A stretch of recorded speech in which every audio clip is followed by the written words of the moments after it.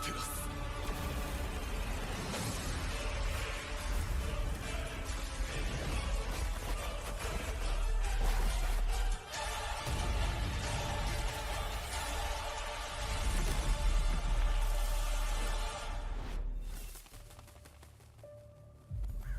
愚かなる弟よ。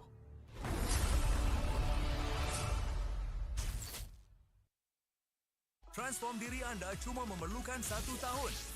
Sijil kemahiran Malaysia, 3D animation sesuai untuk anda langkah ke industri dengan cepat. Kenali juga dunia AI robotik, game development dan content creation. Berbekalkan pelatih dari industri dan fasiliti canggih dan premium. Todak Academy dari industri kependidikan.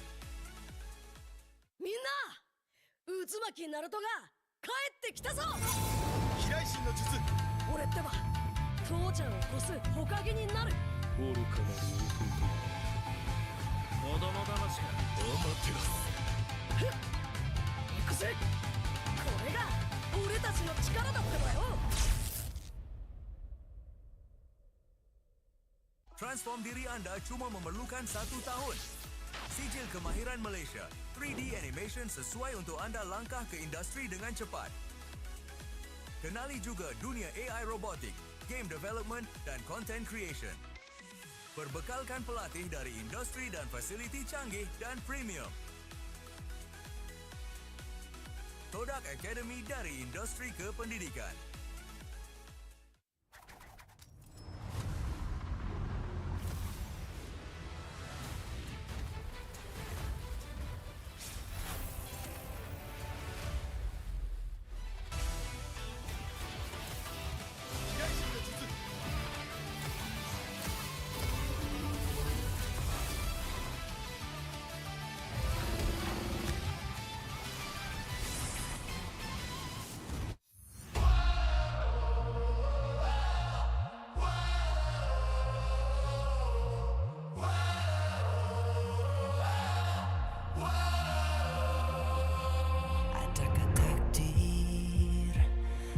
Ditelan air mata, selamanya ku takkan di bawah. Perjalananku sampai ke puncak dalam perjuangan. Bila hati terang menyala, setiap luka jadi kekuatan. Pengorbanan yang jauh ujungnya. Sudah tiba masanya melangkah takdir, jalan yang gentir ku tempuh. Bangkit bersama kita juara, membanggakan negara. Kita kawan pentas dunia, Wira Arena. Bangkit bersama kita juara, membanggakan negara. Kerana di hujung cerita pastinya kita Wira Arena. Kita Wira Arena. Kita Wira Arena. Sweat and grind, guess we never gon' fade. This that definition of a legend. Every single move that I make, feel it ain't no doubt. Dorang kena aku, I'm a winner. Cuba check gerak-geri aku semua tiptoe macam ballerina. Kegambar api, biasa berjadi arah. Mimpiku mula menjadi, tiada siapa je yang halang. Kalau bikin hari-hari, benda susah jadi senang. Segala cabaran aku ready, masa depan aku terang. Sudah tiba masanya, melangkah takdir, jalan yang gentir ku tempuh. Bangkit bersama kita juara, membanggakan negara. Kita kawan pentas dunia, Wira Arena. Bangkit bersama kita juara, membanggakan negara. Kerana di hujung cerita pastinya kita Wira Arena. Kita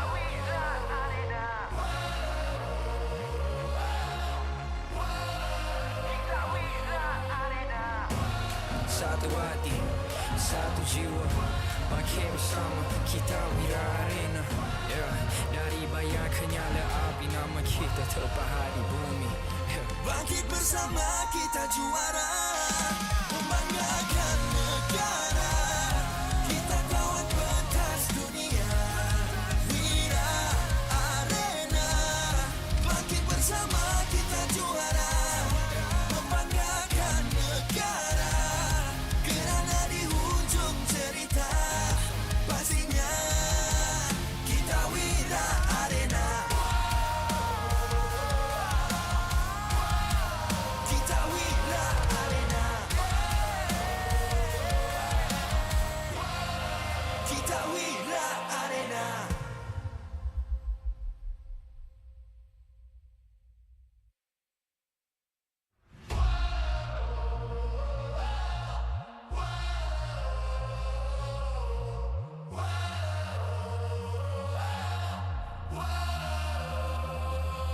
Adakah takdir lemas ditelan air mata? Selamanya ku takkan dibawa perjalananku sampai ke puncak. Dalam perjuangan, bila hati terang menyala, setiap luka jadi kekuatan. Pengorbanan yang jauh ujungnya. Sudah tiba masanya melangkah takdir, jalan yang getir ku tempuh. Bangkit bersama kita juara, membanggakan negara. Kita kawan pentas dunia, Wira Arena. Bangkit bersama kita juara, membanggakan negara. Kerana di hujung cerita, pastinya kita Wira Arena.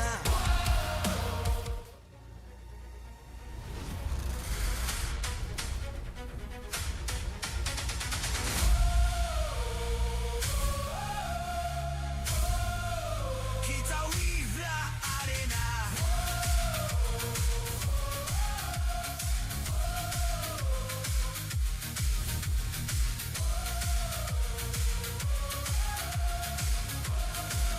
Kita Wira Arena.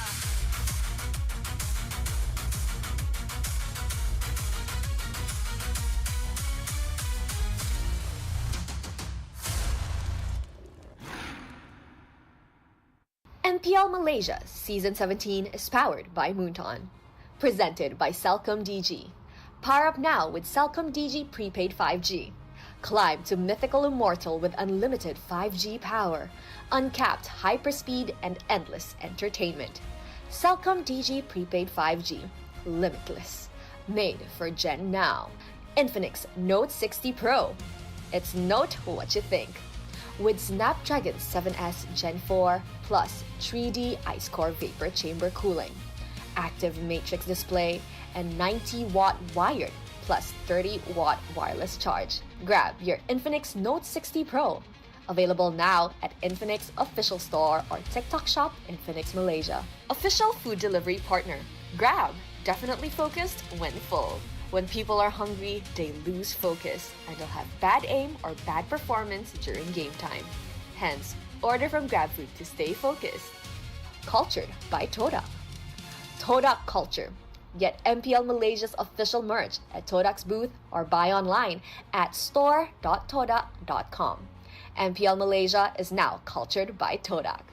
Official motorcycle partner, Yamaha. Official content partner, Media Prima. Official streaming partner, Tauntaun. Our strategic partner, Ferry. TNT Co. Obspot. Quill City Mall. Supported by KBS, ESI, Rakan Muda, MESF. It's a super Sunday here at Quill City Mall, Kuala Lumpur for MPL Malaysia Season 17. And you know how the culture is. Time to grab some of your favorite snacks, sit down, relax, and get ready for some insane action because we are right here at the venue with me, Husky, and LaFell to kick off day 3 of week number 1 for MPL MY Season 17. I gotta say, Husky, day 1, day 2, they've been amazing. Hopefully, day 3 delivers, because we only got 2 matches for today, which is pretty interesting. But hey, I'm all for it because the teams today, they have things to prove, even though the winners. You know, even though RRQ did well, even though Flash did well, we want to see how well they can do.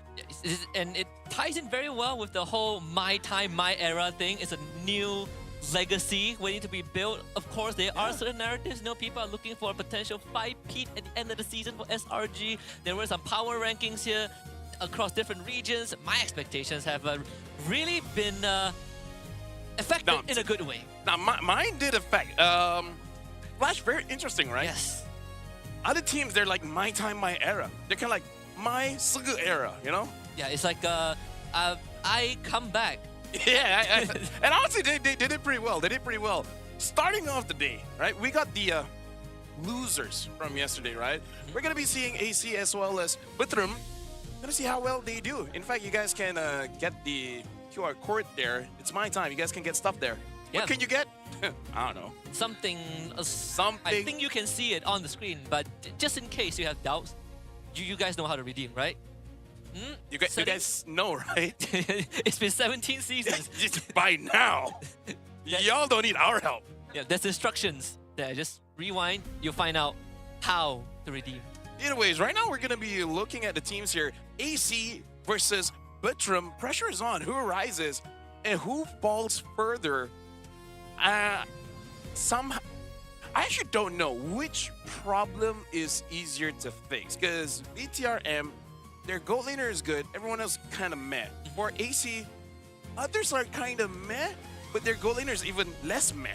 The craziest thing was that when I first saw the roster, it's complete opposite of what we saw on screen. But if there's one thing that you can expect to always meet your expectations, is the fact that we have Cellcom DG. You can power up now with Cellcom DG with prepaid 5G power pass, go limitless with unlimited 5G power and uncapped hyperspeed made for Gen now. Imagine how strong it is. Not only is it limitless, it's also unlimited. It's like invincible, indestructible. Yes. Right? Yes, there's no bars to it. It's like uncapped. I got strength and I'm strong. Strength and speed. You got everything. There you go, Cellcom DG, man. We double down. Or up. Go Superman with Cellcom DG. Yes. Or other heroes that also fit that narrative.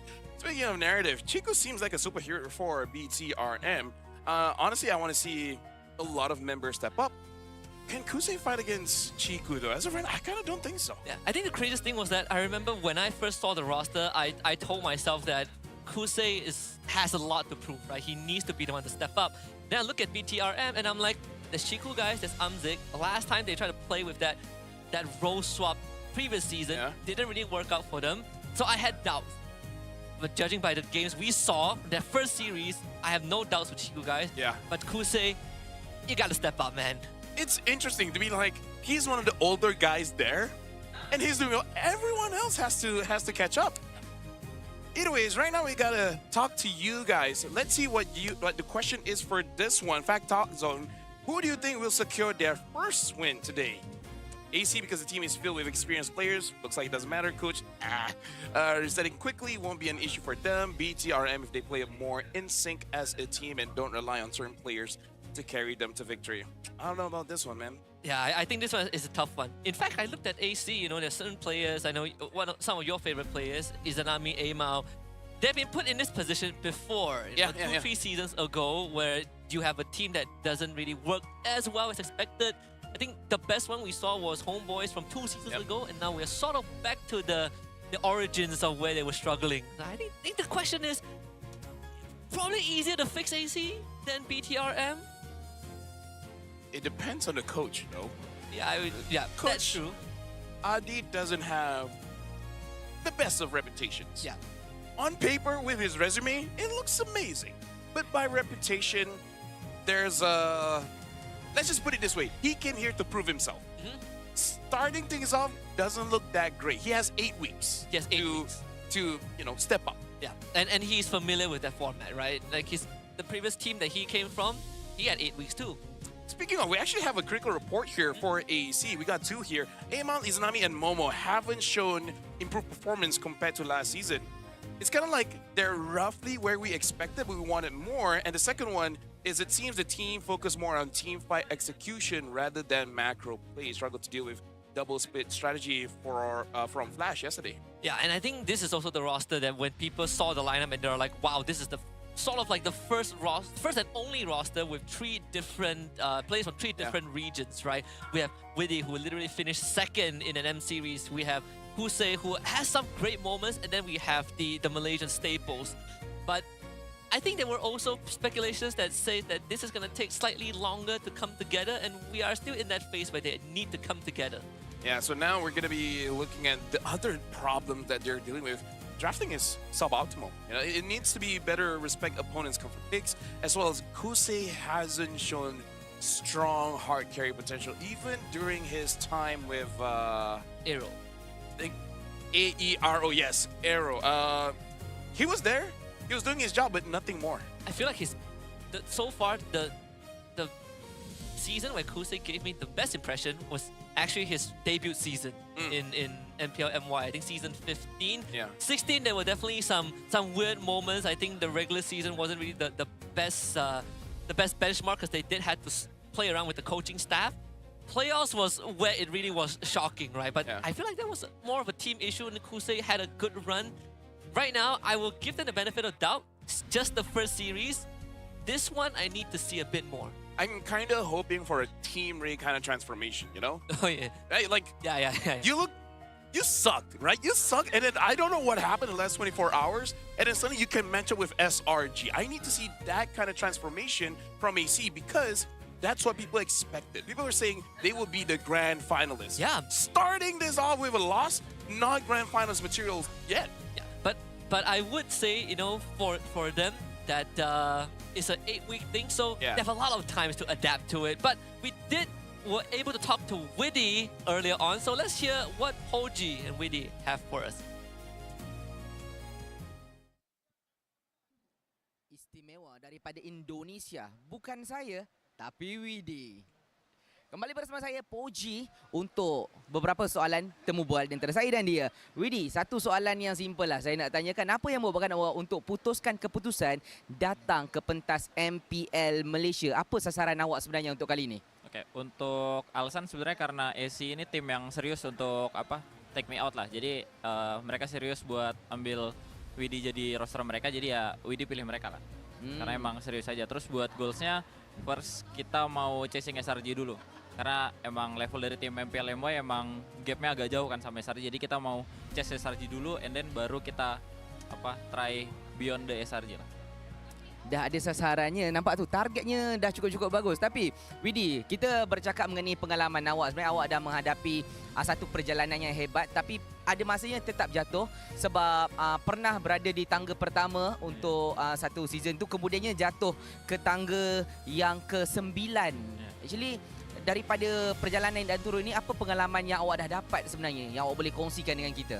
Oke, untuk pengalamannya sebenarnya pernah ngerasain gimana hype-nya di tim yang lagi on fire, terus gimana di tim yang lagi under ya, itu Widdy bakal bawa pengalaman gimana cara ngefixinnya dan gimana cara keep it up lah. Kalau emang udah on fire ya kita keep, kalau emang lagi under ya kita coba, atau struggle kita coba up gitu. Maksudnya keep positif? Ya, keep positif lah, as always. Okey, berbalik kepada pertembungan di antara awak dan juga Flash semalam. Semua orang menjangkakan 2-0. Tapi sebaliknya berlaku, tewas kepada Flash. Jadi sebenarnya apa yang berlaku? Apa masalah sebenarnya? Kalau mungkin boleh kongsi dengan saya dan juga peminat kita semua. Okey. Untuk problemnya sebenarnya kemarin karena ini first debut kita kan. Jadi emang butuh adjusting aja dari kita, terus juga karena kita tim baru semuanya belum banyak belum banyak main lagi di stage, jadi ya butuh adjusting aja sih buat first match gitu. Paham. Awal lagi lah maksudnya, betul? Ya, masih awal. Okey, tapi bila kita cakap awal, bila dah masuk ini game yang kedua sebenarnya, bertemu dengan BTR. Jadi untuk persediaan menghadapi BTR, apa yang akan AC tunjukkan kali ini? Oke, buat BTR kita mau siksa mereka dari awal sih. Itu statementnya, siksa. Ya, benar. Sama kayak game 1 kemarin. Garang. Tapi sekarang lah, anything yang Widi nak cakap sebenarnya kepada Annabelle? Mungkin boleh cakap sedikit sebanyak, be spicy sikit lah kalau boleh. Aduh, kalau spicy, Widi doesn't allow by my mom to say anything spicy, but yeah, just apa ya, just play lah Annabelle, just play, do your best, and see who better. Itu pesanan dia. Maksudnya biarkan Mobile Legend itu menjadi saksi siapa lebih bagus. Betul. Macam tu ya. You know what? If you can take anything, just be like Weedy, be like, my mom won't let me be toxic. Yeah. She's watching this. Good guy, Widdy. Good guy, Weedy. And now we're gonna look at the report for BTRM here. Chico guys was phenomenal. A strong sign of returning to or even surpassing his hard carry form. Annabelle and Fakes though, agak mengecewakan. Agak mengecewakan. Agak mengecewakan. Sekaligus menyukakan semua. Alright, I'm just gonna say it in English. Annabelle and Fakes were kind of disappointing. They made it so that Smooth couldn't really do his job. Like he was being a frontline, but then there were no backup damage. Or TLDR, Smooth broke his back. Yeah, it was, and he didn't even win. He broke his back for nothing. Yeah, Smooth has it's reminded me on week 3, week 4 regular season last season. With Vamos, yeah. Either ways, we have 3 more. Rasi seemed to struggle. Yes. I don't even know whether he's more of a catcher kind of guy or a frontline. Went from Guinevere to Beleric. Really don't know what his role in his team is. The shot calling and decision making is very disjointed. Someone wants to do something else. Someone wants to do something else.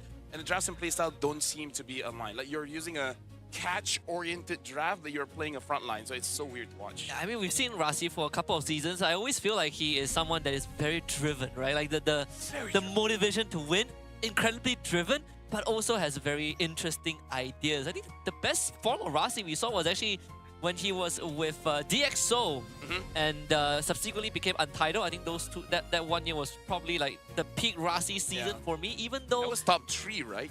Well, DxO, they were 3rd place, right? Untitled, not that well, but you can still see the Rasi in Rasi. I think right now, maybe he's sort of in that limbo, right? Trying to find himself in this new meta.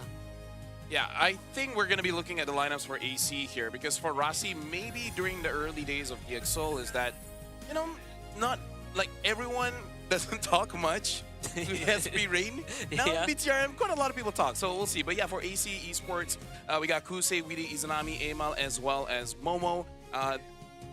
Nothing else to say except disappointing performance considering the all-star power that they have. Yeah, and I even wanted to call them AS Esport, but I guess I can. Yeah, you can.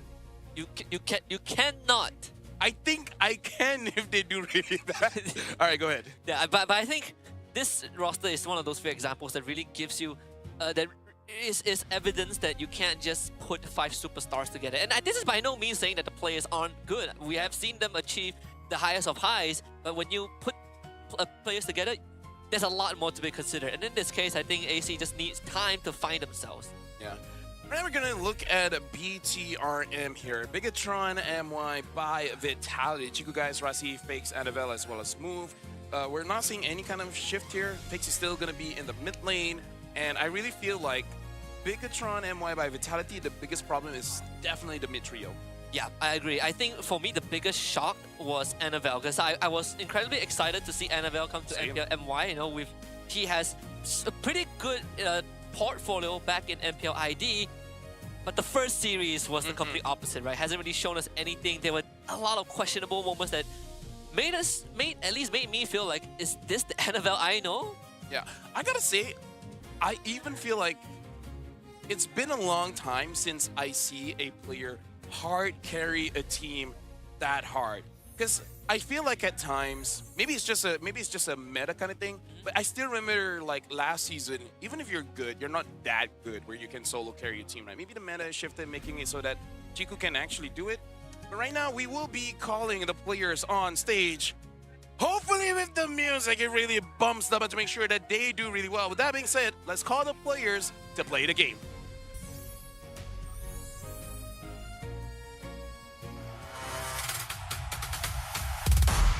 After a tough loss, defeat only fueled the fire. Driven by veterans, powered by potential, they're ready to bounce back with the vengeance, determined to be game changers. Make some noise for AC Esports! And despite losing their first match, there were definitely glimpses of brilliance from Izanami, Amao, and Momo. Most important thing is to reset and focus on the upcoming match. It's a long season, so resilience does matter. Over here, again, they do good, but I want to see more because if you want to go up against team like SRG, if you want to go to MSC, you need more than just local strength.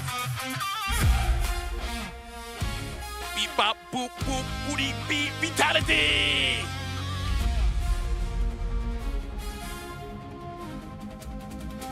A setback for the Malaysian robots, but not for long.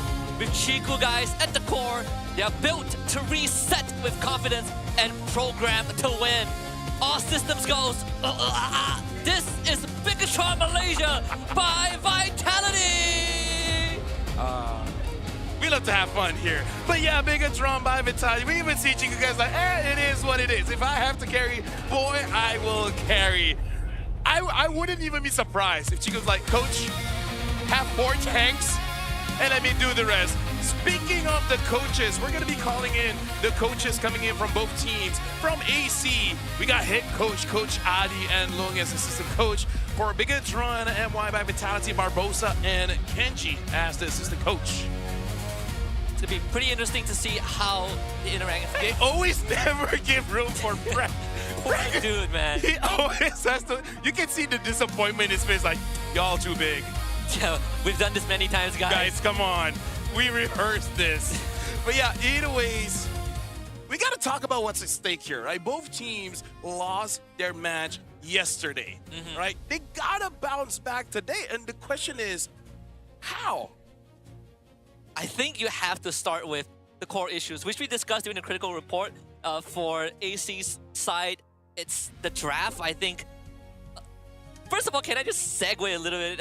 Go ahead. Sidetrack a little bit and say that now that I get a second look at the coaching staffs of both teams, it is the most unlikely of combination. Yes. I agree. Barbosa, Kenji, Long, and Adi, I would have never in a million years expect them to work together. Only in MY. Only in MY. But to get back to the actual question, I think for AC it's just, again, respect ban, right? It's always been a very big issue, even for the most experienced team, where just ban things that are causing you problems. At least that's the easiest way to solve a problem that you don't have an answer to in the draft. So in terms of respecting here, I don't see them respecting the Claude unless they're willing to take the Claude super early in the draft. Like, I'm thinking second or third pick, right? Because I feel like Chico can really carry with the Claude. Yesterday with the Granger, I think he could do it. He just had a hard time because his front line was not frontlining. Yeah, I think if you are AC and we're just looking at the gold laner head-to-head, right? I would 100% trust the Claude with Chiku slightly more than Kusei at this point of time. So I think it's a big point of contention. Obviously, Freya still 100% banned. I don't see that getting let through anytime soon unless teams are feeling adventurous. But I think on BTRM side, it's just, man, just help smooth, I guess. He's been having a rough time. Yeah. And now we have a WhatsApp from Chiku here. We got to see what's going on. So we asked, how's it like coming back to the gold lane? And Chiku guys said there's definitely competition between me and Amzik. So one of us will have to make sacrifices depending on the coach. I might still flex between gold and mid since I'm better at setting up. But personally, I prefer playing in the gold lane. And his heart rate is over 100 already. Just know that, you know, it's pretty nerve-wracking even for an experienced veteran like him, right? And I personally am loving the heart rate monitor. I love it. I can't be seeing Cram's heart rate at 160 for like 15 minutes in a single game. It just says a lot on what's actually going through the player's head. In even people as stoic as Momo and Stormy can also get pretty nervous. Yeah. Actually, reviewing back all of the points, I kind of feel like for AC, it actually may be a better idea to ignore Chiku first, but don't ignore the Claude. Because I feel like Claude can 1v9. Other marksmen may be a little bit more difficult. And here's my point. There's so much weakness of BTRM, it's easier to target those, right? You can target Fakes, you could target Rasi, you could target Smooth. If the front line crumbles, Goldling can't do much. Yeah, and I think there are times where you punish Smooth by punishing his teammates that are not following up. And in this case, you know, which hero do you like most for Momo? I think Arlet is my go-to pick. Like when Momo was playing with Monster Vicious last season, Arlet was sort of the signature. The crazy thing about Momo is that, personally for me, he doesn't have the highest of highs like some players from the Philippines or Indo, but he doesn't have low lows, you know? Like, he's always pretty good at all the time. And for that, I might want to give it over to Lapu, just because Lapu is more versatile in most metas, where for Arlet, I kind of feel like you got to set it up for him. And it's really on Coach Adi when he wants to play around that. Yeah. Right? Like, hey, Ema, you're pretty good at Fredrin, and Momo's pretty good at Arlet. I already see a pattern, and put Zetian there as well. Yes. Right? Fury and Phoenix, and then you have a lineup that can use an Arlet. Will Adi do that, though? I mean, you have Witty as well, right? Like, Yeah, Witty as this well. guy's pretty darn good at what he does. You want setup, you want someone that can apply early pressure. The heroes are all in season, right? Witty, Actually, Khalid, you know. Now I put it, I'm one Arlet. Arlet. Right. Now that you say it out Yeah, loud. now that I say it out loud. Yeah, like, I mean, they have the heroes and the players who are good at it, right? I mean, Witty Khalid, who can forget about that? Khalid, even his show. His show, you know? Like, During M6, his show was amazing. yeah, so we have the players, we have the right pieces for AC, but on the other side of the aisle, I think Smooth is definitely a point of concern, but it's not a Smooth problem, right? I think the issue just lies in what he faced when he was with Hero last season, where they always get shafted. You just get shafted, right? I don't know. People like to bully him a lot. Hopefully, Coach Barbosa, you know, you cut Smooth some slack, give him some support. Maybe all the coaches do. No, you know what? It's Smooth. He lets it happen. Yeah, he's too nice. He needs to speak up He needs for to him. stand up for himself. He should grab Fix by the shirt and be like, if you want me to front line, you better deal damage. If not, by God, I will let Barbosa know you can play Terizla mid. Yeah, tie him up, force him to rewatch the VODs and be like, Where were you? Yeah, you know there was like a trending you know video style where people just take like this long miniature finger and just point at screens to break down games. Smooth should do that. Fakes, look, this is me Phobius. Me Flicker engaged. You got where you. Yeah. Well, we want to see the kind of comeback that they can do, because honestly what TR did, it gave me hope. Here in MY, hope is a double-edged sword, man. Hope is a double-edged sword. You can stab someone, but you'll be stabbed yourself. That's why we can't hope too much here. Yep. Well, no, we can't hype too much. Like, a big part of MY is just coping, and we get the Fanny through for first pick. All right, so we got to recap here pretty quickly. BTRM first pick, AC second pick, and BTRM, they banned the Kalia as well as the Cho and the Moskov. For AC banning out of Freya, the Jushin, as well as the Marcel. And just to let you guys know, because AC is the home team, they get to decide the picks, and they decided to go for a second pick. Yeah, and you know, we also saw the pattern. Aside from Freya being perma-banned, there's also potential trades between Marcel and Kalea. We saw that yesterday in the SRG and Team Ray, where Team Ray was willing to give the Kalea over for Marcel. In this case, we get the Glue picked as well, also a high commodity, where a lot of teams were banning Glue going into the second ban phase. And BTRM says, we're just going to pick it first before anything happens. Yeah, but the thing is, right now, BTRM, they're really having no flexibility here, but I really feel like this Yisun Shin is just to deny Amal of that pick. But I still stand with what I said yesterday, which is Amal is pretty versatile when it comes to his hero pool, so I don't think it will affect him that much. So now the question is, what does Kusei want to deal with this Yisun Shin? He can opt for the Claude, because I feel like Claude and Carry, these are the two pretty okay Fighter Emblem heroes or even Festival of Blood heroes, so that you can sustain in case the Fanny does chase after you. Yeah, I was thinking the same. I think, you know, you want that late game insurance, Tank Melter, there's the Claude carry, but you want a Sky Piercer holder, there's always the Granger in the back pocket most of the time. But I do think this Glue pick is also pretty good, even though we know that Amal is pretty flexible, but the first three picks of BTRN covers the bases, right? You take the Fanny, you take the YSS, and then you have someone that can deal with tanks, which is the Glue. I gotta say, AC has a very strong front line now, right? Having Grog as well as the Valentina gives you positive trade level 1 up until level 3. I really feel like they should be winning the mid here, and then Sora is basically a staple in the EXP. Now I can see AC in terms of the jungle can go both ways. You can go for tanks, you can go for assassins, where I kind of feel like the best right now for them might actually be the Suyo. Yeah, I think so too. Suyo or Nolan, just to deny every farm from Fanny. Suyo, Nolan.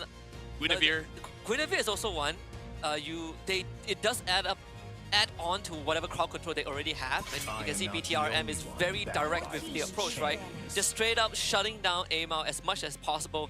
I do like the Phobia's ban. Great respect given over the Smooth with the setup that we have seen yesterday. So there is definitely some changes from how AC is looking at BTRM in this game. One, you want to free out Momo for a better XP lane matchup as well. I'm just thinking BTRM, they might want to think about the matchup and have something like a Uranus, but the problem is they might be really lacking in crowd control, so they might have to have Zetian perhaps in the mid, just so that they can have just a little bit more. Their crowd control isn't abysmal, but it's not the best, especially when you compare to AC right now. It's not as reliable, right? Like Glue's crowd control requires some conditions to be met. Yishu's crowd control is literally his ultimate, so a lot of things that I think BTRM needs to consider. That they do have, they are not on red side as well, so they can't have that last pick, that last gotcha pick. The mid lane is where we're looking at now, and that's why that Eve ban is so valuable, right? Another great setup removed by AC. I'm even thinking they might want to Harif here because they banned the Phobius as well as the Eve. Yeah, right? I think they can do it. Especially because the crowd control is lacking just a little bit. I mean, Harif, I think Granger is still up there. Granger carry as well, you know, all these mobile heroes. But still, you want to go super safe, the Claude is always the safest pick in this case. Yeah, maybe because there is so much option, you could just go for your jungler. But if Kusei isn't the hot commodity in your team, you can shaft him a little bit and then just make sure that Aimao has a good matchup. Yeah. With the Gwyn out, I mean, there's sort of like the Akai, the Lancelot as well, getting picked up by Aimao. Going back down the memory lane just a little bit. Haven't seen it for a while, but Hazel has proof.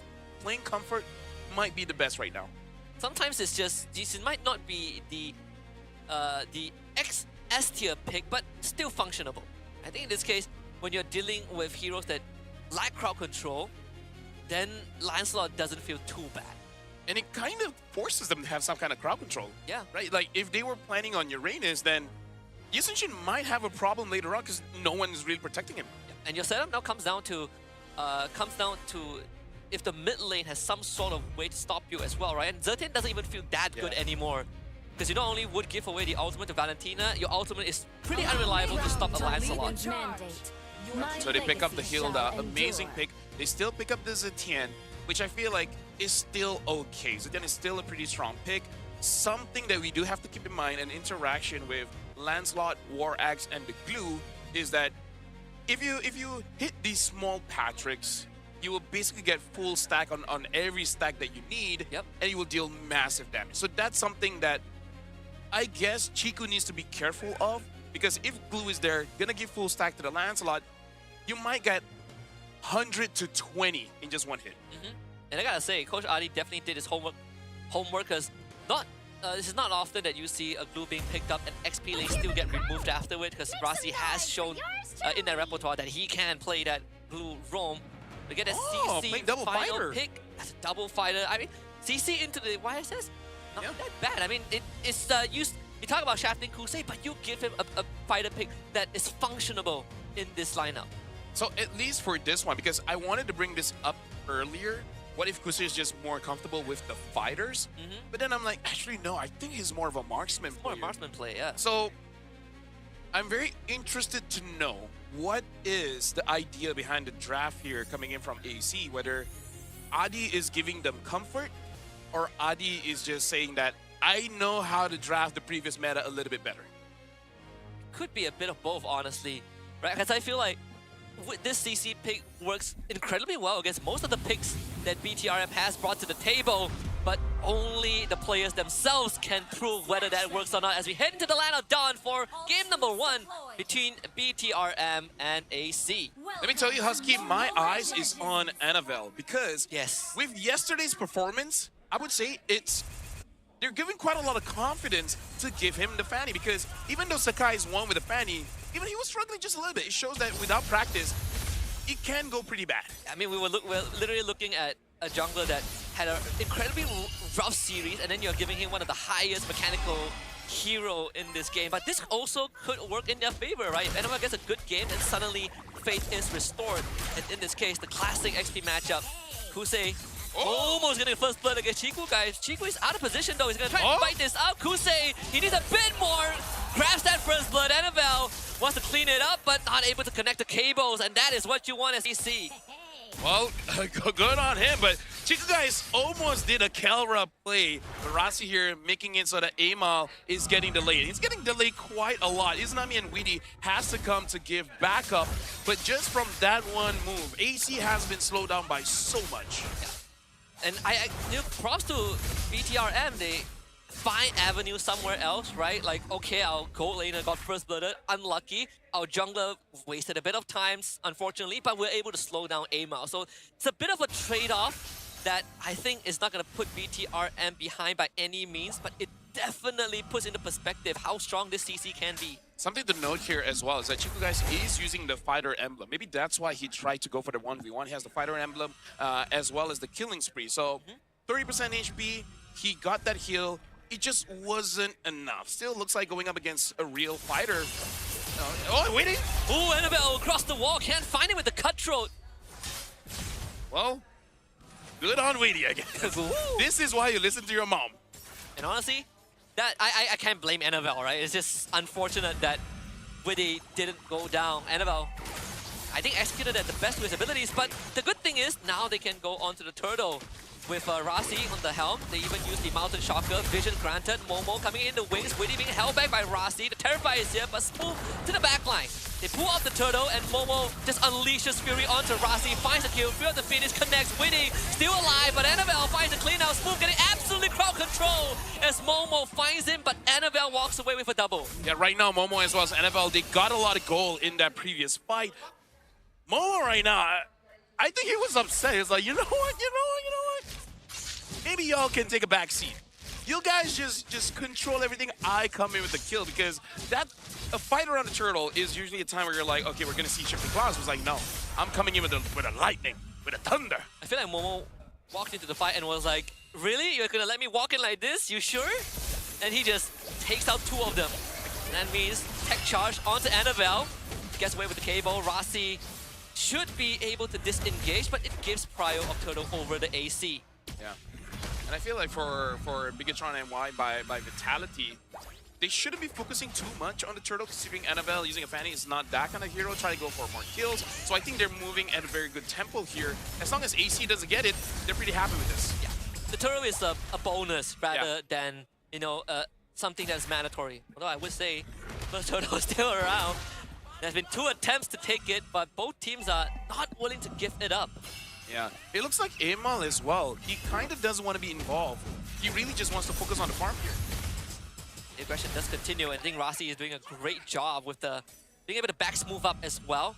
And it's honestly pretty hard for AC to just walk in and start the objective, and vice versa, because the XP and the roamers of both sides have very great ways to set up fights. Yeah, they need some kind of penetration. They need some kind of anti-heal, some life bait, because yeah, Rasi as well Smooth. You can kill them, but by the time it's over, you kind of have nothing left. And at that point, if you really want to go for the turtle fight, you might have not enough damage for Fakes as well as Annabelle. Third attempt on turtle, and this time AC pretty far away, so Momo just goes in with the lightning form. Amal jumps in, and it's going to be the Croc Weedy that takes the turtle away somehow. As Smooth able to lash onto Izanami, not able to pull him back. Sadly, Rasi will have to back off, and AC walks away with a small win. So, Weedy, amazing jungler, able to get that one for his team. I want to see more from Amal, hopefully soon, because Annabelle has been pretty involved, because AC is all Momo, honestly. Oh, Annabelle takes on the challenge, and Momo might have bit on more than he could chew again last hit. Annabelle not having much luck with these. It's got to be pretty tilting at this point. Second time today. Yeah, at this point, he might even consider, you know what? Maybe Sky Piercer. Maybe I just need a little bit more, you know? Coach, you see, it's not a me problem. It's not. I'm not trolling. I need that Sky Piercer, Coach. Momo, again, forcing out that out pretty early on. That's the good thing that FaZe can bring to the table with this Zertian. I think it's just the consistent long-range poke that AC doesn't really want to walk up to. Yeah. And I guess this is a pretty interesting interaction where you have Rasi to kind of lower their armor and then FaZe lower their MR. So it's something that AC will have to get used to, whether they like it or not. We can see their physical defense as well as magic defense go down. In case you guys at home want to see, when you guys see the poachers, you can see the physical defense and the MR. Yes. Which is very important info if you're into numbers. If you're not, you know what? Ignore him. It's alright. If you're not, it's like, oh, is it enough to take me down? If yes, then it's good enough. Momo, oh, solo kill. This time Annabelle gets the job done. Yeah, Annabelle is like, you know what? You're a problem. And actually, if I'm Momo, I'm okay with that because I only have 2 kills.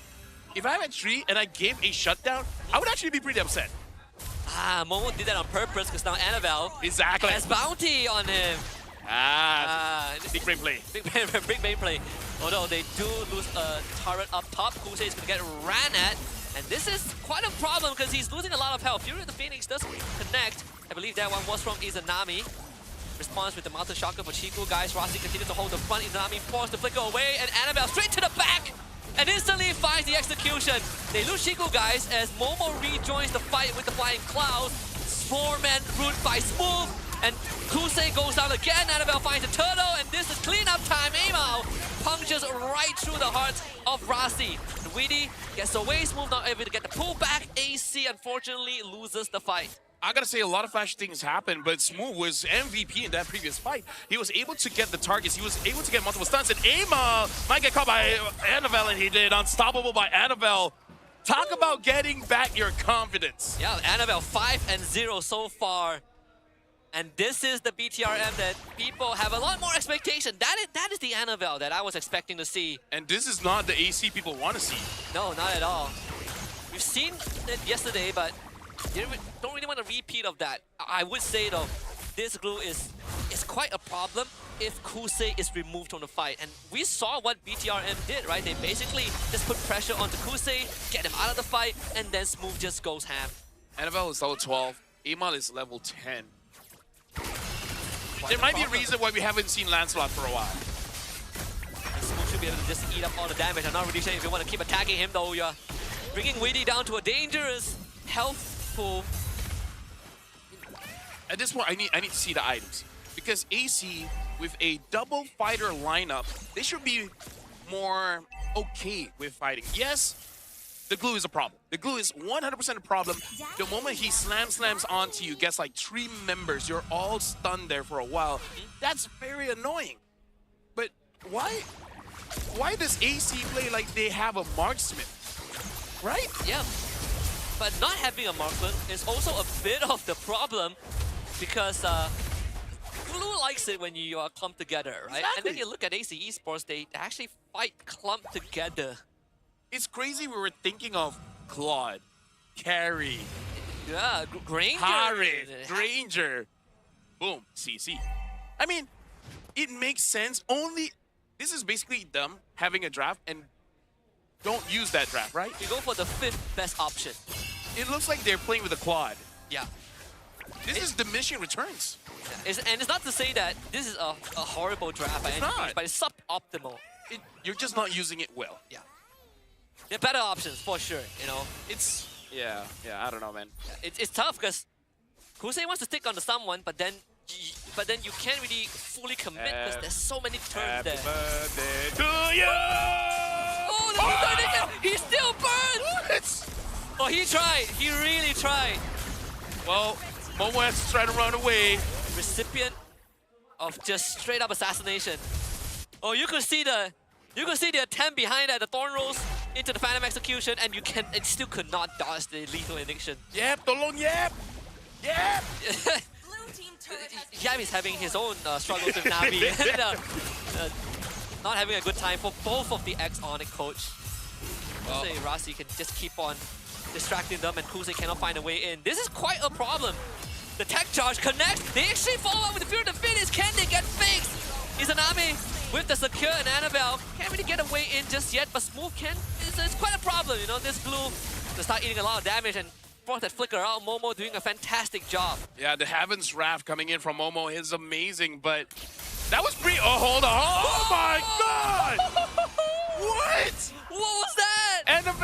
We take back everything we said. Maaf ya, Bang Annabelle. Mamang, we don't know your game, you know ball. 6-7. Well, 7 kills now. 7 kills now. This is the kind of team rate bounce back I wanted to see from BTR. It's completely different from yesterday, right? Exactly. Yesterday we were like, man, Chico guys is the only consistent functional member, and Annabelle was like, what did you say? Say that again. Well, speaking of Witty, got caught. Okay, the finish connects on the 4. They all get stopped. The tempo breaker is there. Momo can't really do much if his team isn't around. Annabelle is freestyling. He's a triple kill already. And Kusei will be forced away. This game has officially spiraled out of control.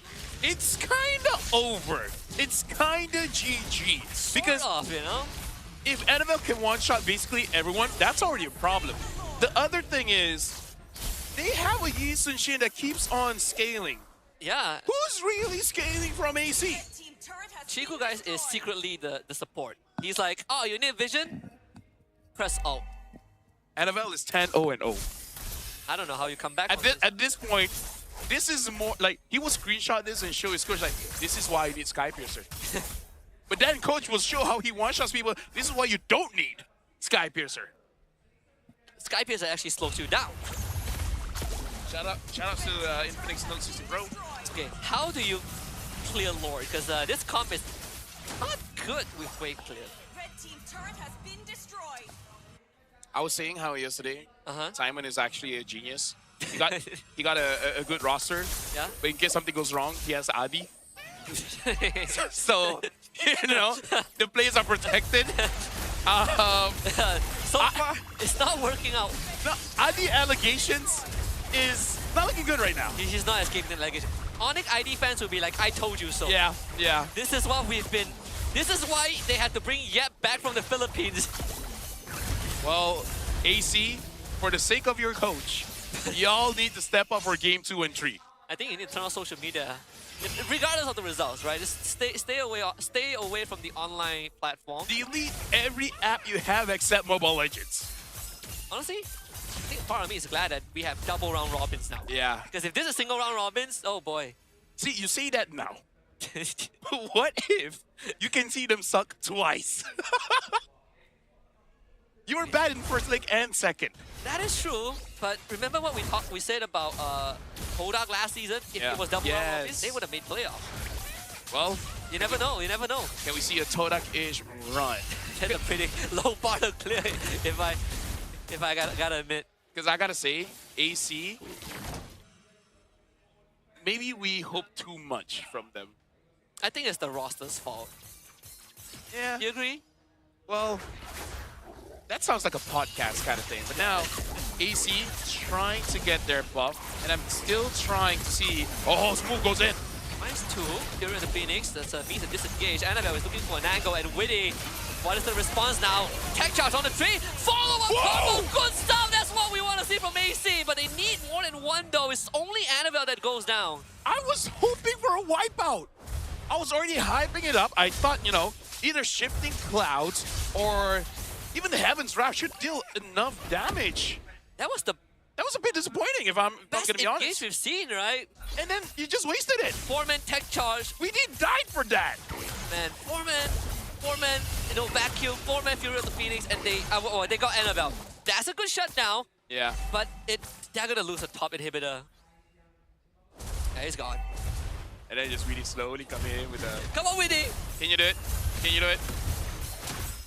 We're really rooting against the minions here. Ah, hey, they did it. Woo. Right. Casa cursed it. Casa cursed Thank God for Flying Clouds. Yes. If it's any other maps, that inhib would have been gone.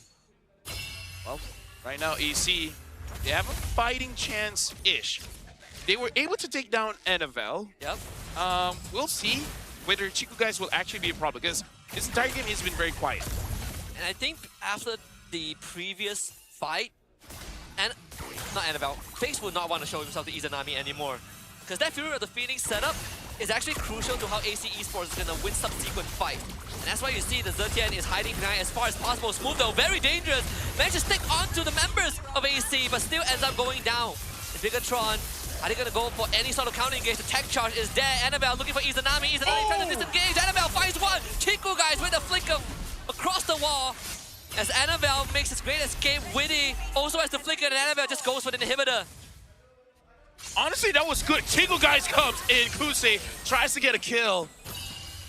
But Kusei is not doing much. I'm sorry, I'm a little bit disappointed because it just seems like every time I look at members from AC, except from Momo, I just have to say they're not doing much. Look at the instant replay here. Look at the flank coming in from both Annabelle as well as Chiku guys. They come in from the flanks. Already a good engage coming in from face. Chiku guys, Momo tried to kill him.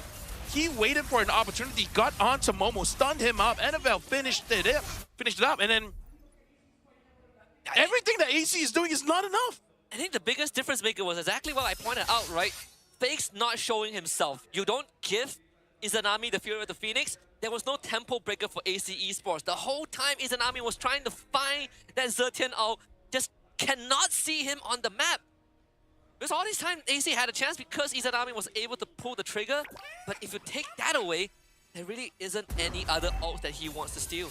The best way I can describe AC Esports is like when a guy is flirting with a girl and he does nothing what he said he was gonna do on text. He's just Y'all know what I'm talking about. He just loses aura, you know? Yeah, it's like, I'm gonna be here all night. It's like, no, you're not. I'll be there for you. Well, hard to escape the allegations.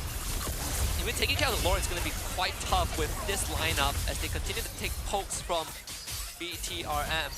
So all inhibitors go down. AC Esports gets another chance at life, but don't you wish you have a Claude or Carry or Harif or Granger? Yeah, I mean, Claude would be so good right now. Yeah. So good. And let's be honest, I don't know how they would deal with this. We have Fanny and YSS, great split pushes, great global presence. And Face is doing his job much better than the Gord. Maybe that's how they solved it. Smooth is like, how are you not wrong? It's like, I have an idea. I have an idea. I have a global ult. As a Gord, I need to be there and I need to aim. But if I'm a Zetian, I don't have to aim. I don't even have to be there. Just call for me, you know? You just holler at me and I'll press out. All you gotta do, Smooth, is say out, and then I will out. Even same as Chiku, you know? Yeah. You did vision? Yeah, the global draft coming in from BTRM. Okay, now we by Vitality. Chip, Zetian, YSS. Now that YSS can go cool, yeah, we can put Link in the jungle. And then what? Like all those EXP, double vision. Wait, yours on cooldown? I got you. Well, technically, if you have Chip, everyone becomes global. But Aldos would be a good idea if that hero is actually a hero, because that hero is unusable. I wonder how they can actually revamp that. I think, I don't know, the fact that his whole shtick is just, I need stacks. And usually games don't last long enough for you to get those stacks. And there's so many ways to deal with it, right? Winter Crown, Immortality, Chastise Pautan. Actually, give me some time. I'll figure something out. I'll figure something out. You know that you can actually catch him in his ult when he lands. Let's say if he ults you and then you have someone with crowd control like a Terizla. Yeah. You could just time it and you instantly like catch him when he lands. Aldo's means. Why? Anyways, Smooth is there. Finds Momo. Finds Kusei. Kusei. Oh, it ties. You want to do something? Oh, man, and then you just let him go. All right, gotcha. The team is not ready, man. The team is not ready. Amo needs to clear away. Man, Rasi just pulls on commit. And they punish Rasi though. They lock him behind the wall, so that is good.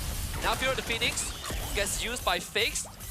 Kusei doing quite a decent job in holding BTRM back, but they do not need to fight this because BTRM, they have a wave in the top lane that Annabelle can access it just a little bit after taking his purple buff. It's AC that has to constantly watch out where that backdoor angle might come from. Maybe I'm just a little bit tilted because they have a Grok, they have a Sora, and they're literally starting no fights. They missed the window, right? Fury of the Phoenix into a tech charge, that's Annabelle caught! Immortality is gonna be on. The follow-up with Momo is perfect. They get two of them. Annabelle and Rasi both go down. Is this it though? Momo Chiku trying to run away. Chiku, he full commit for him, but Spook just holds them back. It's Chiku this time that takes over the reign of Annabelle. Maniac for the goal laner of BTRM. and they will march down the mid lane to take this win. And then Chico guys like, this is what it means to play a marksman. At 20 minutes, I'll be here. I'll end the game. Don't think ML can do much here, but looks like he's doing it. He's able to take down the minions. What about the rest of the team? It's 30 seconds. Still one more wave.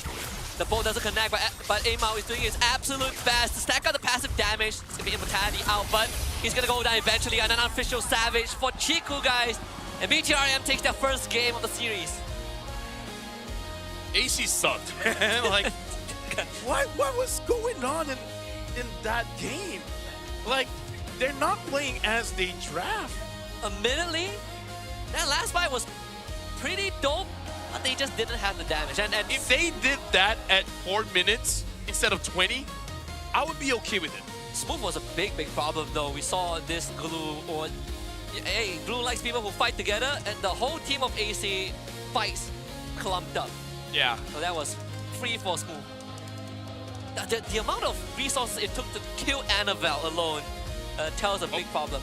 And they didn't have Kusei's ult to work with, right? Because they used it very early on. So a lot of things that AC needs to look back on game one. Because I definitely felt like you said, a lot of missed opportunities. After this, I'm going straight to Facebook just to see what y'all have to say, because have we been as disappointed with the roster before? I think the closest I can remember is Team Ray.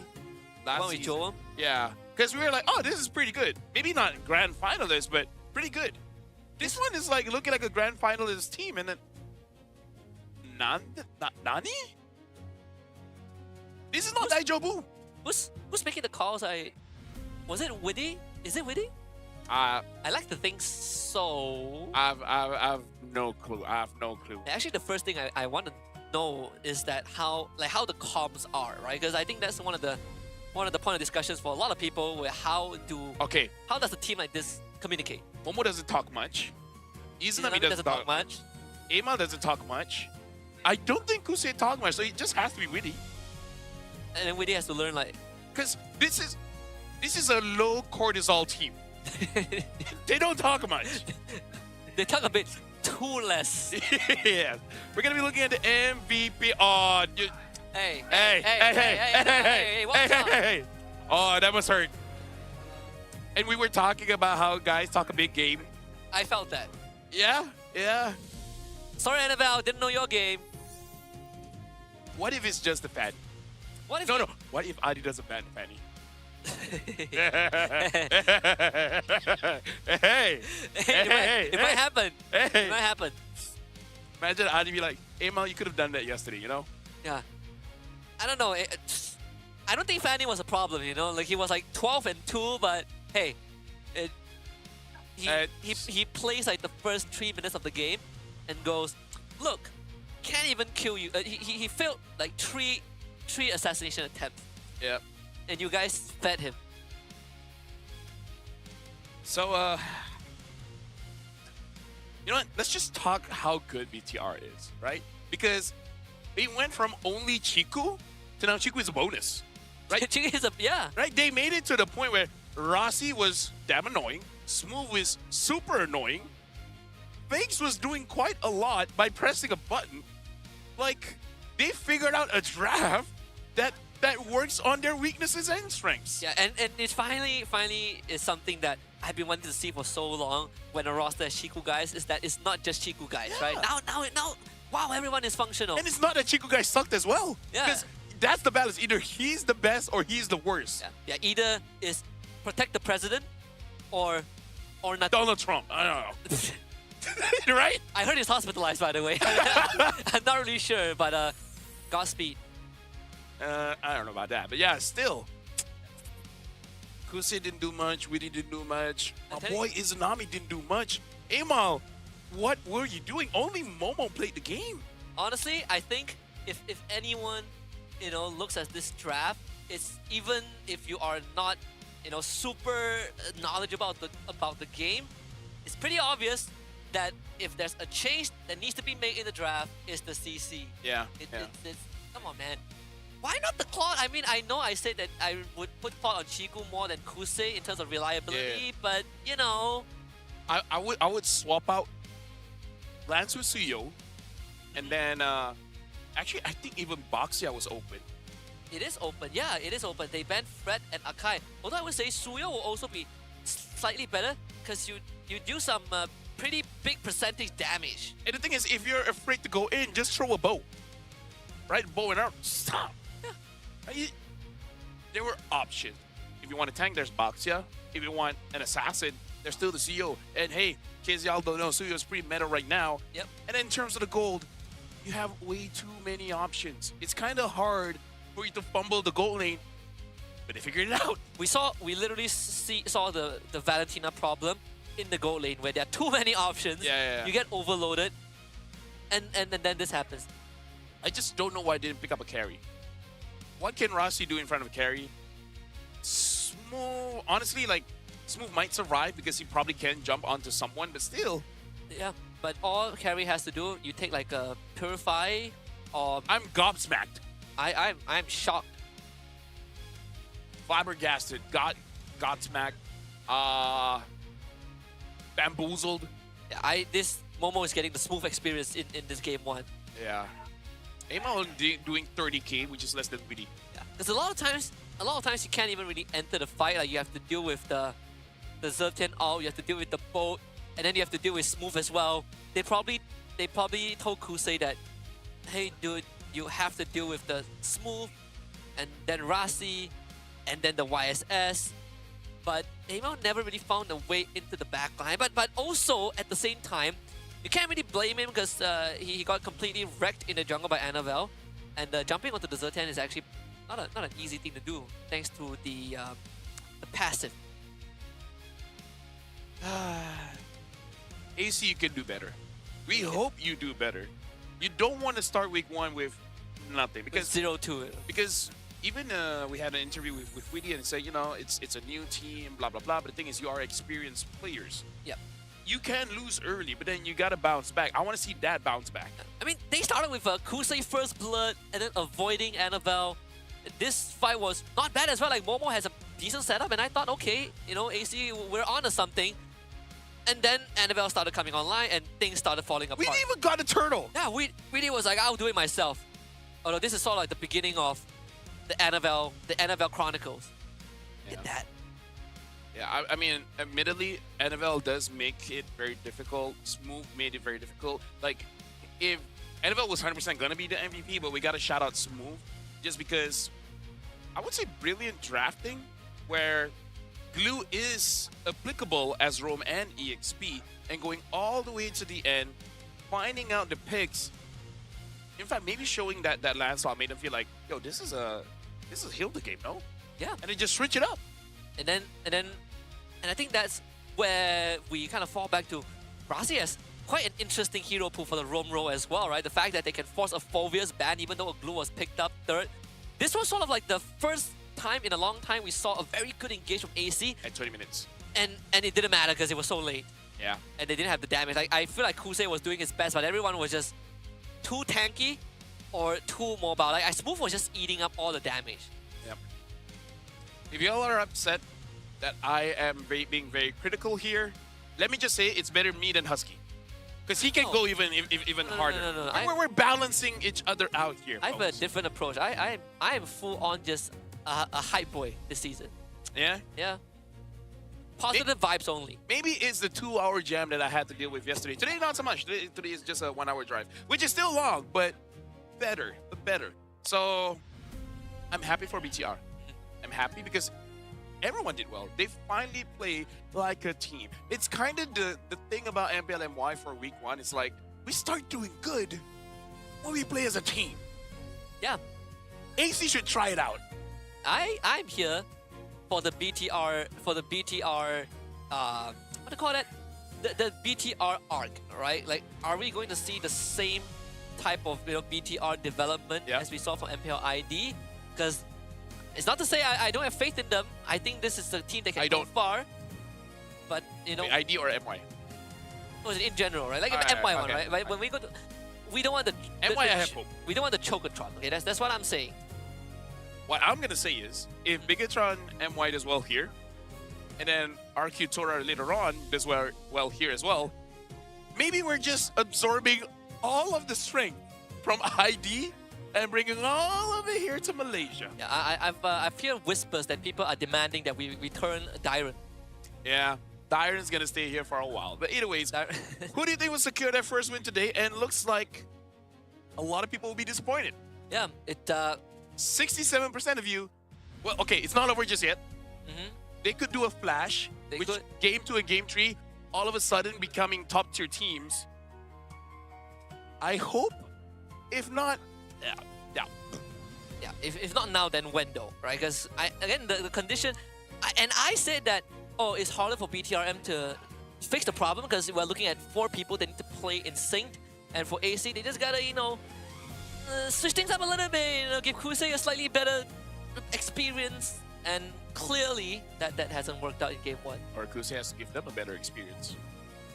Okay, I wouldn't blame him so much. I mean, the hero wasn't exactly the most ideal one, I'm not blaming him. I'm blaming everyone. Yep. Right? Not giving the best tools. You can't expect Kusei to cook if you give him a microwave. It's a horrible analogy. No, actually, I get it. I 100% get it. I was actually impressed. So that was pretty good. That was pretty good. So I hope that Coach Adi as well as Long. I don't know about Long because I know Long is a stats guy, especially because he was with Sasa before and Sasa kind of like controlled everything. Yep. All he needed was some support from Long. So I don't know if Adi and Long has that same relationship or not, where Adi kind of does everything and then Long backs him up with numbers. So we were saying that most of the players on AC don't talk much. Long also doesn't really talk much. Well, we're going to be throwing it over to Poji because it looks like he's going to talk with DJY. I don't know what questions he got, so let's check it out. Welcome back pada Courtside Reporting bersama saya, Poji. Dan kali ini kita akan ada special call. Bukan orang biasa-biasa, tapi orang yang sangat istimewa dalam industri kita itu, DJY. Hello, DJY. Yo, what's good? Wait, can everyone hear me here? Everyone hear me in the venue? Yes, we can hear you loud and clear, DJY. All right. What's good, guys? Okay, what's good? Okay, so guys, how are you? Okay, what am I saying? Okay, how are you? How are you, Poji? Just fine. And DJY, I heard you pause a stream right now just for this interview. Thank you very much. Yes, I'm actually not paused. I'm in the middle of the scrim. But it's okay. But okay, continue, Poji. Sorry. All right. We just cut to the chase. So, first and foremost question, DJY, we heard you mentioned BTRM might be a mediocre team for this season. After the first game. So, what are your thoughts? Is anything changes right now? Wait, when I mention mediocre, I mean in the middle, like in the middle, top. In the middle, it's not really a bad thing. I just say it's not a bad or good thing either. It's not a good thing either. But I did say AC is gonna be the top contender, right, for MPL MY, and I might have to take back my words. I do see some new teams that are actually playing really, really well, and I'm actually really surprised by how they're playing. So I really think MPL MY is really interesting because, even though I am I'm trying to say like BTRM is a mediocre team, but they can actually make it to the grand finals as well. I have been proven wrong by these teams. I can tell. I'm not, I'm an honest person, so I can say that. And talking about grand finals and AC as well, because you did mention that AC is a grand finals worthy team. And yeah, I did say that. And right now, do you think this is because of your curse, DJY curse? What you say is gonna happen the opposite ways. Hey, listen, bro. I still trust in AC, bro. They're gonna reverse sweep this match. Come on. So you still believe for AC they can do well? Yes, I still think they can win this, bro. It's gonna be a 2-1. It's gonna be a 2-1. All right. Okay, so for BTRM wasn't the only team that you have a strong opinion about. So you also have a similar thought about team like IG. So we're a double round robin format. Do you think anything can happen for this season for any of the teams? Anything can happen, bro. These questions are kind of spicy. Where are you guys getting this from? Okay, I mean, yeah, all the teams are pretty much the same, but except, you know, my king SLG. SLG will win this MPL. It doesn't matter anyways. SLG will win, all right? It doesn't matter. All right. Okay, DJ, before we end this interview, do you have any shout out you want to say to all the fans here right now in MPLMY? Oh, I mean, guys, the reason why I said I was screaming is because I'm actually going to be playing for MAL next season. So if you guys want to support me in MAL, come support me. What's the team? What's the name? It's called Ocean White X VGL. Wow, Ocean White X VGL. Okay. So thank you very much, DJY, because you spent a lot of time with us today. Thank you very much, and best of luck for you guys, and best of luck to both of this team. We see that now. Okay, itu Let's saja go. daripada Thank you for the interview. saya dan Thank DJY. you. Let's go back into the game. Jom.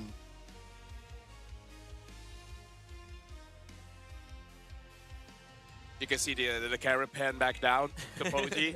And yeah, right now we're looking at AC. And DJY said he still trusts them. So I don't trust DJY, so I'm not going to do that, right?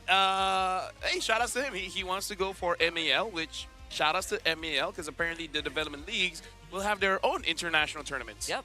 You can. You actually have a chance to go to the M series as well, which is pretty exciting. You know, like the path that they have to go through.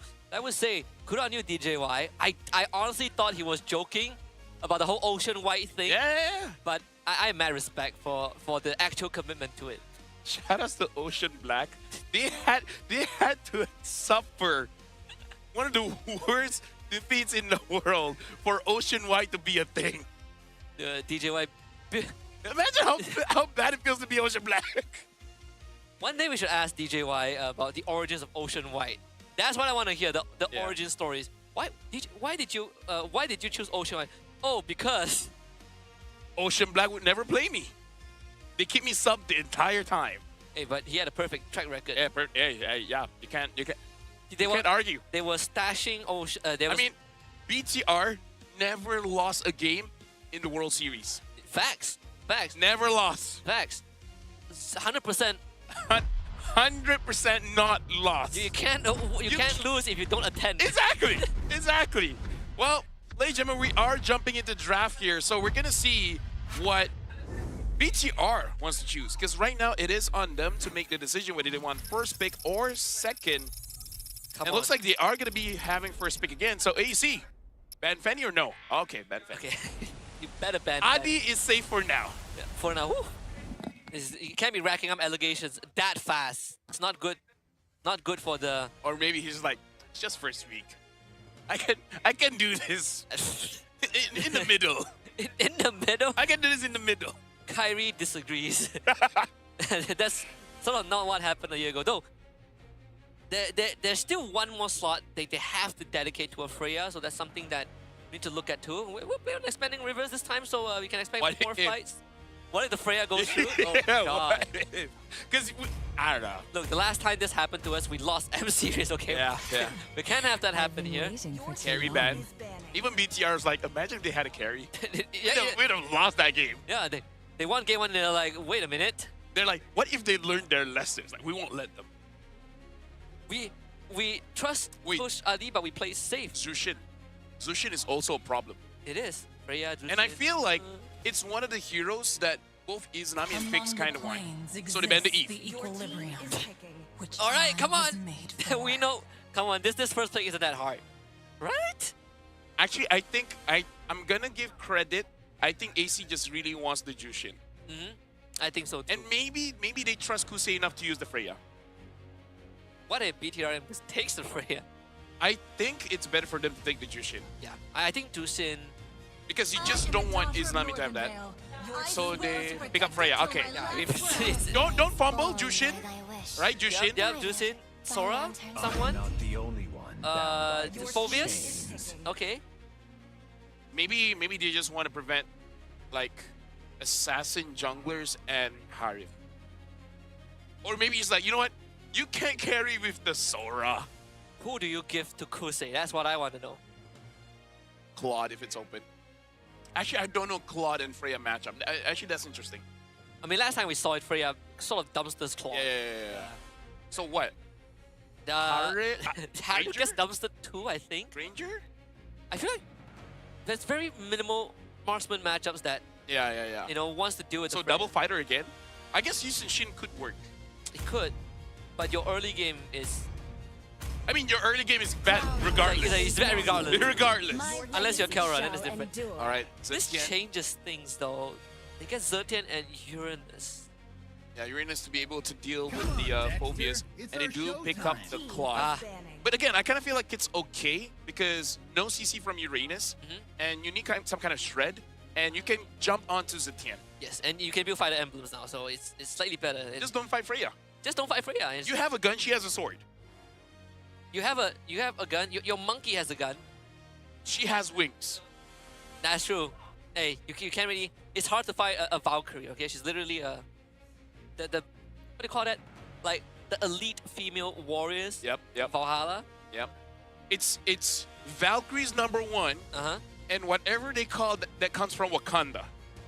Ah, the Black Panther. The Meladrier, something like that. I don't remember the terms, but I get what you mean. Yeah. So Valkyrie #1, Wakandan's #2. Wakanda's #2. So they banned Hilda, so they could open up, you know, the jungle for assassin junglers again. Yep. I still think the Suyo is what I'm looking at. Yes, safe. Please go Suyo. rises when I give the Khalid ban. Respectable. I feel like it wouldn't be too bad if AC picks up a high loss. Just keep it simple. Actually, it's quite a problem for the Freya too, right? Because if you lay down the carpet, you can actually just take her down. It's great with Juicin. Yeah, and in the ring of...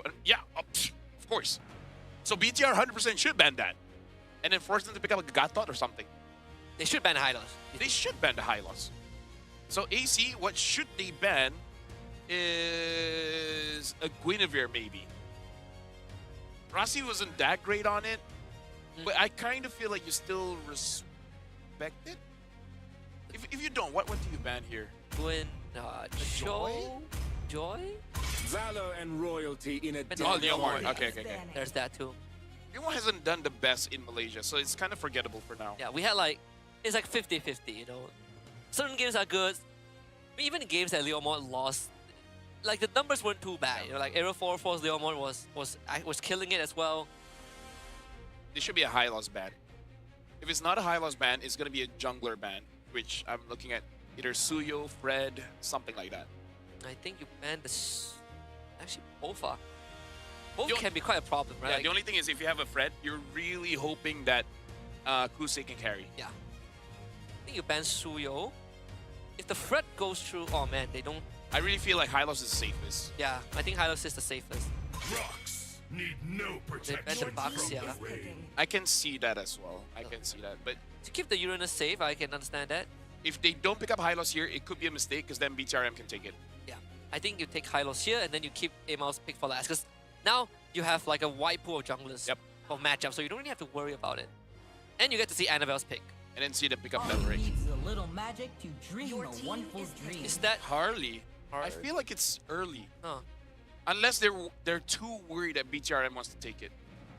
That's the only reason why they would pick it up here. Is it a higher priority than the Hylos? I guess in a way, if they are worried that Annabelle is going to put a lot of pressure on both Izanami and Kusei, which is very possible. Like, they don't really have a way to catch the Harley. I mean, Harley is pretty strong. Is there any roamers that can really disrupt Harley's early game by stealing away the camps and stuff? Because I kind of feel like if you pick up a Nolan plus a high loss, it would be pretty good for a BTRM. Just invade the jungle non-stop and just take everything. Hilda was banned out. Khalid's also banned out too. Oh, Glue. Glue comes back into play. from falling apart. Decent Shin. I mean, I have expected the Glue to be an option again for BTRM. They could put Uranus in the jungle if they want. They can actually. Wait, no, you can't. No, you can't because they have a Freya and YSS.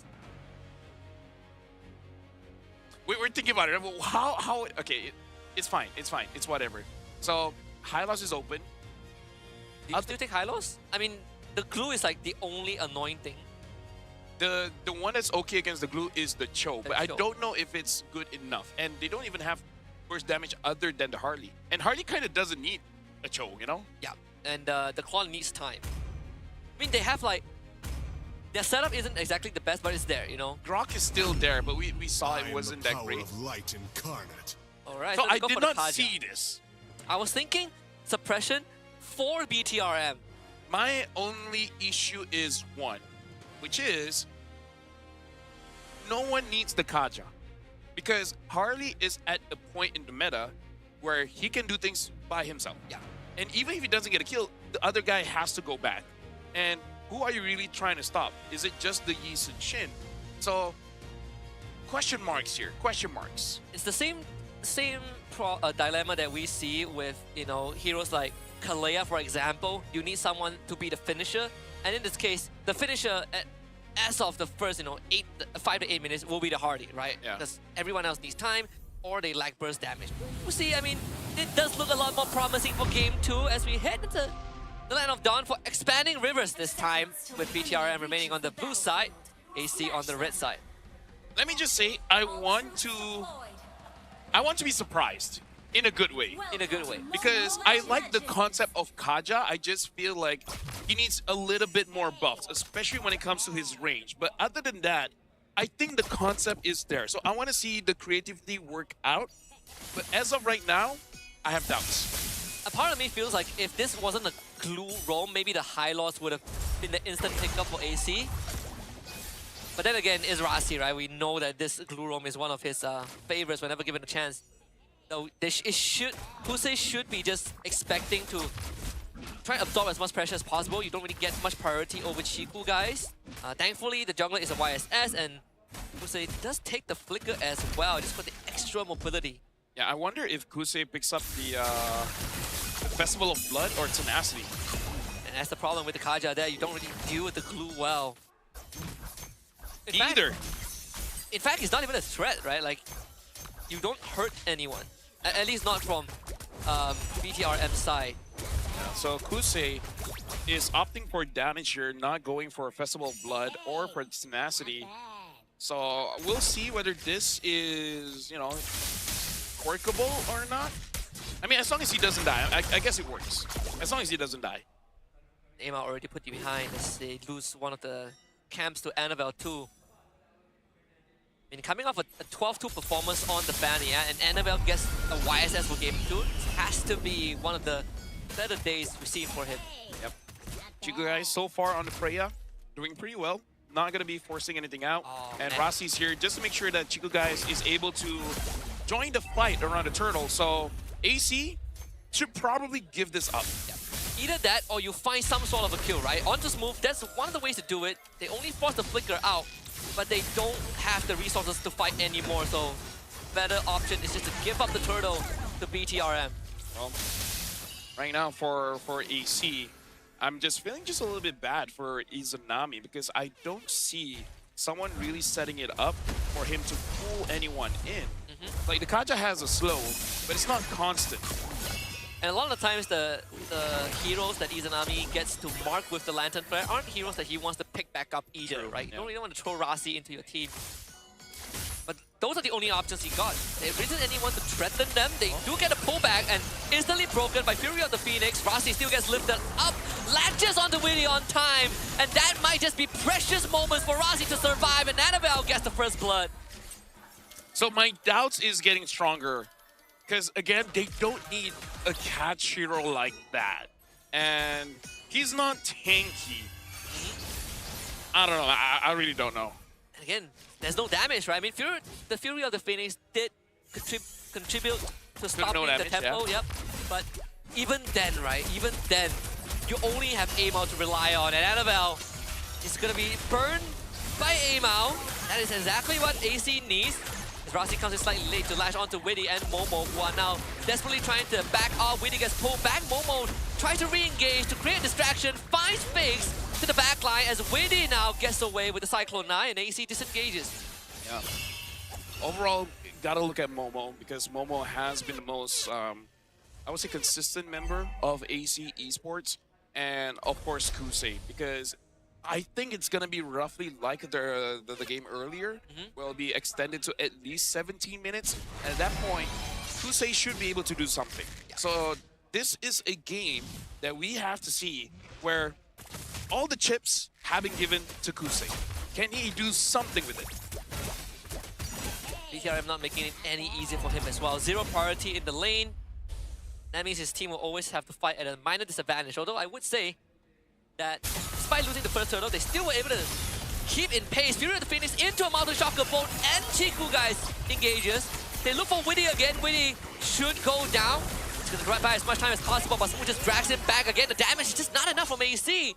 The second time they make this kind of attempt, and it ended in Witty going down. Yep.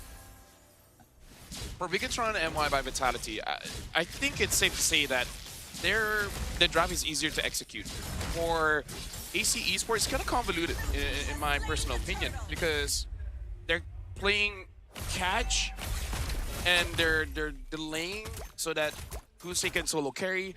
I don't know. I kind of feel like this draft is not good for a struggling team. Yep. Unless this is like their secret cheese. Kusei try to go for the kill. Chiku guys still survives. They were able to just fancy footwork out of there. Witty drags it back. You need the damage though. Chiku guys finally goes down to get the lift up onto Rasti. Smooth and Fix joins in the fight. Witty might have to sacrifice himself again, but Kusei has free reign as Amao comes in. Izanami flickers forward for the pickup onto Fix, but they need to take him down. Izanami commits everything, but doesn't have the output. Rasti again being the brick wall for BTRM. Yeah, right now for both teams, honestly, it is just a little bit sloppy, because for AC Esports, that looked like a last-minute plan where Kusei decides to go in and then the entire team is forced to follow up. And we are starting to see the problem of crowd control and damage not working too well together. Yeah. Right? I mean, they have decent crowd control, but again, the lack of damage, right? You see how long it took for them to just take out Chiku guys. And that is with him eating almost the full duration of a max stack blazing duet. And even then, you have to commit a Divine Judgment, and you have to commit a tower dive just to take him down. Yeah. Single target damage, it is there. I mean, single target focus is there for AC, but what about a full team fight? That's what I'm looking at. If you remove Kusei from the equation, BTRM can have free reign over the team fight. And now they're going to jump on Witty again to force the flicker out. Oh, Kusei has to use the flicker. Almost got taken down there by Annabelle. So 2 minutes, it's not going to be safe. The flicker coming in handy, for sure. But again, this whole game feels like when this game goes late, it's on Kusei, right? We'll look to see a bit more tempo from Amao, but so far he's been struggling to get that, and Chiku guy just hides in the bush, so Kusei can't really connect with the ult damage. Yeah. Also shows Chico's experience and how many times he uses the Claw. He's like, it's so annoying when he gets inside the bush, and he just does the same thing. So for Bigatron MY by Vitality, they're in a very good pace here. Chiku guys had to avoid that gang, had to expand the flicker, the good map awareness. That's a free turtle. It did very little to free up Kusei as he was busy clearing the wave underneath his turret. So BTRM didn't really lose anything. Again in turtle, they lose the flicker, which Chiku guys can work without. All this while Annabelle has been free farming. Like, he is untouched. Yeah, Chiku guys as well already having the War Axe, and then Annabelle having the Endless Battle. The damage from Bigatron MY just keeps on stacking up, stacking up, stacking up. And the good thing about their draft is it's spread. So even if you're able to catch one with that Kaja, there's always something else that's going to be a problem. And they punish Smooth. Doesn't seem likely. Top tier 2 goes down and Momo being dragged around the map. But there's really nothing that they could do, right? Sort of what we saw that, what we mentioned, this split map thing, the lack of macro from AC, starting to become a problem as Kusei commits everything but just has to fail. And not really a target that they can pull back either. Smooth is not ideal. Annabelle gets another free turret. Chiku guys gets rid of the bottom tier 2. And it's just a slow bleed for AC. I'm not even sure if they have anything to really answer Smooth as well. And if they do, wouldn't it be just like in the previous game where they have to use everything? I think it comes at like beyond 50 minutes when Claw scales up. Yeah. Because it comes at the cost of Amao falling off. Yeah, because this is like game number 1. If you want to take down Rasi or Smooth, you got to throw everything and have nothing else for anything else. And then even if you catch someone with this Kaja, say you catch Chiku, Fix and Annabelle still there. You catch Annabelle. Fix and Chiku is still there. No matter what, there will be 2 free options.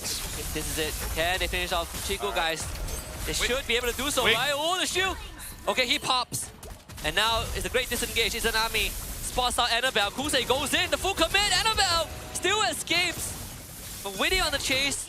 And Kusei goes down. Smooth was camping where the hologram was. And now the re-engage. Fury of the Phoenix comes in. Fakes does what he does best. Press the button and AC have lost the fight. Momo goes down. Smooth with a triple kill. I already want to say this is the worst draft I've seen so far. This is... I mean, it's my first day of the league, and I have to agree. What is this? This is... Bro. I'm speechless. I think it's pretty fair to call it. It's pretty close to being over. Yep, Tolong, yep. Yep. Dude, what can save this? What can... Only Claude, right? Only Claude. Only Claude. And even he... And funnily enough, it would actually work better in game 1. Yeah. Game 1 trap works better with the Claude. You know, even a part of me feels like they could play fighter here, and for all I care, it probably would have a better result because they need some kind of big burst damage. With a Kaja as well, don't you think the fighter makes more sense? I don't know, I feel like the priorities are definitely a bit upside down. Yeah, something about AC, they keep fumbling 4th and 5th pick. They start okay with the first 3. Yeah. And then the rest just... I have no clue what's going on. Because the most powerful like drafting position, which is red 4 and 5. Too. Red 3, 4, and 5 are the most powerful. They get the bonus move. He's gonna go down. Fear of the Phoenix is not gonna save him this time. That's one way to stop the tempo. You take it off the Lord, only losing a holy defense, which will go down eventually anyways. I don't know, man. Like, is this all that they can do? Even from game 1, they kill 1, we're happy with that. And then just nothing else. And out of everyone that they killed, they got a shutdown goal from Smooth, but does Uranus really care? Yep. And every single time the fight starts, all the Zertian has to do is to press the ult, and then AC just has to make a quick decision whether they continue the fight or they back off. And most of the time they continue, it doesn't end well for them, because that tempo breaker is such an annoying thing. More so when there's no purifiers on AC's side, so you don't really want to get hit by the Fury of the Phoenix either way. Well, right now for our Bigatron NY by Vitality, as long as Fakes does not make a mistake with his Fury of the Phoenix, I don't see how AC can really commit to a fight, because he's pretty good on this Zetian, making sure that you can't go all in. Yeah. Right? The moment you do is where you kind of, you know, use your mobility skills to get close. You know, your grab closers, and then you're all stunned. And then you're going to get chain stunned by Annabelle, and then chain stunned by Rossi, and then in a way, kind of just get doped on by Chiku guys. Like, Bigatron NY by Vitality has such an easy draft to execute compared to what AC Esports has. In fact, this is actually, there's actually less for BTRM to worry about with the Zertian, because there's no Valentina on AC's side, right? It's not like Izanami can steal the Fury of the Phoenix and use it to stop and engage on BTRM. This game, Fakes they can full reign on what they want. And you can see, I think the game plan there from Amal and Witty is that they're just trying to camp for a catch. But the thing is, BTRM are reading those moves. They know exactly where to avoid. So the only time they got a catch was on the Chico guys in the top lane this entire game, and that ended up with AC losing 3 members for 1. Well, right now the Lord has been started up. Izanami able to pull Smooth, but again, the damage is not there just yet. Kusei does have 3 items, but I would argue he needs 4. He needs some kind of penetration. Okay, this could be a sign for an engage. Spirit Phoenix only connects on the 2, but it's on the Kusei though. Kusei is being lashed on by Smooth, so he's out of the fight. Kusei can't join his teammates. Smooth taking plenty of damage. Heals up on time. Kusei having to deal with Rasi of all people. This glue has just completely disabled the enemy marksman. Why don't you pick up the Festival of Blood? I don't get that. I'm sorry, I do not get that. Especially when so many other go. Okay, hold on, can I get you? I don't think you need to flicker. He's gonna get away easy. Oh my Goodness. I don't think Aimao had his ult, it just came back off. The timing was slightly off just now, and now Chiku guys can just go ham on them. Oh, Chiku guys, come on. He gets out, they get the pullback on Rasi. Maybe Rasi is the punish? There has to be something, right? Rasi goes down now. They book it for the Lord, but it's too late. Lord is going to be secured by Annabelle. As BTRM looks for the disengage, but AC once more. They go for the punish. Fury of the Phoenix gets juiced. Killing spree for Izanami as he cashes in on the Sky Piercer stack. If AC Esports win this one, and I was the boss of Megatron, I would not let them hear the end of it. But yeah, Weedy expended a flicker for that one, a little bit delayed. But Chiku guys was at least out of the fight, and now AC, it looks like they will try to end this one here. Well, good thing they did back off. Yeah, don't make a mistake. Rasi just came back. Well, funny enough, AC is the first team to get an inhibitor. After all that has happened, Momo decides that he's done with this. He's going for the War Axe. Need some extra damage there. Maybe the fleeting time isn't too bad of an idea for Widdy, right? If you can keep getting these kills. They are going to... you see the lightning transit for Aimao, Izanami with Sky Piercer. He just got his first stack, I think, just now. So as this game goes on, there's actually a higher and higher possibility for AC to come back with every Divine Judgment that Widdy gets off. Well, Kusei now does have the Malefic Gun. So this should be his time. Kusei, okay, what? well, what? You know, you done goof, LaFell. You know what? No, I did not. This time, no. It was all him, man. Oh my goodness. The trade Kusei for a smooth. No Purify. It's pretty hard to deal with though. Izanami though is going to be next to the chopping block. It's going to flicker away. Crimson Beacon. Back up. Chiku guys disengages. Look, Silver Lining. They only lost an inhibitor. They didn't lose the game. How did Kusei get caught? What caught him? Fury of the Phoenix? The boat? Something must have hit him. Actually no. I think he was just straight up in front, and then he got hit by Fury of the Phoenix, because I don't think Annabelle was close enough to actually catch him. So he has his flicker back up. I don't think he used the BMI either. He didn't BMI back when he was defending. So Kusei took it like a champ. Right on the chin. You know, folks, I'm texting people asking, oh, hold on, Rasi goes in. Oh, Fury to the finish, connects on the Kusei again this time. They put the BMI out of the way. And they get the pullback. They found Fakes! Out of position! Winter Crown to delay the inevitable, but he will go down as Aimao finds a mega kill. Kusei should have room to do whatever he wants as the quad. Battlefield is freed up. Rasi will go down. AC back in the game. So right now, AC Esports, they basically equalize in terms of goal. Now all eyes are on Kusei, because apparently the Fury of the Phoenix can actually deal quite a lot of damage onto the Clot. And the problem is, he really just has to hope that there's creeps around that he can leech off some lifesteal on, because he does not have the... Hold on. Okay, looks like AC should be able to get this Lord for free. He does not have the Festival of Blood, so he cannot heal that much during a fight. Yeah. And they don't want to get hit by Fury of the Phoenix because they don't have Purify. Although Chiku guys flicker away. They'll try to chase him down with the expanding river, but he has bought enough distance. This is quite an unbelievable scene here. So AC now are technically a hit. Lord's gonna spawn mid as they did take the inhibitor there early on.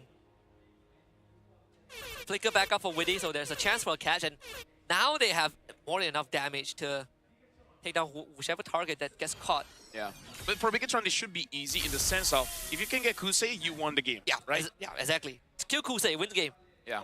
But AC Esports, they're in prime position to win this one. They just need to push. Widdy was looking for Chiku guys, not able to find him though. And now they're gonna get pulled out. Fury of the Phoenix gets connected. Kusei working on the inhibitor. Momo might be sacrificed though, but he was able to use Rasi as a launch pad to disengage, and Izanami now finds the execution. At least I can say my boy is carrying, man. He's doing his darn hardest. He wants to make sure he does not die, so he doesn't lose the Sky Piercer stacks. At this point, it might be 50, and it's enough. It's enough for him to get kills. Yep. They won't be able to get the bottom inhibitor, sadly. as the wave was cleared out earlier on, and it was a enhanced minion wave because they lost the inhib. AC has 13 seconds before Rasi comes back. Is the plan to end the game? I mean, Witty does have the Divine Judgment, but he's looking for a better target. With no flicker, they gotta call the plan off. So we're back to square one. Man, both game one went past 20 minutes, and we are about to go into 20 minutes. Yeah. Honestly, props to AC for surviving this long, because now we can say that their win condition has been activated. And now you even have another layer that Izanami is actually doing quite a good job here, having the Wishing Lantern as well, making it so that the front line is actually melted. So even with or without the Claude, he should be fine, and Hardy should be able to burst people down as long as he gets his target. Oh, interesting here, even having the War Axe on Momo. Yeah, it was winning the War Axe like as his 4th item. I think it's a good thing as well, right? He actually posed more of a threat with that extra damage, because it takes a while for BTRM to even cut through him. But if he can jump onto Fakes or Annabelle, he would actually kill them. And now with the Winter Crown, it makes it even easier in case, you know, Rasi latches onto him. Well, how do we get to this point, by the way? We need an English sub, because I don't know if I can do a game 3. Unless game 3 became the best game that we've seen all week, but I have a bit of doubts. That's a pretty high bar to clear. I mean, we've had some amazing games so far. Yeah, Team Ray SRG, hello. Yep.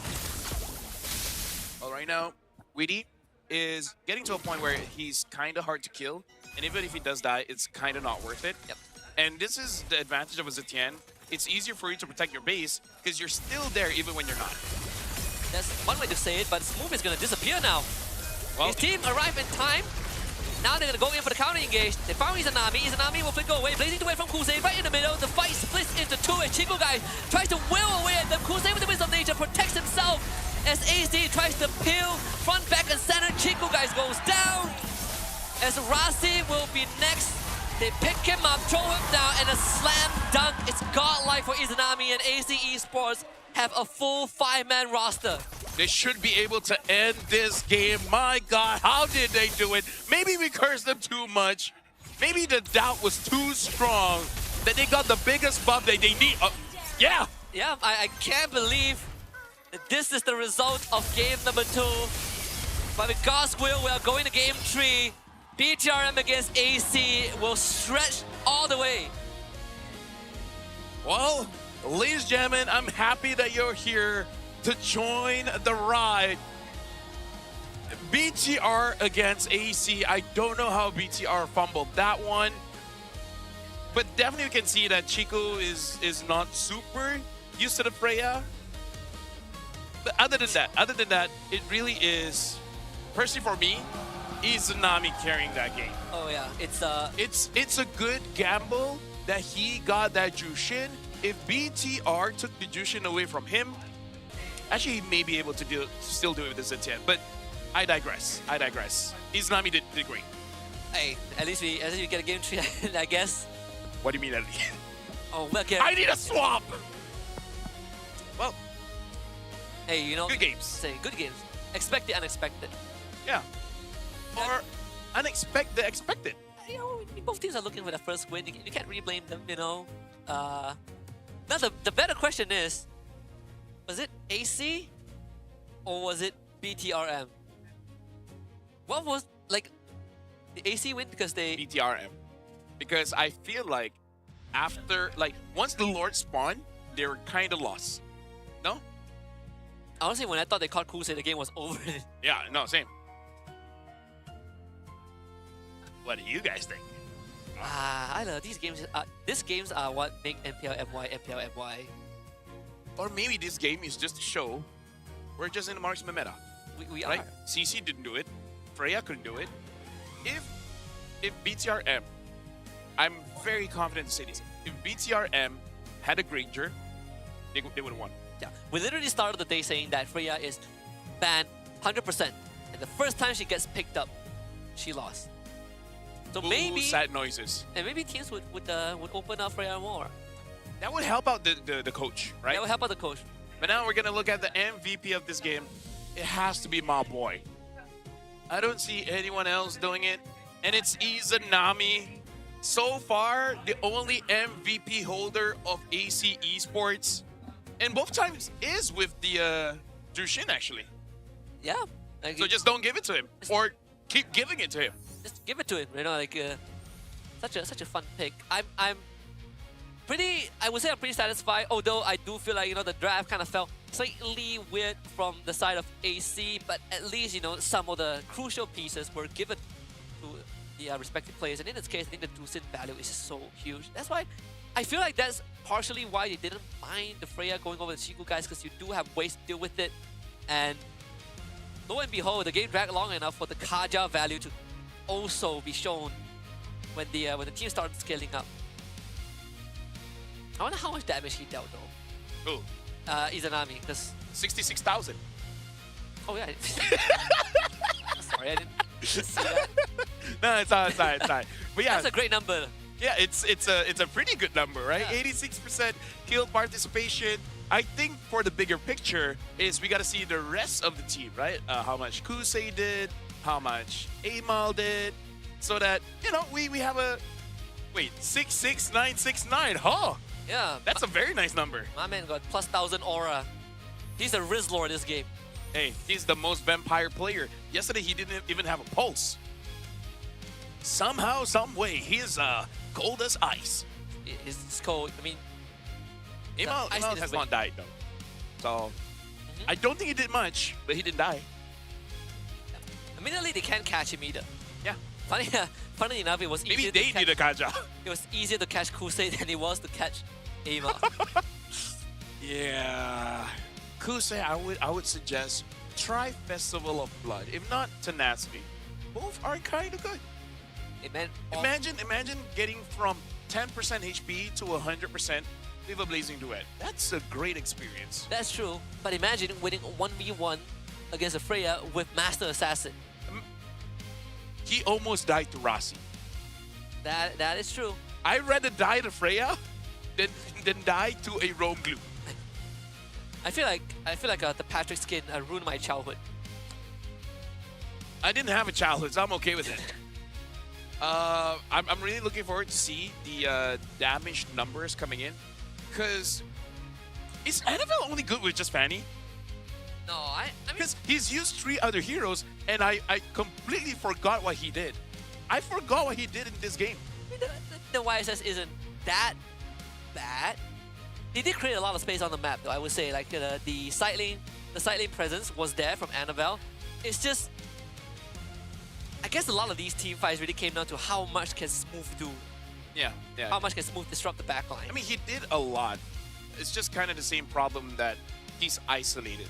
Admittedly, I thought Annabelle would have had slightly better KD or output in some of these skirmishes. I think, yeah, funny enough, Smooth actually has the most kills on the side of BTRM. All right.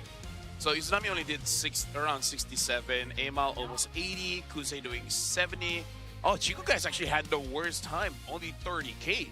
Yeah. The one below him is Smooth. Rasi did more damage than Chiku guys. So I guess it makes more sense that Rasi could solo kill Kusei. I think it's pretty hard for Chiku guys to stay in these fights as well, because I think even when Witty didn't have Divine Judgment for him, he has to deal with Momo and Izanami, right?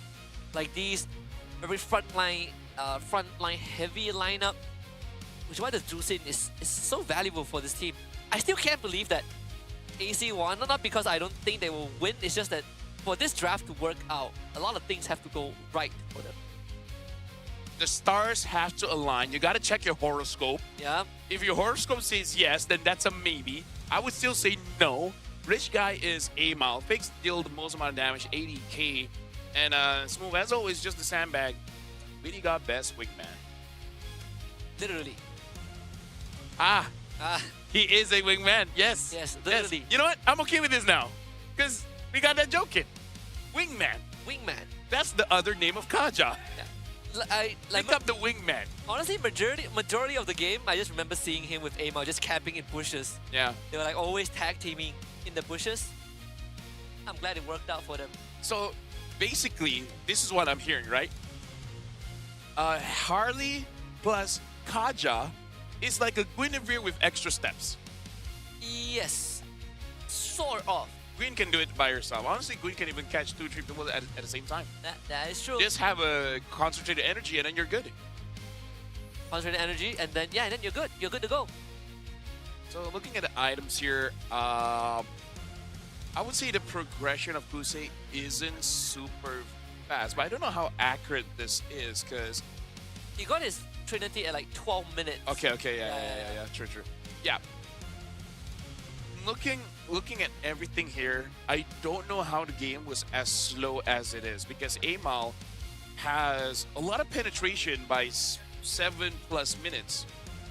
And I guess around that time he got his first kill, but I don't think he needed that Divine Glaive. I guess shoutouts to Fakes, he was so hard to catch. Yeah. Because I would have thought he would die way more. And a lot of the early attempts, they were using Divine Judgment on like Smooth and Rusty, so not exactly the easiest target to take down when your Harley hasn't gotten the core items yet, and when you only have a Jusin with you. So there's those factors, and then I guess it's also every time BTRM tries to take a fight and AC is able to trade 1 or 2 back, and the base defense from AC is also quite decent. It's just the early game looks slightly ugly because of moments like these, right? I feel like Rasi should have 100% went down, but the value that the glue brings is can be underestimated.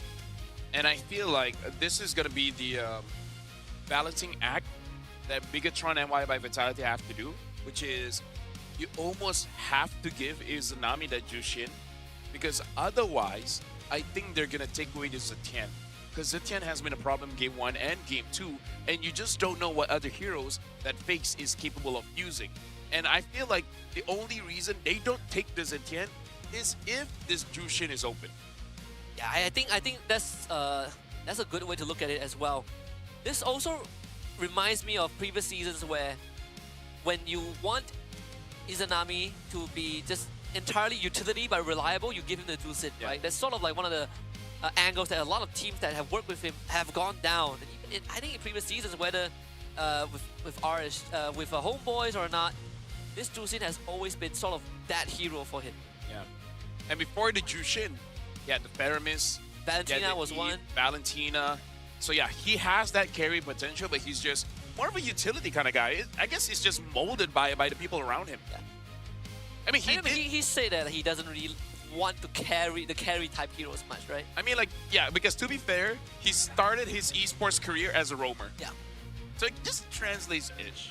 But trust me, he can use Assassin's pretty well. So he can carry, but he's a low cortisol kind of guy. Yeah, but don't need to rely too much on the mechanics, you know, just I help you. I'll just hold this button. Yeah. It's like a different kind of high loss. He likes helping a lot more. He likes the setup. Yeah. And then squeaks in a Sky Piercer. Because I'll help you by killing you. Yeah. Help you by killing the other. You know what? We're going to be throwing it over to Poji. Looks like he is with BTR. Looks like he's going to be talking to Amzik. So let's see what Amzik has to say about this game. Terima kasih rakan caster bahasa Melayu dan juga Inggeris. Sekarang kembali bersama saya untuk Courtside Report Popoji, dan sekarang saya bersama dengan pelapis Marksman Malaysia Amzik. Apa khabar? Baik, alhamdulillah. Tahniah untuk SPM, keputusannya pun cemerlang kan. Jadi Amzik, kongsilah sikit dengan kita macam mana perancangan sekarang, sama ada untuk sambung belajar sambil bermain untuk e-sport ataupun nak go full time untuk e-sport sekarang. Bagi perancangan saya untuk season ni, saya akan fokus lebih kepada MPL lah. Tapi kalau untuk season depan, saya akan consider kalau boleh saya akan sambung belajar part time. Dalam masa yang sama main MPL lah. Maksudnya bahagikan masa sebaik mungkin lah. Ya. Baik. Untuk awak lah Amzik kan, dengan Ciku last season dekat CG Esport, awak berdua boleh kita kira sebagai mentor, mentee ataupun mentor protege type kan. Ada satu dekat goal lane, ada satu dekat mid lane. Tapi kali ni untuk season baru bersama BTRM, kedua-duanya berada di bahagian yang sama, itu goal lane. So macam mana pemilihan spot tu? Sama ada awak bersaing secara sihat dengan Ciku ke, ataupun awak bagi ruang kepada Ciku dahulu? Kalau untuk dari segi pemilihan roster 5 main, saya dan Ciku akan tetap bersaing secara sihat lah. Maksudnya tak kisahlah dia tu ada title apa pun, tapi tetap kalau nak slot main roster tetap kena bersaing lah, bersaing secara sihat.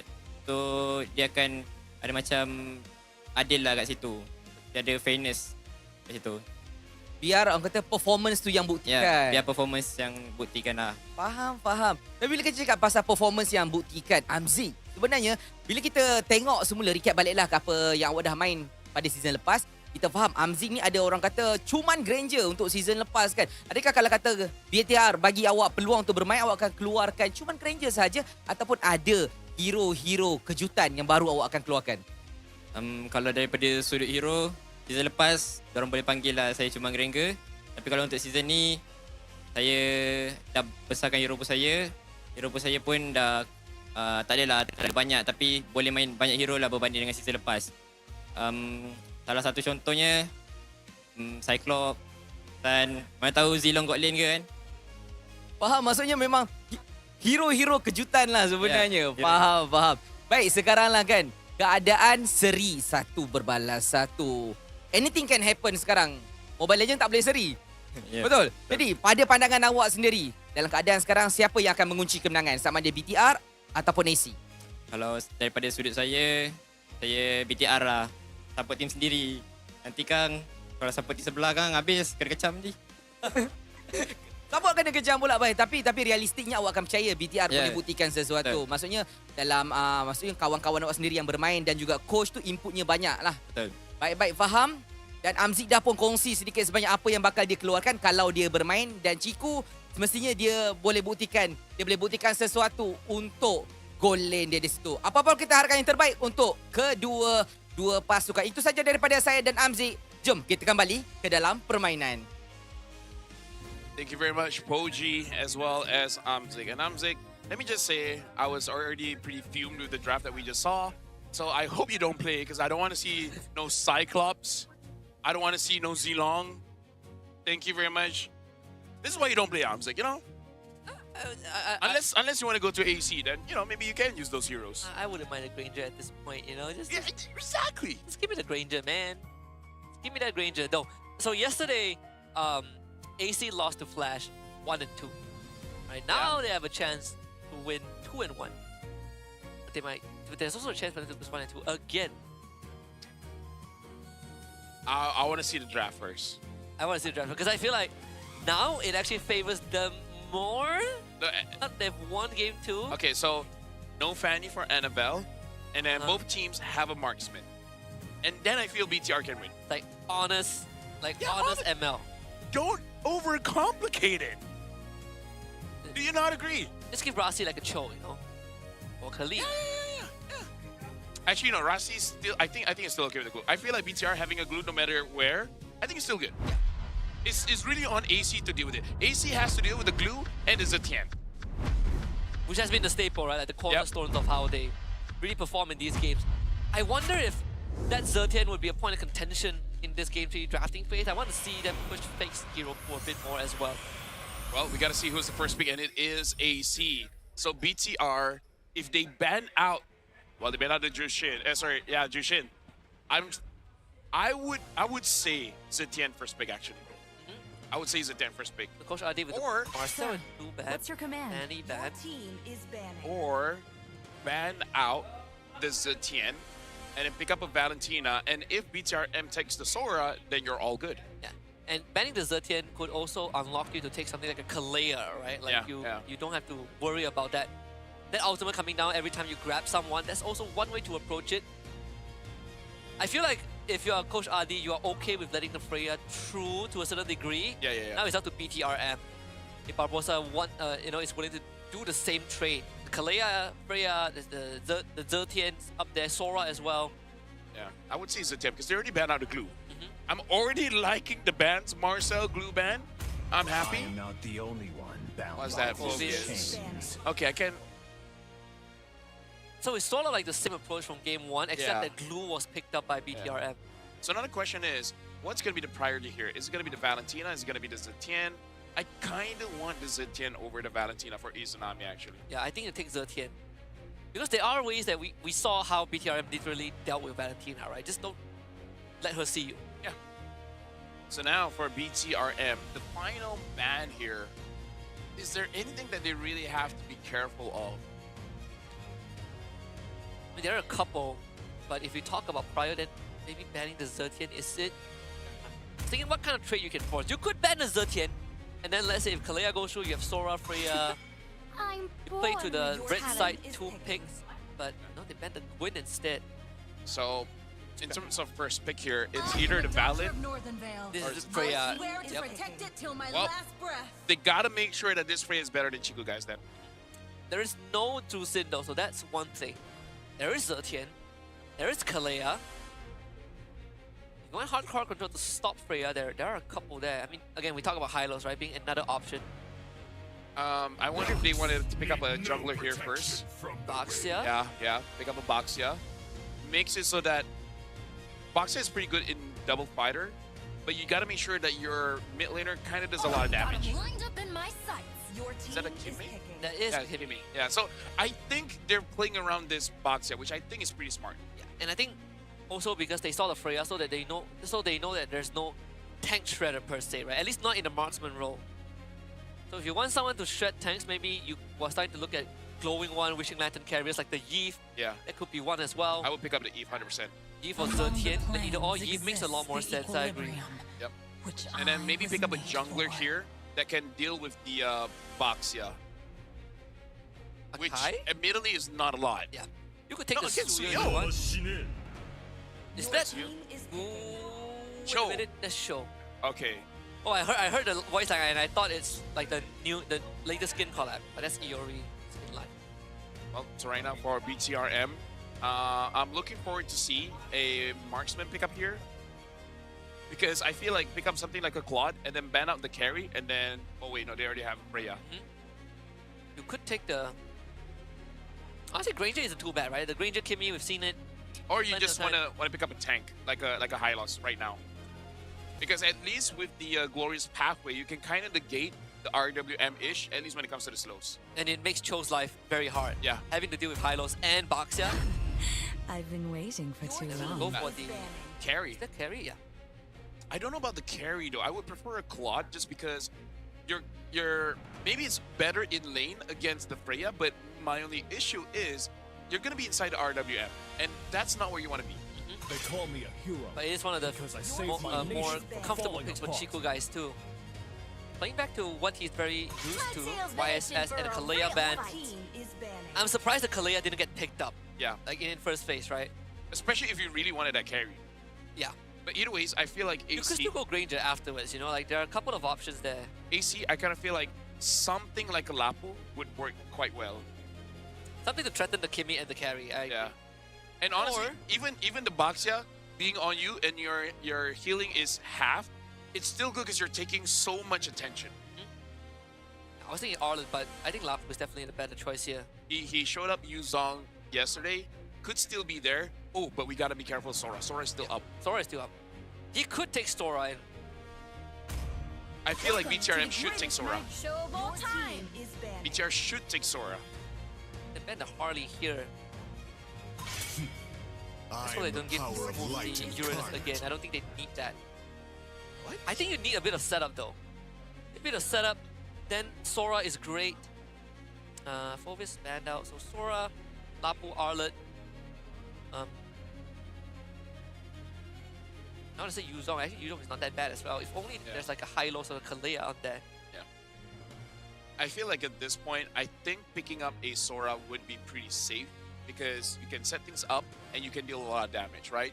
So you're kind of a good middle ground to transition from helping out the Baxia to helping out the carry, right? Start things off with Heaven's Wrath, do a lot of damage around the turtle so that Baxia has a lot of space, and then later on, shifting clouds, so you're helping out both the Kimmy as well as the carry. Yeah. Definitely a bit of that extra setup.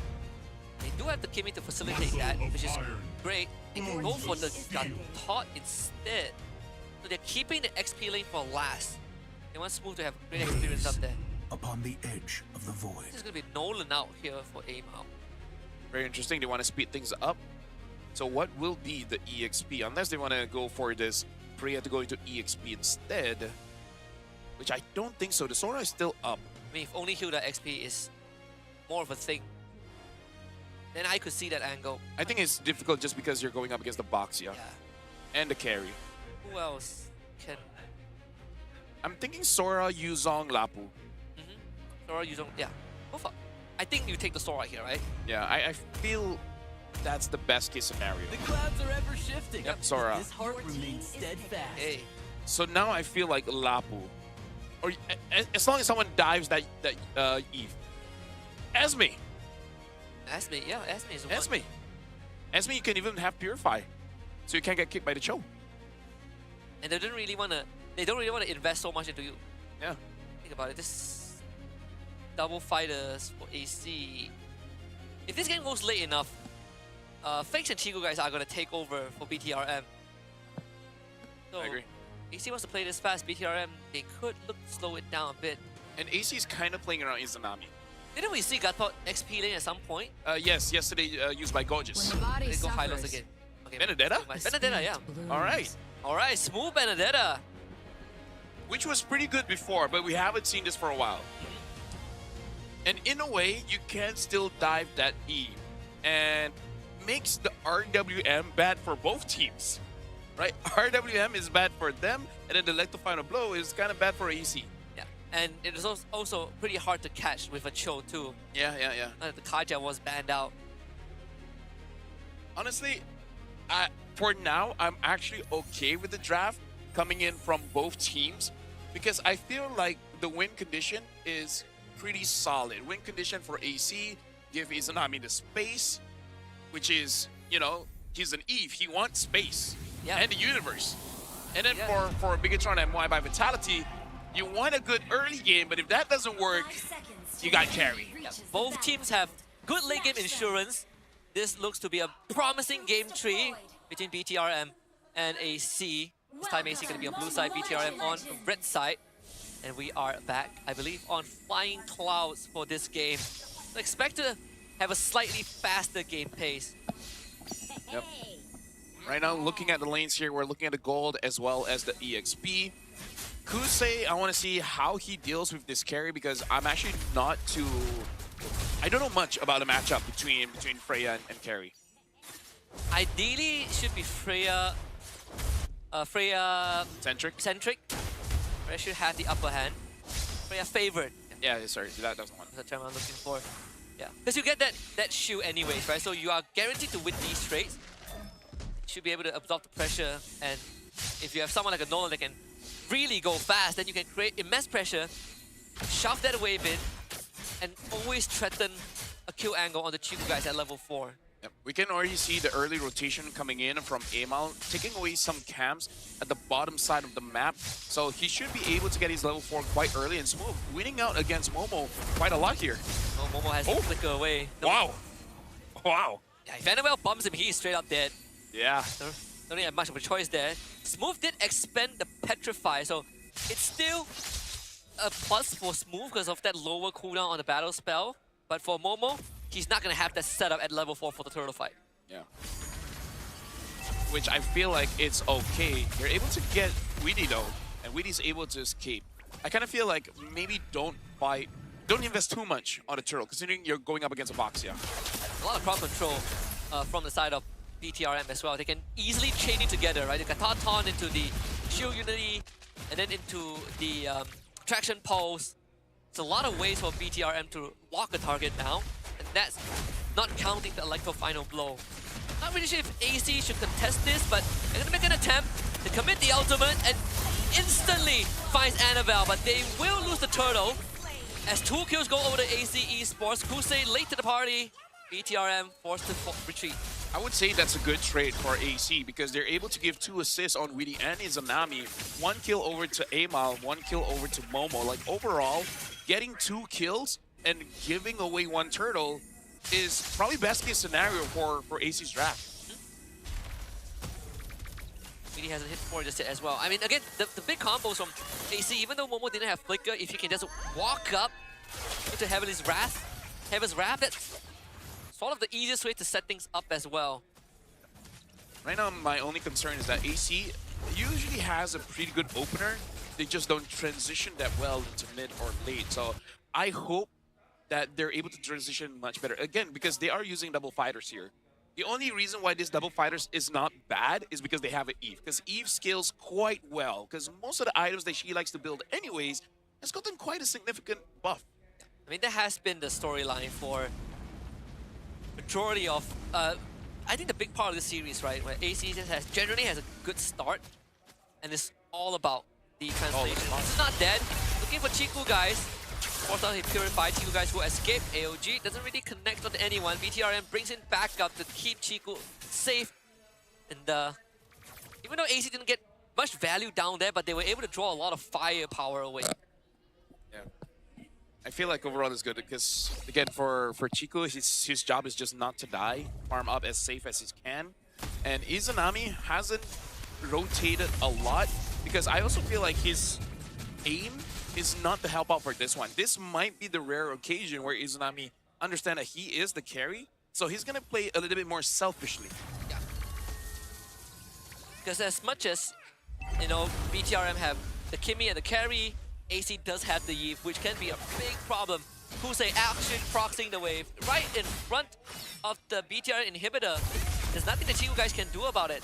AC now starts to work on the turtle. Rasi brought down low, traction pulse already expanded. A lot of crucial resources out from BTRM. Witty finds a kick, AOG comes in, completely hits an airball, and Momo responds with the Heavens Grasp, move to the back line as Amel takes the turtle away, and Rasi forced to fall back. Kusei wails on Chiku guy, takes him down, another Chiku no kick, RWM all committed, AC playing that team fight like a dance. You know what?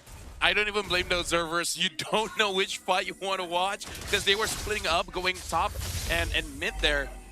And as of right now, AC, this is the kind of AC that we kind of wanted to see. And this is why I like a simpler draft for them because we know they're good at mechanics. Just give them heroes where they don't really have to think much. This is a low cortisol team. Give them a low cortisol draft. Let's look at the heart rates, right? Pretty chill. Pretty chill. No one is over 100. Yeah, even better, hitting 80. Rasi, not that lucky. Kick back and follow up. The traction pulse actually buys a bit of time, but look at that. Kusei in the back line. Another AOG that really does nothing. Momo with a fantastic follow-up. But he's going to lose majority of his health. Smooth with the execution. Electo to disengage. BTRM with the trade. Yeah, I kind of feel like a mistake coming in from Rasi as well as Momo. I feel like Momo, if he really wanted to, he could have just gotten back. And Rasi, he could have AOG'd towards his base. But he tried to AOG there, thinking they would have enough damage to kill. But the unfortunate thing is, both Kusei as well as Izanami actually have quite big kill threats at this point of the game, making it so that the damage dealer Chiku guys as well as Fakes kind of doesn't want to be there. Yeah, even the tanks are melting. Kusei again jumps in looking for Chiku guys. He doesn't have Purify. The good taunt from Rasi to keep Chiku guys in a safe angle as the rest of BTRM comes in. Traction Pulse doesn't pull Kusei back as he hops away. And another disaster averted. Yeah, AC is controlling the tempo very, very well, forcing Bigatron MY by Vitality to move. And Smooth, eye for an eye. Mighty iframe, now Electro final blow. Even commits the Petrify just as the turtle is about to spawn. So AC gotten big ticket abilities out from BTRM. 100% should be a free turtle for AC. And now it's on Bigatron making sure that they don't lose too much here because they already lost the outer turrets in both sides of the map. They might lose their mid here, and they want to make sure they have as much structures as they can so Chiku guys actually has space to farm. You can see that they've been investing so much to protect the mid turret, and this time they punish Witty. Well, right now for Bigatron MY by Vitality, we got to look at the items for Chiku guys because I feel like 7 minutes, it would be generous to say he has 2 items, but I kind of feel like he only has 1. Probably 1.5. Yeah, only one. Half, 1.5, right? yeah. Yeah, 1.5. Probably needs 30 more seconds to get his second item, which is not enough because I kind of feel like against the Eve, you need the extra range. So maybe even invest in the Malefic Gun 3rd item.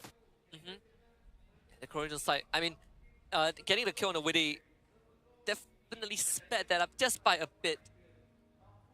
But you still can't really solve the Kusei problem, right? If he gets on top of you and presses Vengeance, he could just solo kill you regardless. Yeah. So where's the constant kill threat? Traction Pulse again. Committed. As this game goes on, Izanami is only going to be a bigger problem for BTRM. Yeah, 100%. And they're having such a tough time catching Izanami because he's not committing his RWM early. He wants to see skills. Hold on, Smooth has to get away, and it looks like he's able to. Good attempt of Wind to try and catch him out of the Electro Final blow, but Yeah. this does not really there. Wishing Lantern is also almost up for Izanami. Yeah, back to my point. Amal got it, by the way. Back to my point. Izanami does not expand his RWM until he sees AOG, until he sees Electro Final Blow, until he sees the Traction Pulse. Once all those are gone, it's like, no one's going to stop me. Now I'm going to use my ult. Yep. See the Sky Piercer out from Fakes. Big item, but the problem is getting the damage in, which is quite a problem because both the Kimmy and Carry, they're not really the longest range, marksman. Yeah. But you have to deal with a Sora and a Freya. Like, Kusei just jumps towards them every time they show up on the screen. Can be quite a problem. Look at that, Annabelle already losing more than half his health bar. Yeah. At this point, I feel like Amal would be able to one-shot Fakes as well as Chiku guys. So it's tough to say, but Chiku guys might need full items. He might need the Trinity, he might need the Malefic Gun, and Immortality or Wind of Nature. Maybe even Immortality, because Wind of Nature, you're not going to do much against Izanami, and you chose this carry when you saw that Eve. Yep, we need the... Claw wasn't banned, right? I don't know, the Claw was open, so it should have been, even the Granger, as long as you're not in RWM, because the only way Chiku guys is not in RWM is at an off angle. He doesn't even have a flicker to get out of it. Yes, Purify, yes, but you kind of want to use your Purify for the kick. Can't believe we literally agreed on the Granger and they still... This is what we get, but again, it's okay. I mean, it's workable. Suboptimal, but workable. Get the Demon Hunter Sword now out. This is probably one of the slower kind of games. Only 6 total kills, 10 minutes in. The Lord barreling down the bottom lane. If somehow they can extend this to 20 minutes, I'd be impressed. We already got 2 20-minute games, but I agree.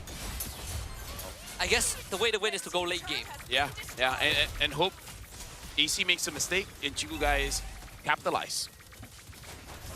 Tall ass. Even for one of the best late game scaling heroes like Carry, not easy to pull off. Well, at least we can say that AC, they're definitely not making a mistake here because even they understand, even if Chiku has full items, they have multiple ways to deal with it, so they're not forcing the issue. They don't want to get caught by a cheeky AOG, they want to get caught by Unbreakable. Even Smooth having a good setup could really ruin their momentum. So I like that they're taking it slow because their scaling is so good, they don't mind fighting at a late game. And a big part of it is just because of the Izanami E. If Chiku guy walks up and gets hit by a Void Blast, he has to instantly retreat. Yeah, 100%. And that's gonna extend to the rest of BTRM, including the tanks. Yep.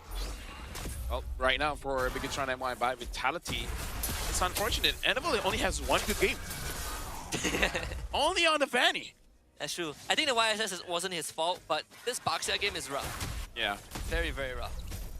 You would think that with the ult, it makes him, very durable, but man, even in the earlier turtle fights, Momo was chewing through his health bar.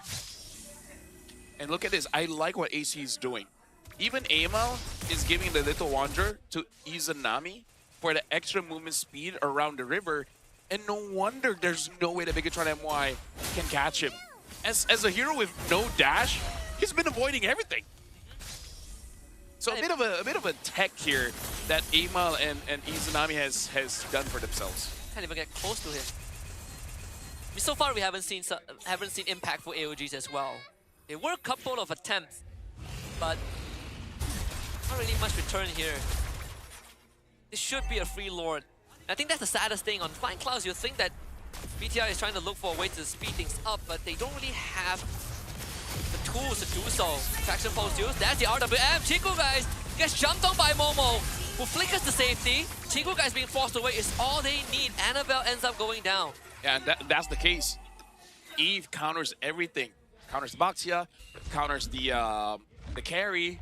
The only way that counters him is kind of smooth, but Smooth is having a difficult time really going in. And once he's in, a lot of members of AC will be waiting for him. So this should be a slow and steady push for AC now that the Lord is spawning down bot. Yeah. The moment the traction post expired, we saw Izanami instantly press the RWM. And Momo fully commits onto Chico, guys. And sure, he can't kill the carry, but you forcing him away from the fight is as good as killing him. Yep. Right now, we're almost 10,000 gold. AC, even if they don't end it here, I think they can get at least 2 inhibitors. And that should be enough to say GG. Chico, guys, still has the Purify to work with. Petrify gets used with the Electro Final Blow. Smooth actually blocks the kick from Widdy. Such good timing with the eye for an eye. Yeah, Bigatron MY was able to hold on for now, but the minions are coming in mid as well as top. Almost able to get a kill onto Annabelle. Just like, he had nothing. Yeah. He only had a strong will and a can-do attitude. Yeah. Him and Smooth. I mean, Smooth timing the eye for an eye when Widdy decided to kick him was also crucial. Because there was a kill angle there on the Benedetta. This game is going to extend for another at least 4 minutes. But that 4 minutes benefits AC a lot more. This is the biggest goalie we've seen for a team in the series. So looking at you guys, he has 3 items, and now he has this 4. He has the Wind of Nature, but same problem is that he does not have the range. And he will still get cooked by Izanami.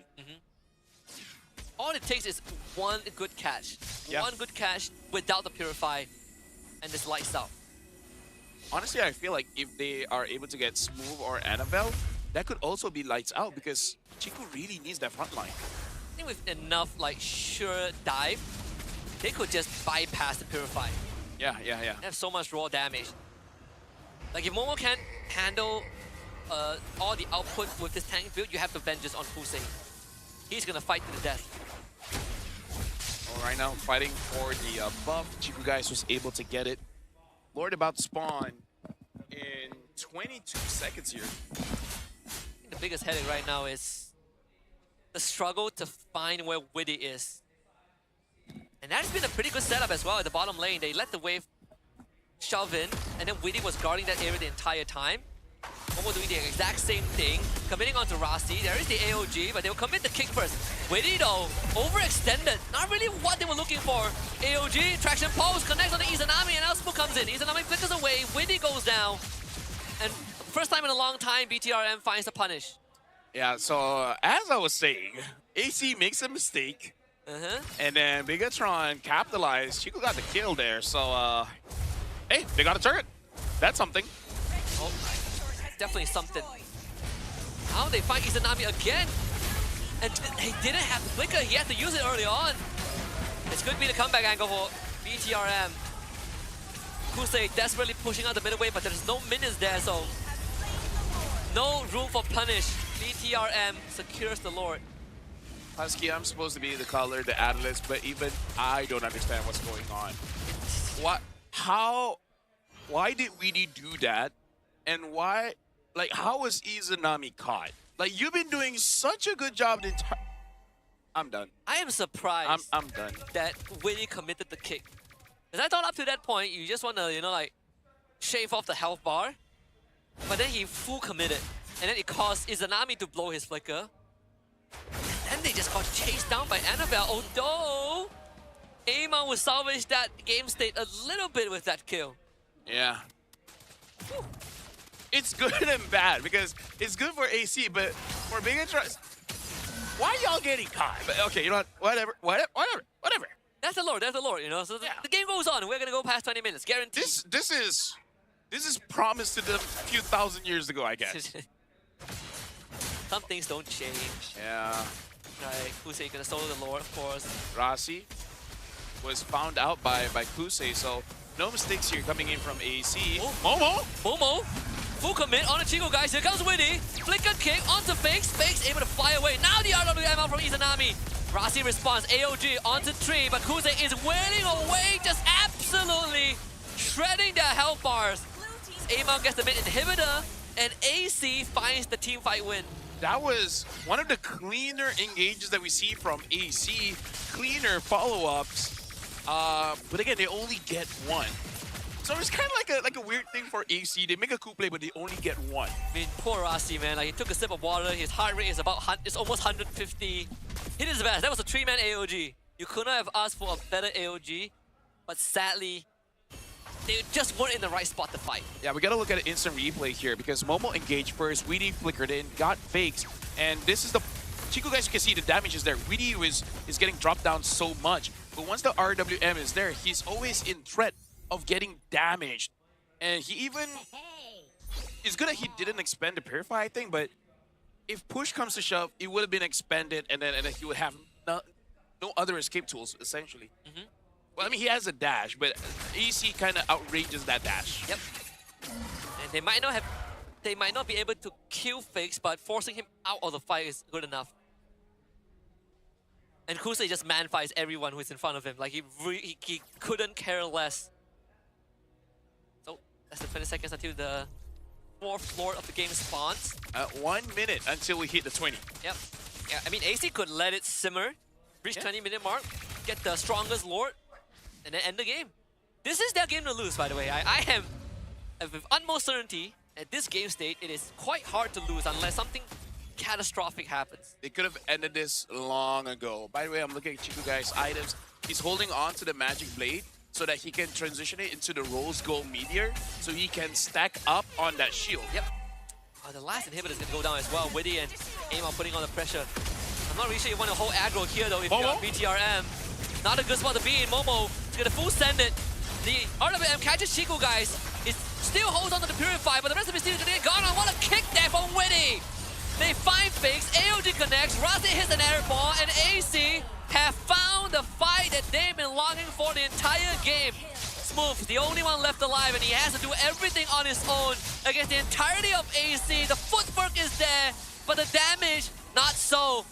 As Momo will just chase him away, Amal finds the kill, and AC have finally gotten the win. Their first series win in MPL MY Season 17. And I can't believe they got it like this. Bigatron MY by Vitality, unfortunately, has to suffer another defeat. For now, they can only claim victory once they have that Fanny. But when the Fanny is out, what else do they have? And I feel like for folks at home, for the fans of the Red Robots, they gotta ask, why Carry and not the Claude or Granger or, you know, whoever outrages the E? I think Game 3 was the most one-sided game we've seen, actually. You know, Game 1 was more of, okay, the drab was kind of iffy from AC, but they had a decent chance. Game 2 was, oh no, we dropped the ball, and Game 3 was just, never had possession to begin with. Isn't it weird that this time Chico Guys was the one not performing? Like, why do you have to be in this dilemma? If he's good, everyone else isn't. If everyone else is good, he isn't. Can't they all do it at the same time? I feel like Granger would have been a better choice, but who knows? Let's see what Poji have for us, though, in this post-game on stage. Poji, take it away.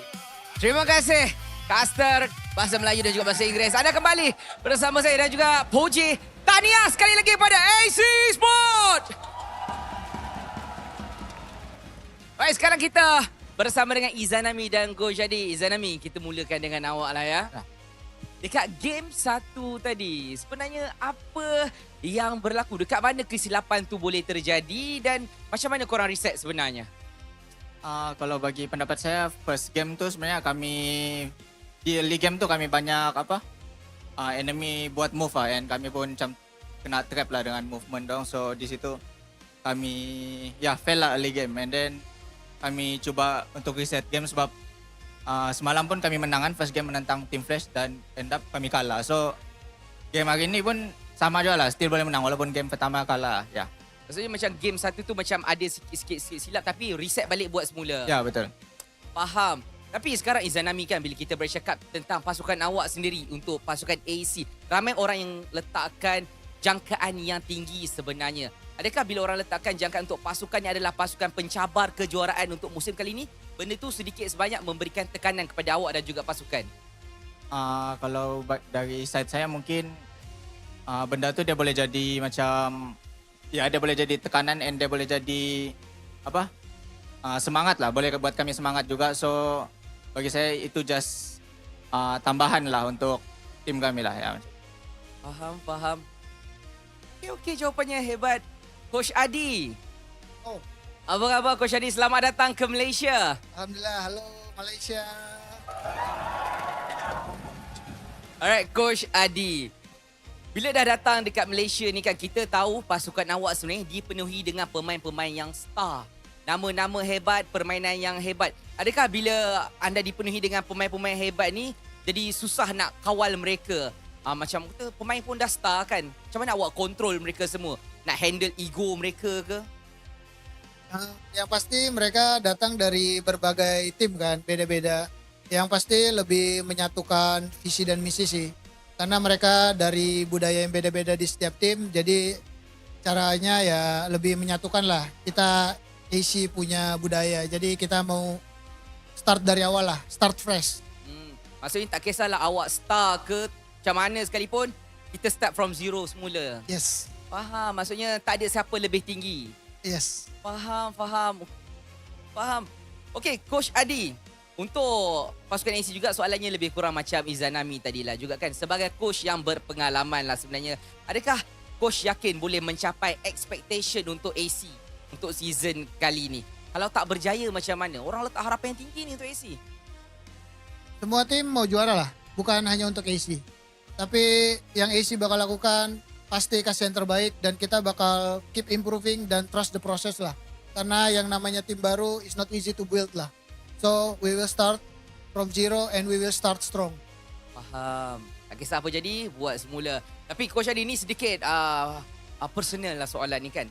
Kalau kita berbalik pada sejarah Coach Adi sendiri, pengalamannya kan. Kalau di Onyx, bila ada masalah ke, bila nak cuba reset balik, build up the team, Coach Adi ada bantuan daripada Coach Yep. Kalau dekat Malaysia, Coach Adi nak cari siapa untuk bantu? Lonto. Siapa tu? Coach Long. Coach Long? Ya. Okey. Alright, sekarang MVP dah pun tersedia sebenarnya. Jadi pada pendapat korang semua, siapa MVP? Imal semua Izanami. Okey.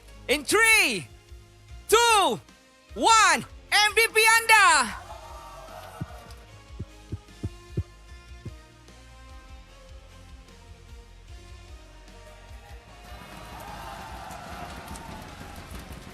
Okey, tahniah Izanami ataupun Pak kata Lafam, my boy.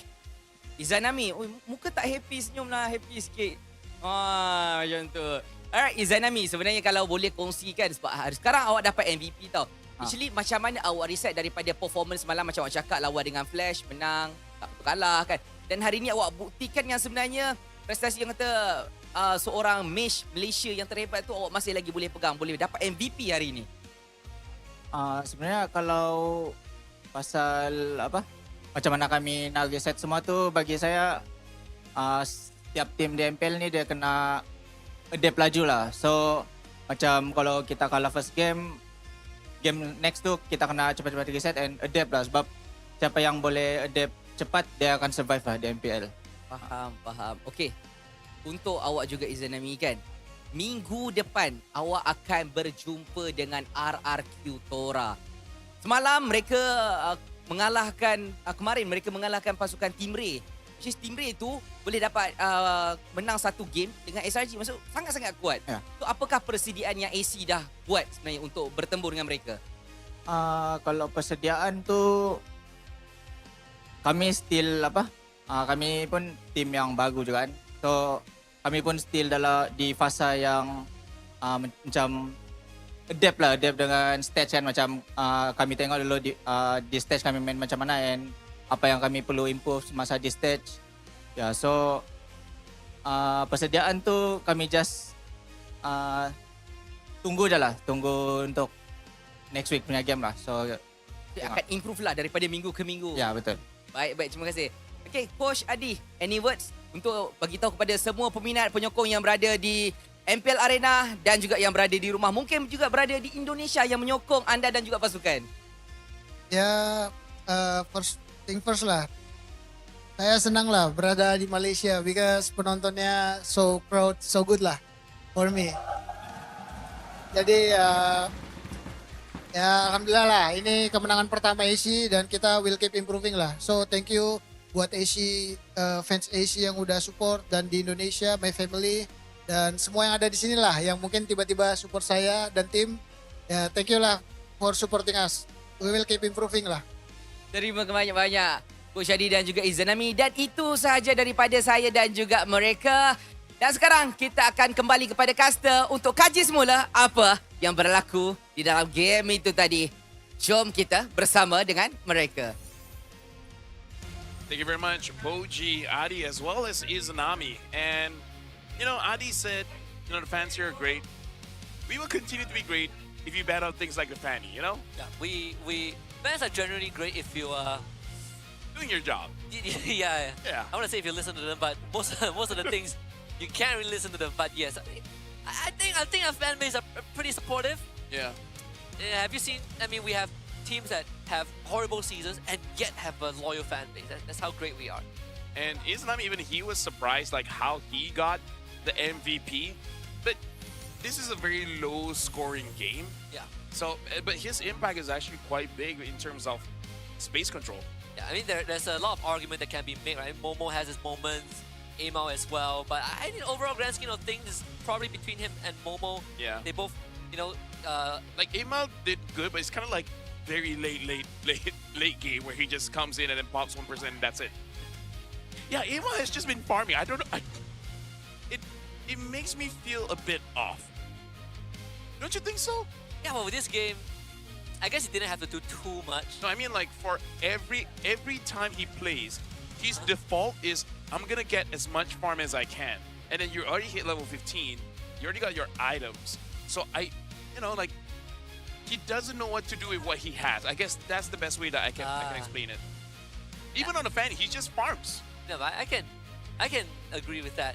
Which ties back to sort of what was that again?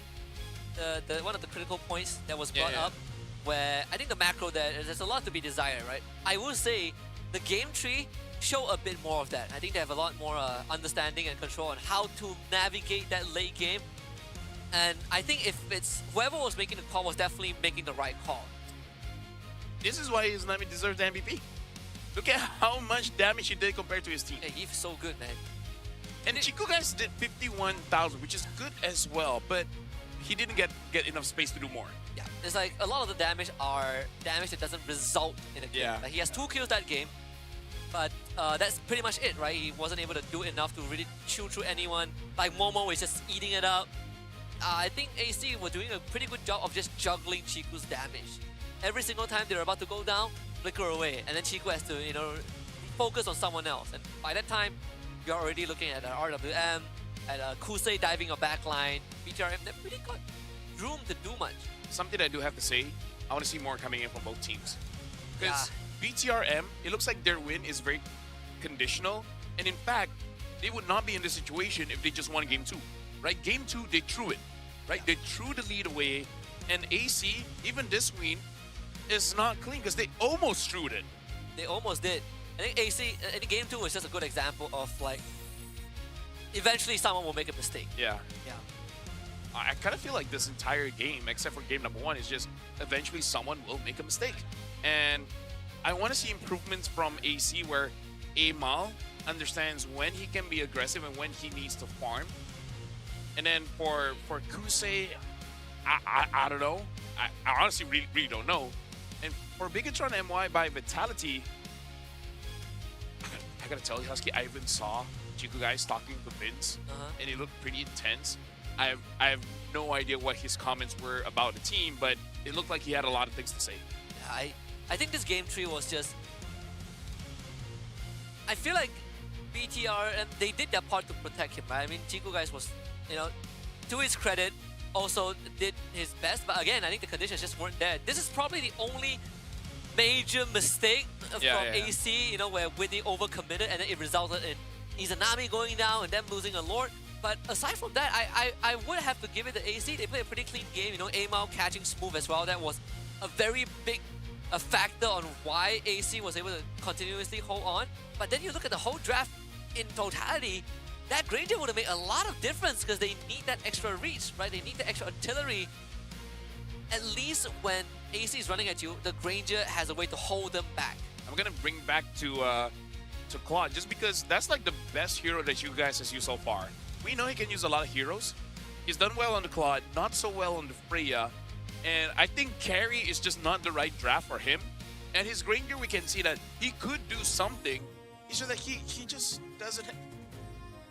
I just noticed that your tie is a dog tie.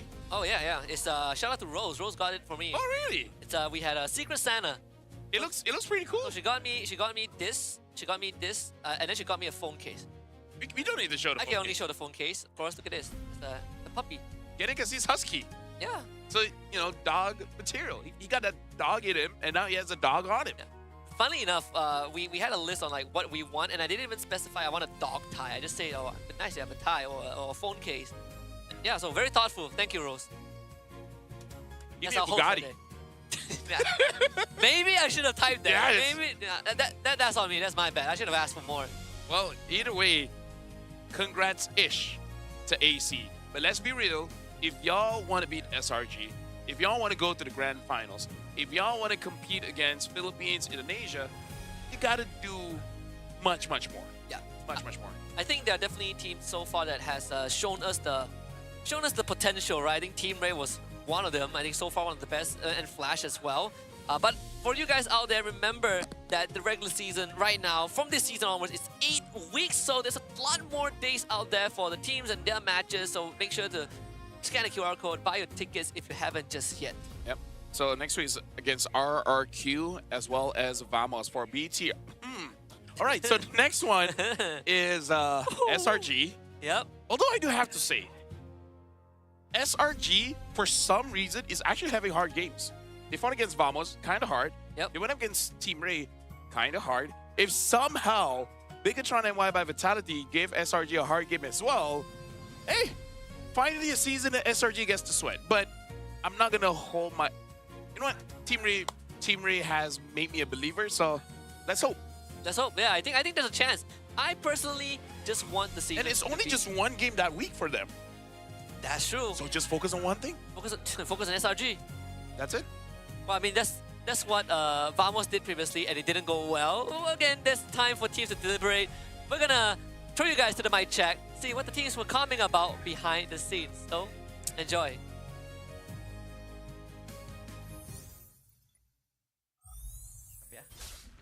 Nice banget bro, santai ya bro ya. Bro, santai aja ya. Aku reset lagi. Nice nih, mahal. Diambil. Dash. Careful. Boleh emosi? Bisa nggak? Imbangin. Sorry. Apa cik? Ada cik. Main. Nice cik. Lagi. Nice cik. Kip, santai guys. Belum habis lagi kak Kip. Aku lau. Masih boleh nggak? Orang try, aku jadi. Kaja ada tarik nggak? Tarik. Nih. Golden. No. Hadi. Hari ini kasih. Aman boy. Mati dia. Nice. Bisa lah. Kuasi lo. Belakang. Aku dapat belakang. Saya sikit. Santin dulu guys. Mati. Freya. Aku ada imo. Freya. Lagi fronting guys. Lagi. Aman guys, Gua ada tarik. Ya, gua ada tarik. Go. Lihat gua. Maju. Bisa end. Nice game guys. Wait. Nice game guys. Kita reset lagi ya. Tower dulu. Chill guys, santai. Aman. Chill guys. Kita nak belakang guys. Boleh mati. Kita nak belakang. Cari Kimi guys. Target guys. Dari Kimi. Dari depan lu guys, santai. Gua aman. Mana? Gua aman. Bisa masuk. Kali lo. Lihat Kimi guys. Lihat Kimi emang. Kari lo ya. Kari lo. Kari guys. Body. Kari. Mana. Ada gua amal. Mana. Agak hard game dikit tapi oke. Ya toh. Nice game guys. Aman guys. Win is a win. Win is a win, boys. Ya, win is the win guys.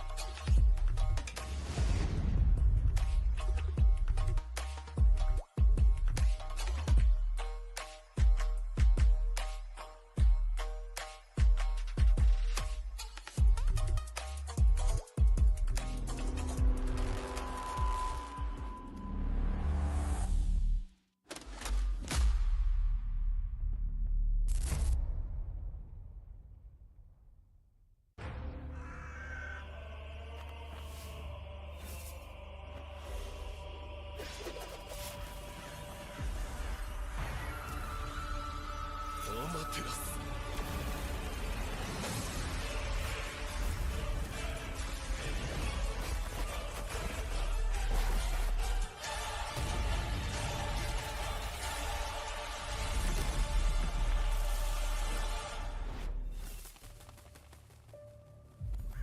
愚かなる弟よ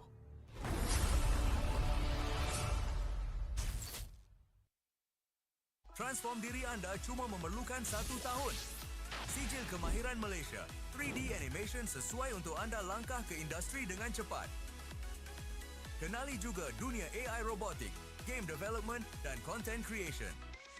Berbekalkan pelatih dari industri dan fasiliti canggih dan premium. Todak Academy dari industri kependidikan. みんな渦巻きナルトが帰ってきたぞ飛来神の術 俺ってば父ちゃんを越す火影になる愚かなる弟子供騙しかアマテラス行くぜこれが俺たちの力だってばよ Transform diri anda cuma memerlukan 1 tahun. Sijil kemahiran Malaysia, 3D animation sesuai untuk anda langkah ke industri dengan cepat. Kenali juga dunia AI robotik, game development dan content creation. Berbekalkan pelatih dari industri dan fasiliti canggih dan premium. Todak Academy dari industri kependidikan.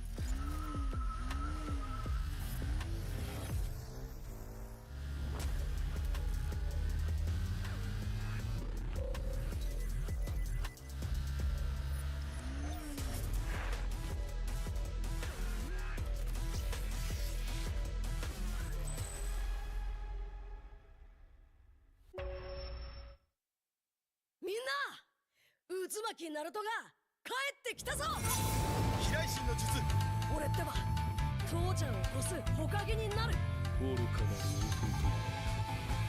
弟子供騙しかアマテラス行くぜこれが俺たちの力だってばよ Tonight is movie night. Cerita apa you suka? Contoh macam cerita makan-makan ke, macam dia ambil makanan ni kan? Tengok. Ada rasa pahit coklat. Ada rasa manis susu. Ada rasa pahit manis coklat campur susu. Roti dah nak siap. Sedap pula macam ni. Sedap bang. Inilah masanya. RM10 satu gelas. RM10? Kau dah tahu kau allergic dengan tapai tu, kenapa kau belasah lagi? Sedap, cute. Zon. Sabar, Zon. Aku pun lapar, Zon. Kami faham, Cik. Kami sahut sabaran Cik Man tu untuk menuju ke wawasan tu. Ayo, kawan-kawan.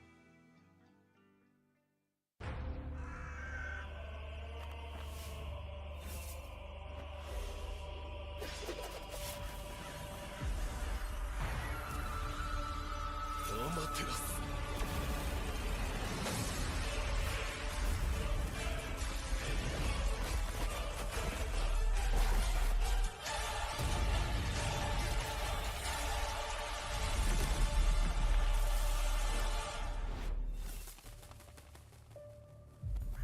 Oruka naru ototo yo.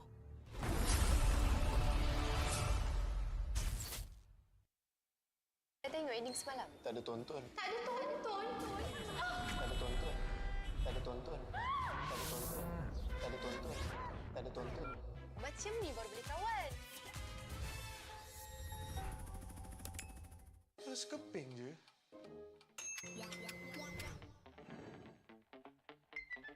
Mesti shopping pun boleh.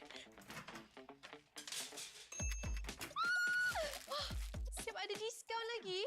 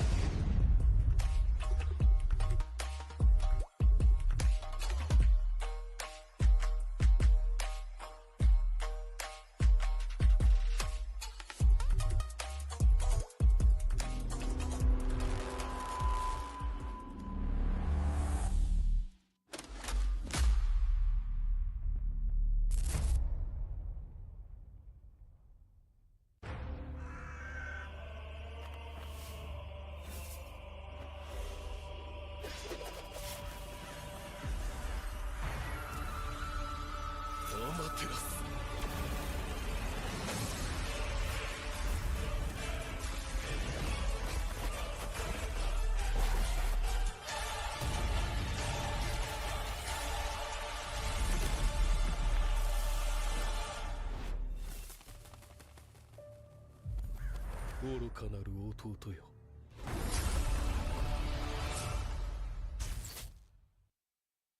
Transform diri anda cuma memerlukan 1 tahun. Sijil kemahiran Malaysia, 3D animation sesuai untuk anda langkah ke industri dengan cepat.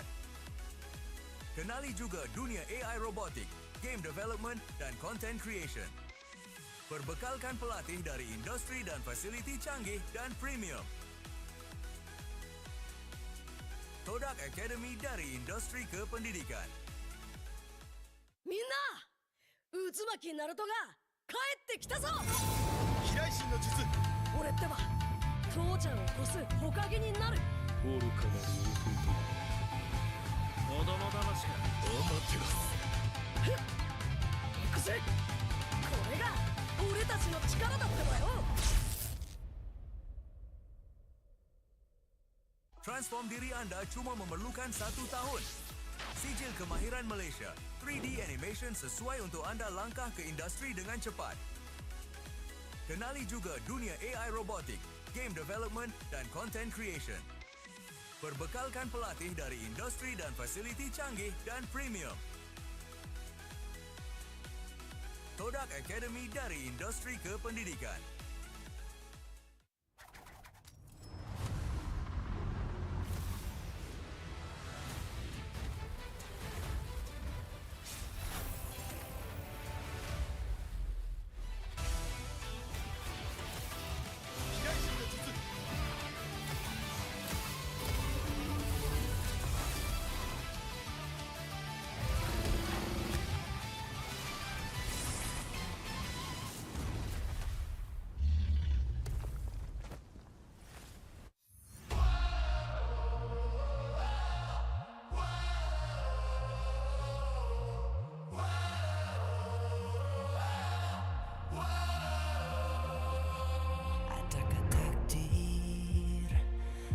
Ditelan air mata, selamanya ku takkan di bawah.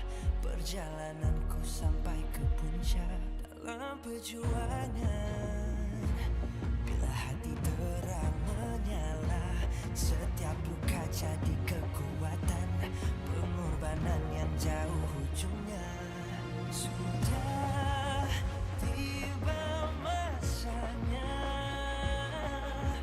melangkah takdir, jalan yang gentir ku tempuh.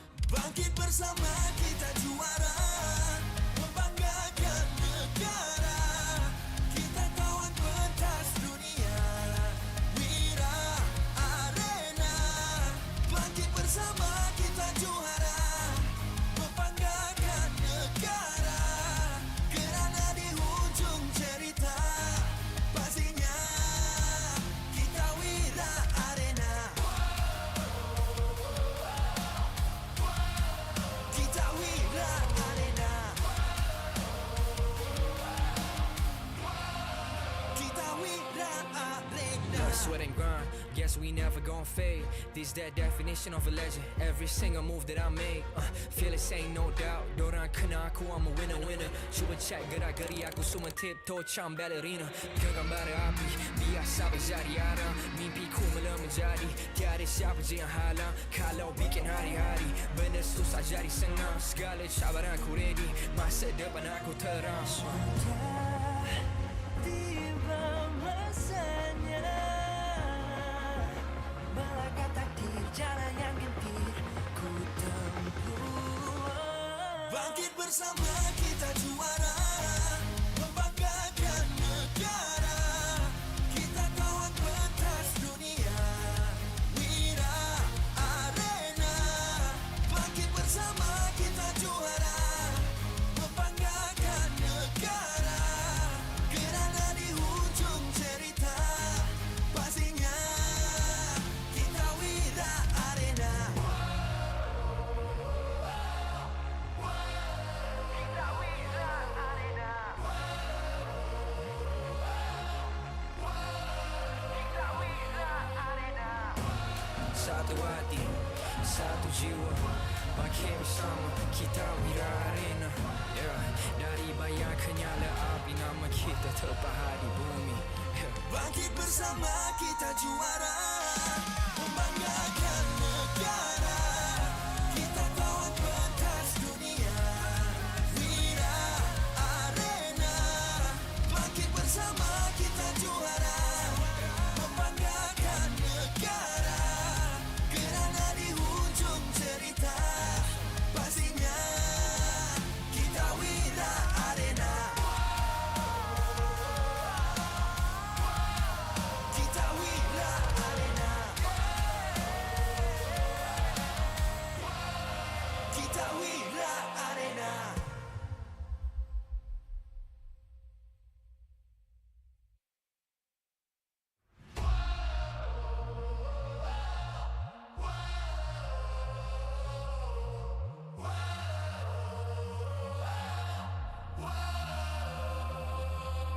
Adakah takdir lemas ditelan air mata? Selamanya ku takkan di bawah perjalananku sampai ke puncak. Dalam perjuangan, bila hati terang menyala, setiap luka jadi kekuatan. Pengorbanan yang jauh ujungnya. Sudah tiba masanya melangkah takdir, jalan yang gentir ku tempuh. Bangkit bersama kita juara. Membanggakan negara. Kita kawan pentas dunia. Wira Arena, bangkit bersama kita juara. Membanggakan negara, kerana di hujung cerita pastinya kita Wira Arena.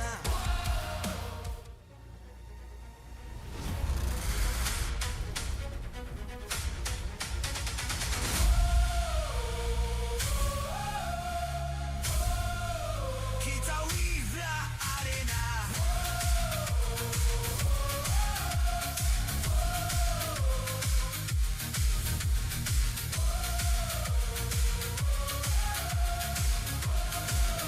Kita Wira Arena.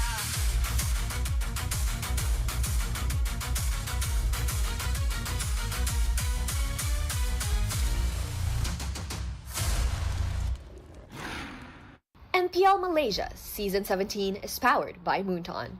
Presented by Celcom DG. Power up now with Celcom DG Prepaid 5G. Climb to mythical immortal with unlimited 5G power, uncapped hyperspeed, and endless entertainment. Celcom DG Prepaid 5G. Limitless. Made for Gen Now. Infinix Note 60 Pro. It's note what you think.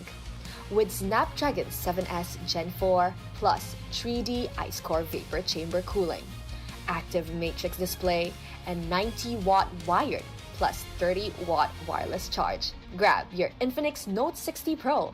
Available now at Infinix Official Store or TikTok Shop Infinix Malaysia. Official food delivery partner. Grab. Definitely focused when full. When people are hungry, they lose focus and they'll have bad aim or bad performance during game time. Hence, order from GrabFood to stay focused. Cultured by Todak. Todak Culture. Get MPL Malaysia's official merch at Todak's booth or buy online at store.todak.com. MPL Malaysia is now cultured by Todak. Official motorcycle partner, Yamaha. Official content partner, Media Prima. Official streaming partner, Tauntaun. Our strategic partner, Ferry. TNT Co. Obspot. Quill City Mall. Supported by KBS, ESI, Rakan Muda, MESF. In a world where MPL Malaysia, you have Malaysian teams, and yet we're about to see Indonesia going up against Singapore. Indonesia, Singapore. Boom, ba, boom, beam. Ladies and gentlemen, welcome to MPLMY Season 17 here in the French Partnership Program with me, LaFell, as well as Husky. And there you go, RRQ Tora going against Team Flash. The only way I could do it is this, but I don't think it's appropriate. I actually moved, but you didn't see me. The Flash. Did I get you? Sorry, delayed so long. That's why you need Cellcom Digi. You know? Exactly. That's why you need Cellcom Digi. And I need the Note 60 Pro. Yeah. Me and Gideon's already Note 30 Pro. Have you hit 30? Sorry, soon, but not. I think in a, Okay, soon you'll be Note 30 Pro. soon I'll be Note 30 Pro. Yes. Yeah. I'll hit Note 30 Pro. Most of these youngsters. In 2027, next year. Give me 2 more seasons. 2 more seasons, got it. What are we talking about again? Okay, momentum on the line. Who claims the 2-0 record for viewership? Arcutora. Yes, for real. I'm so kingdom right now. My favorite team, the Sasa, man. Dude, any team with Sasa, somebody just become cleaner. Speaking of clean, make sure you guys cleanly scan the QR code, and then y'all have a lot of gifts. Yes, a lot of gifts. You can claim a free skin, I believe. It's very easy to redeem. Just go to your profile icon in game, press settings, press redeem, and key in a code. It's sick. Okay, I want to read it out, but it's I mean, y'all can actually use your Infinix phone, the Infinix Note 60 Pro. It's Note. What you think? With Snapdragon 7S Gen 4 plus 3D Ice Core Vapor Chamber cooling, an active matrix display, and 90-watt wired and 30-watt wireless charge. You guys can grab your Infinix Note 60 Pro, available at Infinix official store or TikTok shop. I actually had a chance to check out the Note 60 Pro. Yeah. And it's great. I love it. I personally love the design that the phone brings, and I think the performance is also pretty good. Yeah, I'm living up a lot. I was using it when I was hosting. It was pretty nice. Read a lot of scripts on there. Yeah, pretty lightweight. Great frame rate as always. But I think You're a great frame rate. Wow, thank you. Marcel is good frame rate. Marcel is great. Actually, he's bad frame rate. He forces you to lag. He forces you to lag. That's true. He stops you. Well, we gotta talk about our Arcutora here, where despite a few individual misplays, RQ actually has maintained a very strong positioning and composure. And I believe when we're talking about positioning is their team fight positioning, right? Where Ruff has to be, where even Gary has to be, right? And role execution has been solid across the board. Yeah, I remember when I saw this roster. Yeah, with Sweet Yoshi, he's just like smirking. He is. I think one of my biggest, I wouldn't say doubts, but one of the biggest things I wanted to see from this roster in the beginning was how the Malaysian players are going to perform, right? Because we've seen it at their highs, but we've also seen moments where, they let it slip a little bit. And I gotta say, so far, I have been incredibly impressed with what Ruff, what Gary, what Kim had brought to the table. A very unlikely combination, but they do it so well. You know what that means? It's all downhill from here. But now we gotta look at here. Ruff has been consistently well protected to take on the carry role. His Granger was like, what, 11-0 and 1 or something? Yep. And moments of indiscipline and over-aggression remain a key concern because these players, well, at least the Malaysian players, alongside with Dyron actually, I don't know much about Super Yoshi, but the other 4 has been known to overextend. And I think that's the bulk of the work that Sasa has to make sure they don't do.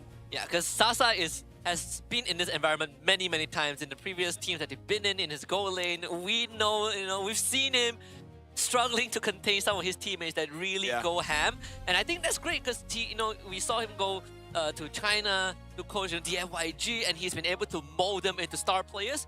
They are perfect for RQ. Tora. Now we got to talk about Flash here. We got to look at their critical report. Struggled to recover after a mistake. This was game number 1, where after a botch attempt at the turtle, they just could not recover.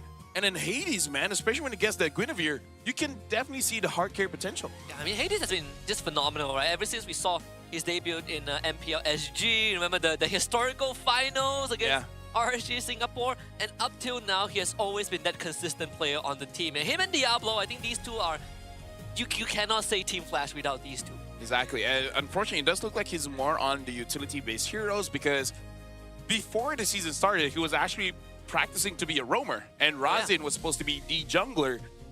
We don't know what happened in camp, but they decided to make the switch like, what, 3 days before the game?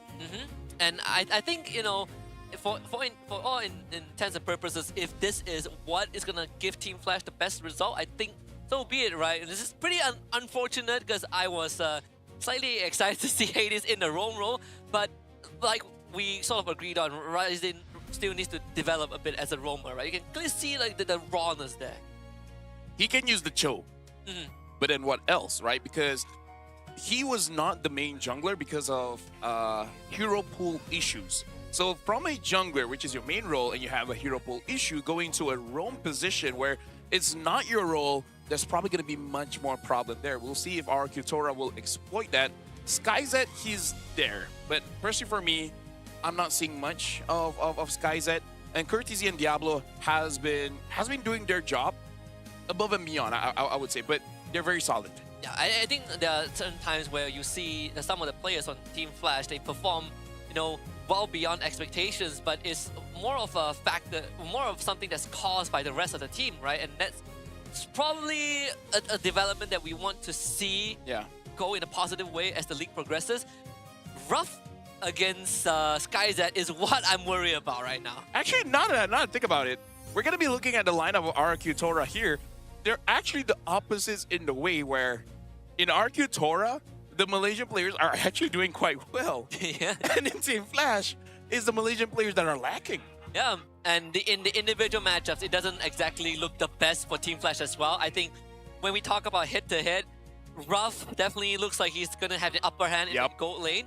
Gary against Hades is going to be interesting. Diablo and Dyron as well, that's also going to be a tight head-to-head. It's just the gold lane and the gold and roam that I'm worried about. I would say Kim is unmatched right now, right? Oh, yeah. In the league, it used to be Stormy and Izanami. I feel like Izanami has fallen off, and now Kim should be the one replacing his spot. Yeah, I mean, Kim has been solid like, through and throughout the seasons, even in seasons where he struggled, right? Like, he's been improving. But he's going up against, the likes of Kurt Teasy in that mid lane, who also has been solid throughout when he was with Team Flash. And maybe we are going to see a game where the mid laners are the biggest playmakers. Yeah, I'm interested to see if Team Flash finds a way to get a crazy hero on Kurt. But I think in MPL 1, you can't get away with that. You can't get away with the Fanny mid. You can't get away with the Marcus mid. I mean, you're trying to pull off crazy in a crazy region. It's pretty tough, but I would like to see him try though. I think that's what makes Team Flash so interesting as a team as well, right? The armor, a few seasons back then from Hades, Diablo with his classic Benedetta, and Kurt Teasy every now and then with his own pocket picks. This is sort of what makes the team special and maybe what they need to beat a team like RQ Tora. For now, I don't want RQ Tora to give Hades that win. And if they do give him that win, I'm very interested to see what kind of answer do they have? Because as of right now, it doesn't really seem like much. Because before this, the answer-ish is the Ruby, right? You jump in and then, make sure no one moves. But Ruby isn't really in the meta right now. Yeah, and Gwyn now has so much agency. Even in the roam role, we've seen players like Yums use her, and she just has so much impact. I think the crowd control itself is pretty deadly in a team fight. Well, we're going to be calling in the team here. And get ready to hear some RQ music because they are the home team. So let's bring them on stage.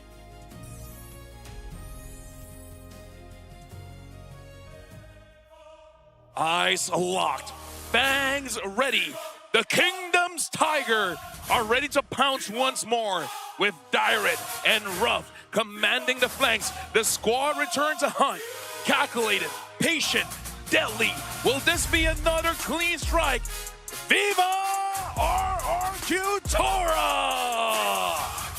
Aside from Dyron, the spotlight would definitely be on Ruff this time, following his outstanding performance the other day.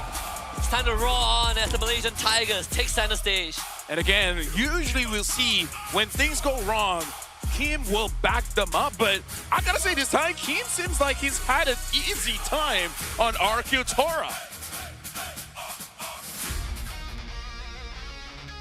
Vishum, Vashum, Fing, Fing, Bam, Boom! Backed by seasoned veterans, they display experience, composure, and strategic brilliance in their last match to complete an epic comeback. Now, with another formidable opponent in their path, can they outgrind the competition? Get ready, ladies and gentlemen. Blink and you'll miss them. It is Team Flash! Didn't expect that one, but I do appreciate it. Team Flash, I like that whenever they are having a rough time, which they might, going up against RQ Tora, I want to see how they get back, especially because they've been in international before, and it is helped by their coaching staff here. But we got to introduce RRQ Tora Sasa as the head coach, alongside with Coach Ling as assistant coach, and for Flash, it's Coach Nobody with Ranse as the assistant coach. This star-studded roster of RQ Tora sort of got overwhelmed by what we saw from AC, but I gotta say RQ Tora is one to watch out for with the Kage at the helm as the teams go for one last fist bump before they get ready to hop into the land of Dawn. The odds seem to favor RQ Tora by general consensus, but I myself am a sucker for an underdog story, so Team Flash gotta show us something today. Yeah, in terms of something, I do want to see if they have something else other than a Moskov Benedetta, right? Because I really feel like Benedetta, there are other options, so I feel like Diablo is fine. But SkyZ only really has prowess on that Moskov. The other one should be the Claude, because it really does look like they just want to split the map. I really just want to see SkyZ, because he used to be the standout player from previous season, doing amazing things with the Granger. So I want to see him really step up, because going up against Ruff, it's not going to be a smooth time. I think the biggest difference, at least when we take references from previous seasons, is that if we have to go down to the fighter meta, you can bet that Ruff is a lot more comfortable on that. At least that was sort of what became the bane of SkyZ with Team Untitled last season, where the fighter meta took over and he just wasn't really able to adapt to it fast enough. Hopefully that is something that they have worked on in the off-season, because I gotta say, this is one of the more lopsided goal lane matchups on paper. And I want to see, you know, if Coach Nobody has prepared Team Flash for this, because their competitive calendar isn't exactly the smoothest in the opening, I think, 2 to 3 weeks. They have some pretty rough games coming up after this. So right now, in terms of what kind of draft we're gonna look at, we gotta talk with Diablo first, where Diablo's mission, he said that Dyron is a skilled player, but I hope I can adapt to his playstyle and manage him in lane. That's also my goal when facing other EXP laners. I want to make them feel uncomfortable in lane. And I gotta say, yesterday he did just that, going up against Momo. Even Momo's heart rate spiked so high. I do wonder if he can do the same to Dyron. Yeah, because Dyron is a player that gets excited very easily, but also because he has that eye for opportunity to make those big plays. That's sort of what we saw when they went up against Team Ray. Although I would say the bar was pretty low in that series, but at the end of the day, look at Diablo's career record so far, right? His discography in MPL. He also has times where he has some pretty interesting gacha picks in the XP lane. Yeah, the thing is, during MSC 4 years ago, 3 or 4 years ago, he brought out the Badang. Yes. And started to become a problem for Fanny, which Fanny was a problem during that time. And then move forward, MSC in Riyadh, the first in the EWC, bring out the Benedetta and stomped a lot of people with it. This is the crazy thing, because people keep saying Singapore as a region, not that great. Diablo coming in from Singapore, and he faces off against international EXP laners. And he doesn't just hold his own. Sometimes he just straight up wins. Yeah, I mean, I think for, he's real talent. He is. I mean, even for Singaporean players, even though, you know, you look at just the population, maybe they don't have as much stars as other regions, but they have some very standout players, right? Like, you put Diablo aside. Remember JPL? That guy is a monster of a roamer. Even though he doesn't talk much, pretty stoic, you put him in the captain role, he is one of the reasons why some of the earlier versions of Singaporean teams have such great records, right? So we have some superstars behind the scenes. Diablo is just one of the few who have stuck around till now. Yeah. Honestly, it is quite a testament that really not a lot of people can challenge him in the EXP.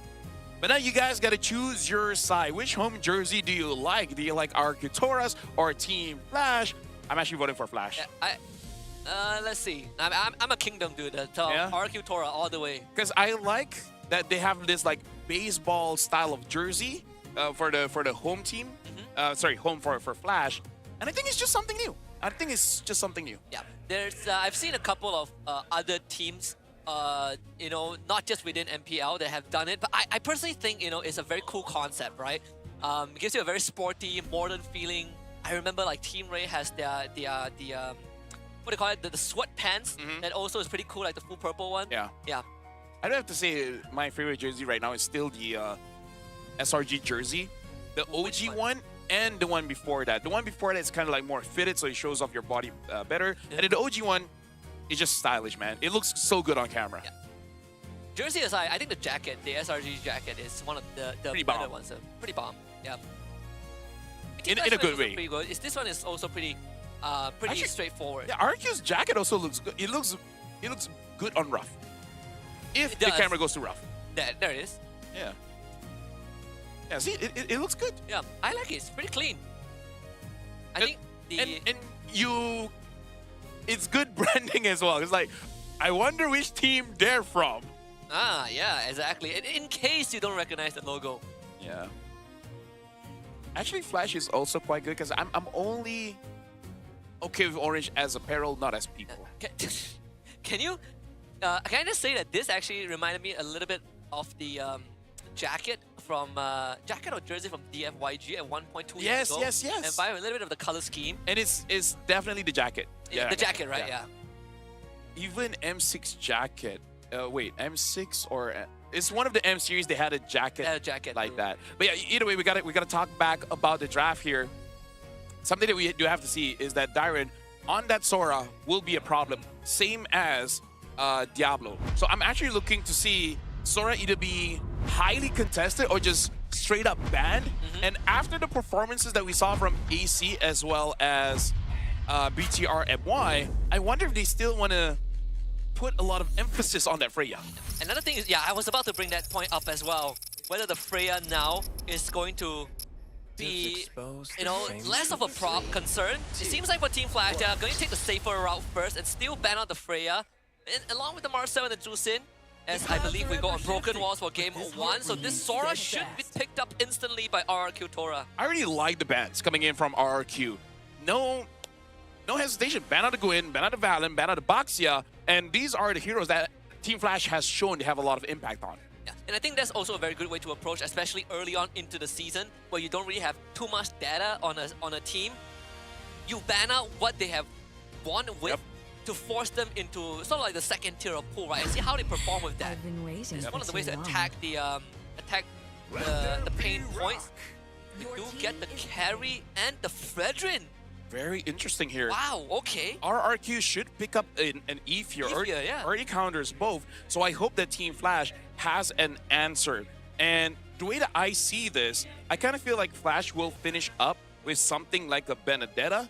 Yep. But I wonder if we can delay that just a little bit. I think Eve Granger would be okay as well, right? Like high artillery, big burst damage, unlimited scaling. If you want to take the roam, I mean, you can give Super Yoshi his roam. The Cho is always there up on the table. I don't know, I think that Benedetta, there's a chance that RQ just bans it in the second phase. Yep, I do agree. If not, it can go for the boring round and just pick up a Uranus. But yeah, there we go. The Eve does get picked up alongside with the Cho. Oh, we're on point so far. We're good on the good teams. More predictable. More predictable, yeah.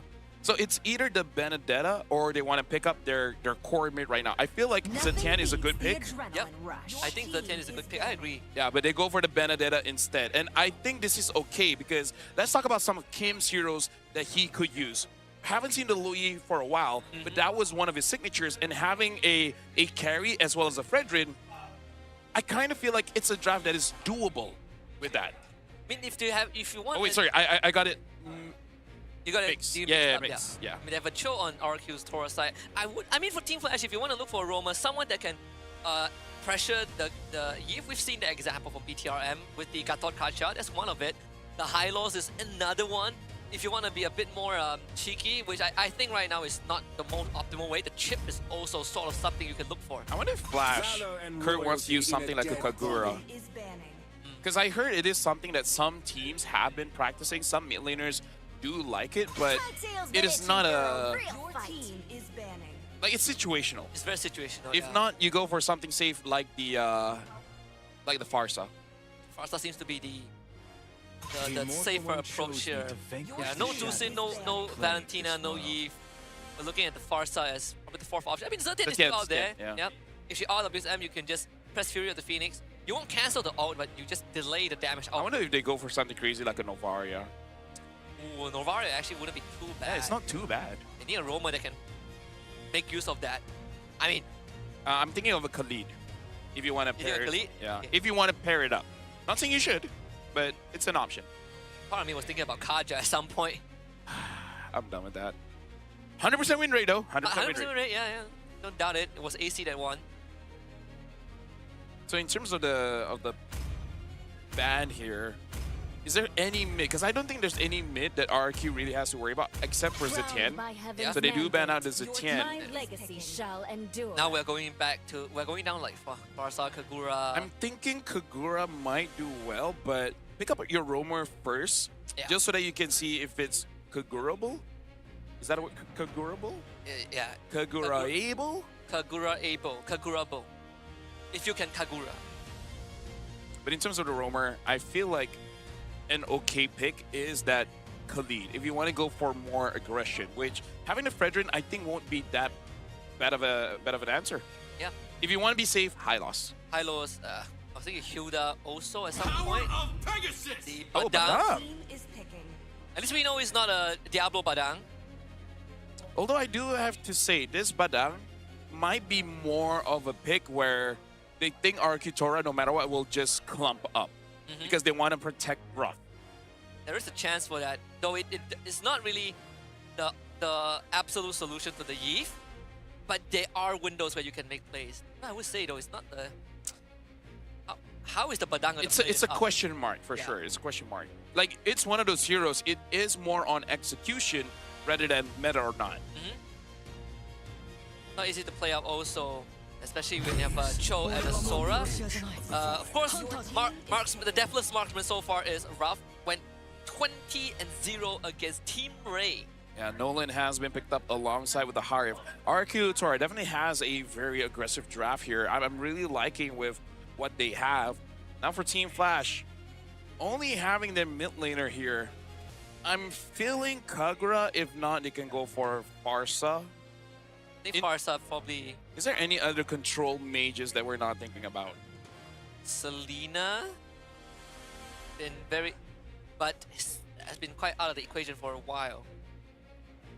What if they go crazy for something like a Valir? Valir, Kadita,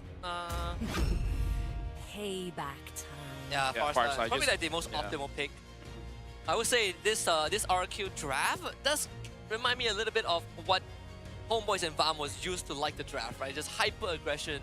Yeah, maybe it's the Malaysian in me. I prefer Arcutora's draft because it's kind of by the book. It's nothing too crazy, but it's still kind of sexy. When we look at Team Flash, this is very just Team Flash, right? This is their kind of DNA where they create their own meta. It's just a Flash meta, you know? Yeah, it's good to see like some of the you know, parts of what makes them Team Flash, what makes them so special is still in them. I mean, Sasa giving Arcutora the permission to literally go ham on the draft is pretty exciting. You know, Ruff having the Purify, but everyone else is just flickers all the way. Of course, we get the classic Diablo Benedetta. Let's hop into the ladder down for Broken Walls in game 1 between Arcutora and Team Flash. Arcutora, blue side, Team Flash on red side. I really want to see how Skyza is going to execute on this carry because we just saw that matchup.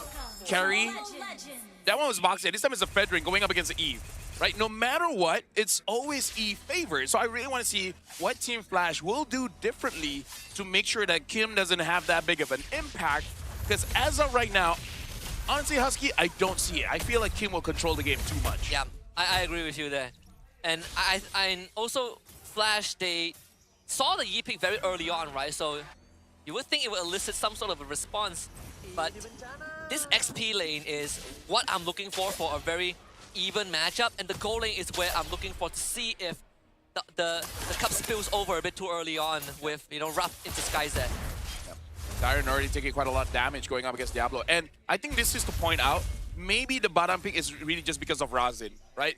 It's a new role. He doesn't know, he hasn't practiced a lot of hero with it, so might as well just use something that he has the mechanics on. That's one way to go about it, but you can see the amount of pressure that he is forced to absorb, right? Can't really do much into the show, and every time you walk out, you either get kicked by the show, you are trying to figure out if he's going to shunpo your crowd control, and then you have to take some blast from Kim as well. You know what? Do need to give Hades space too, like plenty of pressure. Hades been doing a pretty good job in mitigating that. Talk about the lane priority right now for Team Flash. Yeah, right now for Team Flash, I think what they really want to go for is fight for the objective. And seeing as how Diablo has actually won lane quite hard in the EXP, they should try to capitalize on this, but I just don't know how, right? Because you gotta avoid the RWM, and you have to get a crucial kill to deter our Kutora from fighting back, and then you get a turtle. Like, there's a few steps you gotta do. Yep, that's actually great. Get Diablo to level 4. Hades stole the XP crab slightly earlier on, but Gary still has the XP advantage. Super Yoshi goes in, finds a knockup, and Diablo is already pretty low. RWM as a follow-up. It's all about getting the objective. Arcutora doing it by the boat. Yeah. This is the problem with the draft of Team Flash. They have a step-by-step process where Arcutora, they can literally just start. They don't really have to think too much. Curtizi doesn't even have level 4 at that point, so they could not fight back.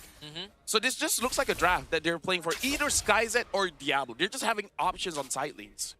We saw Curtizi go to the XP lane to help Diablo clear the way, but unfortunately, there's only enough for Diablo to hit 4. And Kim, meanwhile, get a free clear on the middle lane. That RWM could have made so much of a difference. Dyron didn't even have to expand his ultimate to make any sort of play. I think that's one of the most, one of the cleanest way to approach this early game. Uh-oh. Oh, right now, Dyron is moving quite far ahead. Diablo tries to fight back. First blood for Dyron, and he fights back. Now, that's the kind of EXP exchange we wanted to see. Okay, I can respect that. Both XP laners going blow for blow. Obviously, slightly better for Dyron, who got the first blood go, but man, Diablo wasn't going down without a fight. And this is and Diablo even gave us a quote that he knows Dyron is strong. He wants to match against him, and that's how you start the engage, by killing each other. Sky is gonna come under so much pressure. Super Yoshi flicker kick, and that is an explosion on the Razin. The play is gonna be chilled through by Ruff. Some extra gold Curtizi brought in as reinforcement. You can see kind of the pain point there. Arcutora having Super Yoshi just wandering around with the Cho is starting to create a lot of that pressure point on Team Flash. I hope I'm not gonna jinx it, but RQ fans, the Kingdom, they're looking pretty good here, at least here in Malaysia. Sasa was able to get a good draft, and Arcutora has been very disciplined in terms of when they want to go aggressive on everyone's positioning, because no one is really putting themselves in the spot where they can really get caught by anyone from Team Flash. While they commit the electro final blow just to speed up the take of this turtle, they will be able to get it, but Razin might be sacrificed in the meantime. He flickers away to safety. Super Yoshi not able to catch up, and Team Flash manages a clean disengage. And maybe that's why they Team Flash. They gotta make sure that they're decisive. Say what you want, and then just commit everything. And fingers crossed, no one comes and steals it away. If they lost that turret just now, it would be so sad. Though, doesn't solve any problem in the bottom lane with Super Yoshi just constantly hovering around in enemy territory. They don't really have a way to flush him out or punish him at this point of time. I'm really liking Team Flash's macro because they're really using whatever they have to make sure it doesn't matter winning or losing matchup, they don't lose by much here. Because they understand, oh, SkyZ has to figure out, is safe. Super Yoshi didn't even have to flicker, but SkyZ still down to artillery fire from Kim. Teams need to respect Eve, man. Yeah, I mean, Razin so far hasn't been able to make any impact, and he's being pulled around by Team Flash. I don't even know if he wants to stay there though. He has to completely back off, and that's gonna be a free turret for Ruff. Diablo and Hades trying to find Dyron. Comes in, Dyron looks for a counter engage. The taunt is there, and there's no takedown. Yep. Right now, Arcutora is looking very good, and it really is come down from draft. Okay, that's gonna be flicker out. Dyron really wasting a lot of time. Super Yoshi, Jingundo, there's a kick on the Diablo. Hades, they're trying to save his buddy right there. Super Yoshi not able to get the chase in, and Team Flash backs off. Honestly, pretty good coming in from both teams, and Super Yoshi is showing why having a roamer, a dedicated roamer, is so important to a team. Yeah, and having someone that can make these kind of plays, right? When you get the lead, you keep pushing the envelope. Third turtle will be spawning in the bottom side. I mean, Hades is still keeping up in terms of experience. That's a good thing for Team Flash, right? You'd expect Nolan to be slightly ahead, but I'm not really sure if this is a place for Hades to be in with Super Yoshi around. No turtle for Team Flash. I want to go back into draft because only now I'm really seeing it. The reason why Super Yoshi picked up this Cho early is to deny it from Razin. Because again, Razin only did well with the Cho, nothing else so far. So maybe Team Flash in game number 2, you know, win or lose, they gotta restructure their priorities here. Yep.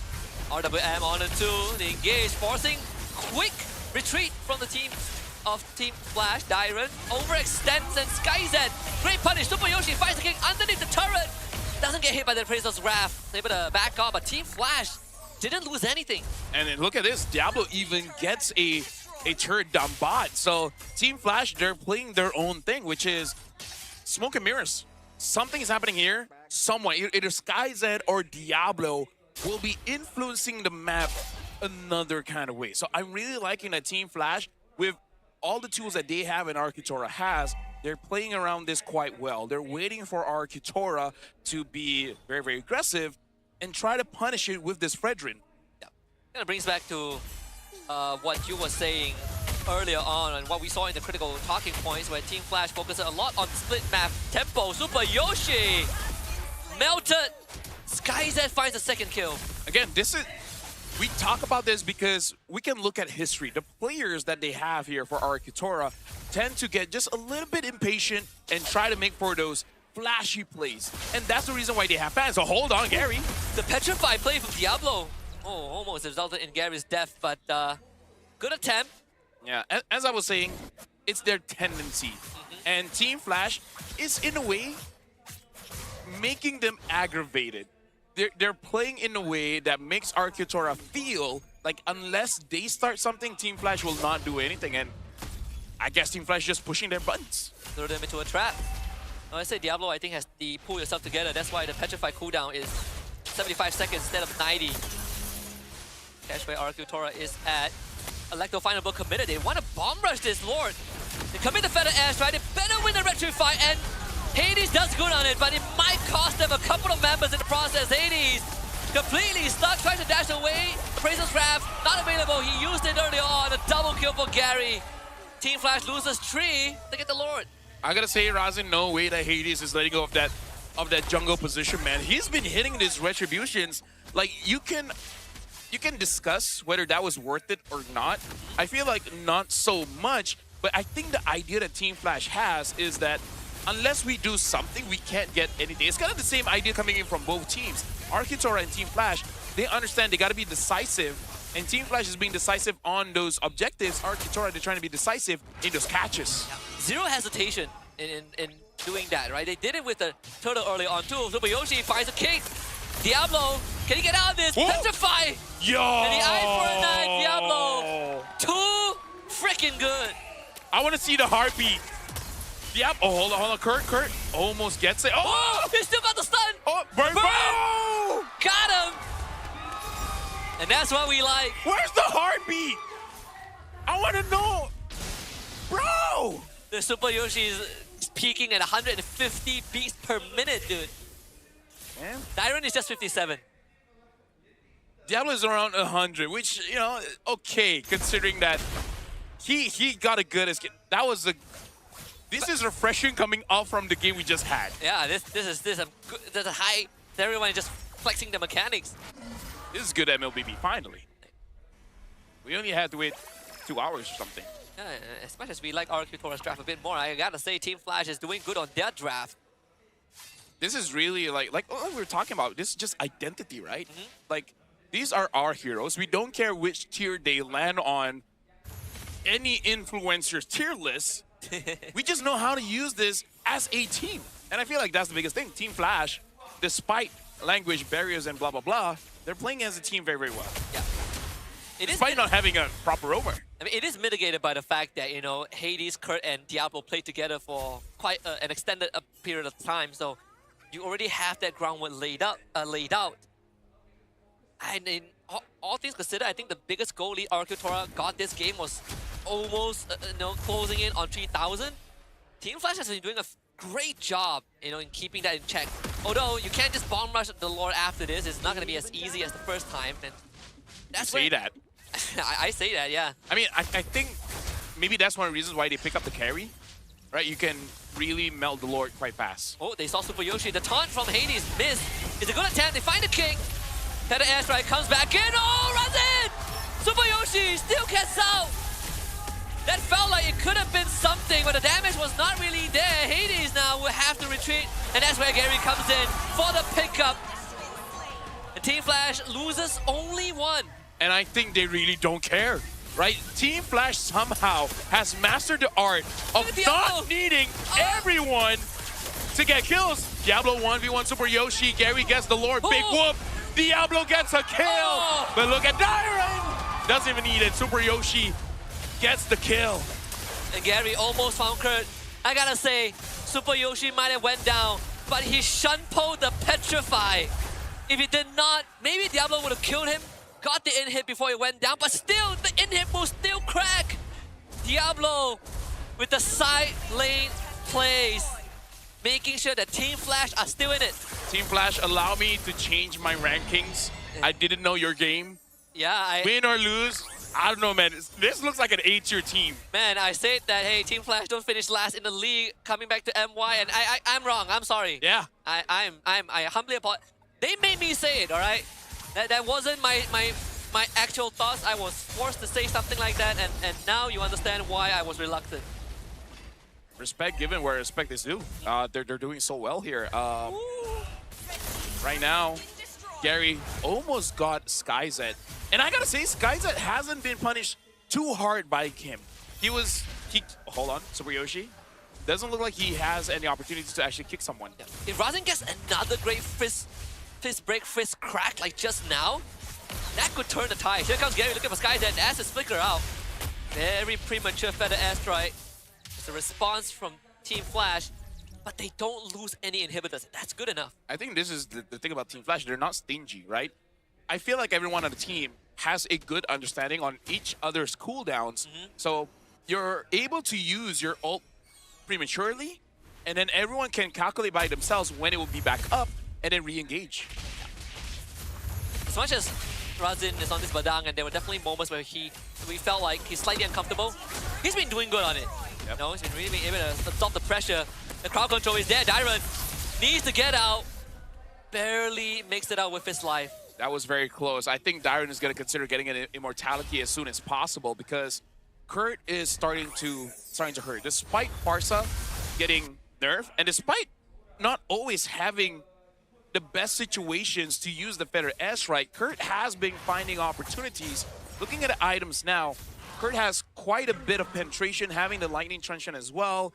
Final item in terms of damage, I don't know whether he wants to be more safe with the Blood Wings or just go balls to the wall, get a Holy Crystal.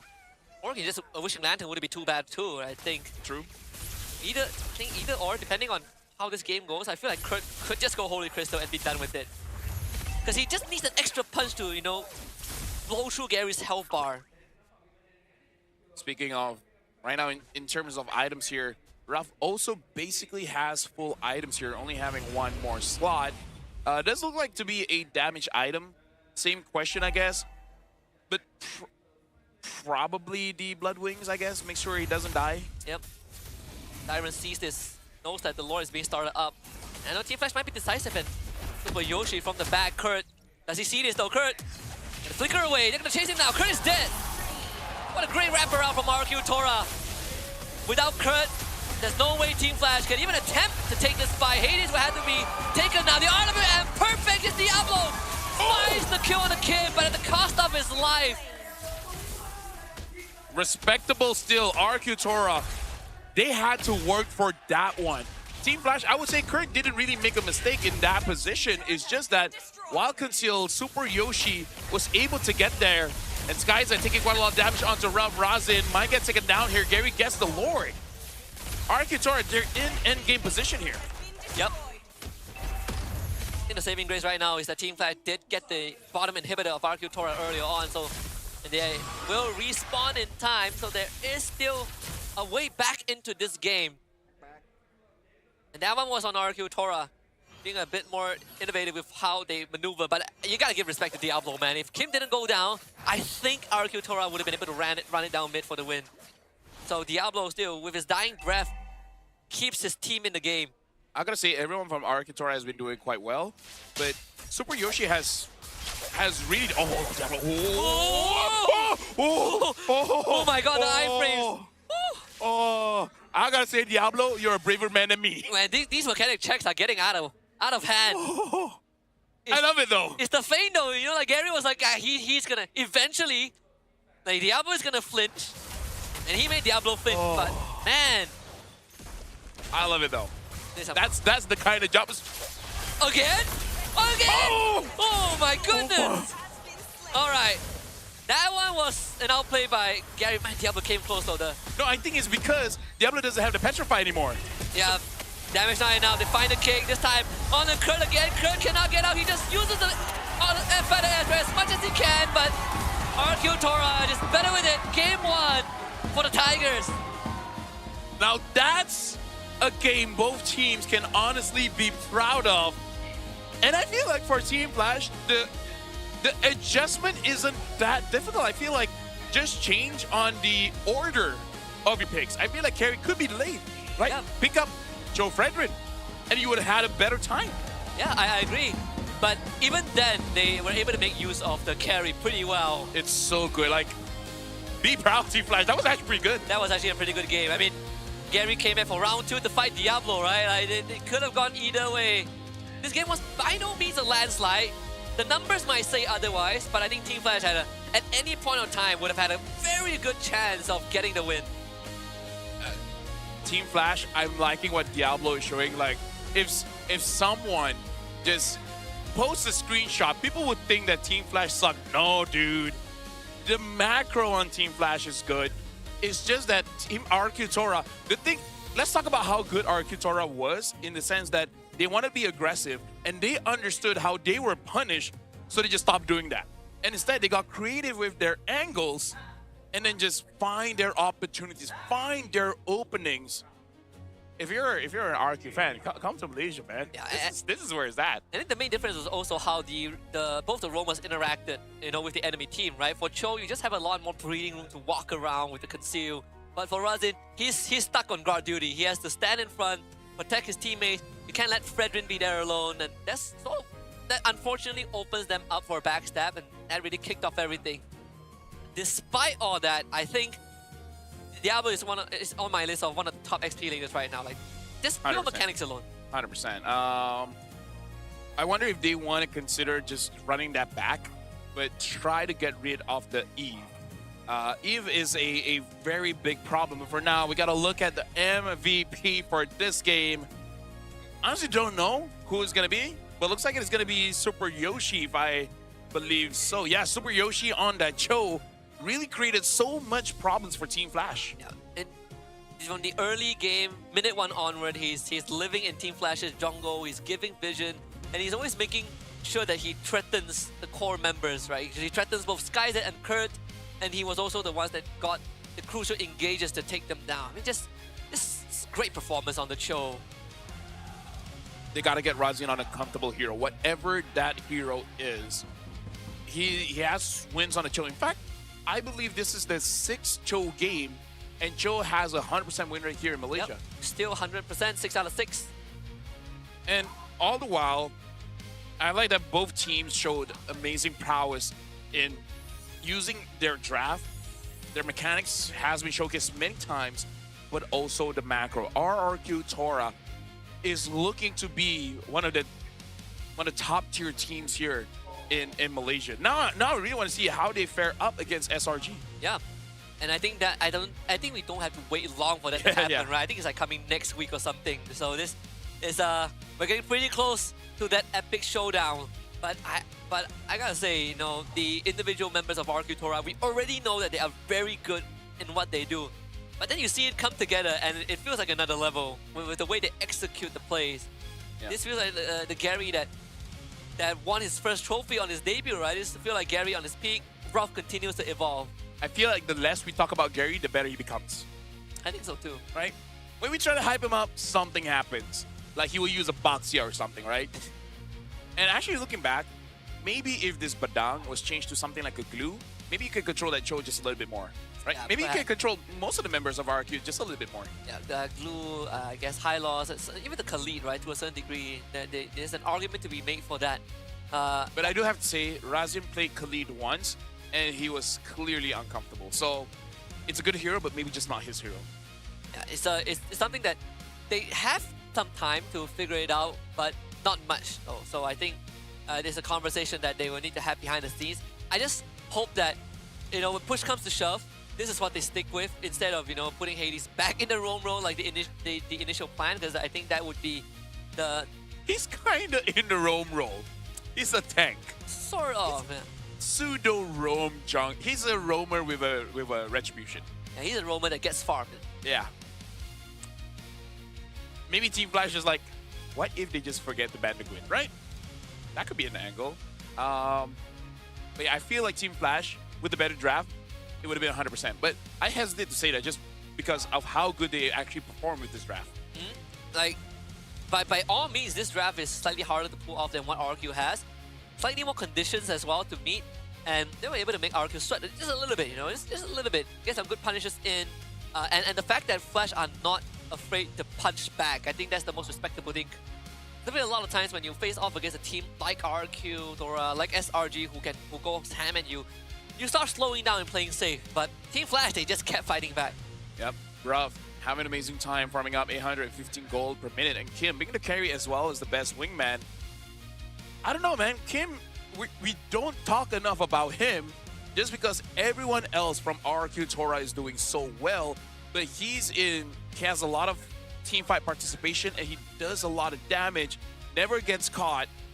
Kim is rising this season to potentially rival Stormy in the mid lane. The only time he went down was because Diablo decided to just full send it, right? And even then, it was a one-for-one trade. And then his RWMs have been perfect. He's been catching, not just multiple targets, but crucial targets. He keeps catching SkyZ, he keeps catching Kurt TZ, and when the team fight isn't happening, he's just blasting away at Razin. And Ruff continues the unkillable streak. I believe he did not die this game. I don't think so either. I think he was deathless. But this one, what a good way. What a way to start the game. What a way for a first blood. Yeah, what a way for first blood to happen.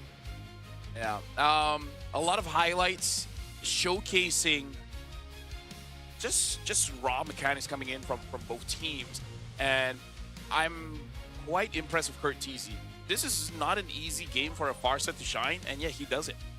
And I would say that, no, this isn't one of those mindless games where people just rely on raw mechanics, right? It's also how they fight these team fights. I think it's very calculated in how Dyron always finds the right target with his flicker, but also how Team Flash responds with Diablo, how Team Flash responds with Hades in the front line.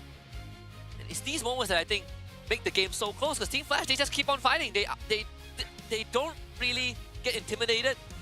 This felt like it could have gone slightly better for Team Flash, but even then, Diablo was making plays. Skyza was the one that canceled out the RWM just because he dealt way too much damage. So it's kind of like, I will fight you, but I will fight you so hard that you will flinch first. Yeah. And then we saw the exact same thing happen between Gary and Diablo. I mean, this was a heroic move from Diablo. The game would have ended there if Kim survived. Yeah. His vendetta has to be respected, but at the same time, I don't think they can really bat it out. I'm really looking forward to see how Team Flash adapts to this one after seeing how they adapted yesterday, right? After an abysmal run in game number 1, game 2 and 3 was phenomenal. So game number 1 is already looking pretty good. I'm looking forward to how they change it up. I mean, I'm looking at Team Flash players; they're all smiling. Maybe it's they're just downloading, getting the intel in, figuring out what makes RQ Tora tick, and I think they've gotten a good glimpse of, got a view of how RQ Tora operates, and RQ Tora just good with the reset. And now it's down to Team Flash again. How do you push the button? I want to say it. I don't want to see RQ Tora going too creative. I feel like they have very good fundamentals at this point. They understand how to play the meta. Just keep on going on. Don't try to do some kind of cheese to do Team Flash. That's what I want to see. I think they're in good hands. I don't think Sasa... Sasa's not the type. Yeah, Sasa is not the type that allows him to do all the shenanigans. Yeah, and looks like we will be having an interview, and I believe it will be Poji talking to Adamir from Team Flash. So let's get some insight from Adamir about what he thinks about this game against Arkitora. Terima kasih, Caster. Anda kembali bersama saya, Poji, untuk Courtside Reporting. Dan bersama saya sekarang adalah satu figura yang besar di dalam industri Mobile Legends tu. Kita ada Adamir. Hello. Okay, how are you, Adamir? I'm good today. I'm fortunate for the first toss. I hope we can bounce back. Alright, Adamir. First and foremost, you have gone from a player to a coach, and currently you are as a general manager for Team Flash. So, could you tell us more about your role for Team Flash? I think for my role, it's a lot of operational stuff and also making sure that we have the proper competitiveness coming into Malaysia. We want to prove that Flash is also a good organization that it will be able to compete at the highest levels. I see. But also, in my understanding, you have quite known a lot about your player, the trio currently, the trio of Team Flash. And are you still involved in game thing in any sort of way to improve their gameplay or their in-game comp and everything? I think to be involved in game is mainly talking with the two new coaches and sharing with them my experiences with Diablo, Hades and Khaleesi back when they were playing in Singapore. I think it helped to actually speed things up a lot for the coaches to understand the players more, and it helps us to actually perform better. Because you have that kind of chemistry with them, right? Yeah. Alright. But then again, what is the biggest changes actually from player to coach? And then from now, transitioning into the general manager, is there a lot of adjustment for yourself?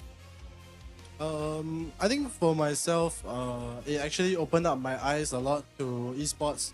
I got to see things from a different perspective and really understand the bigger picture and how everything falls into place.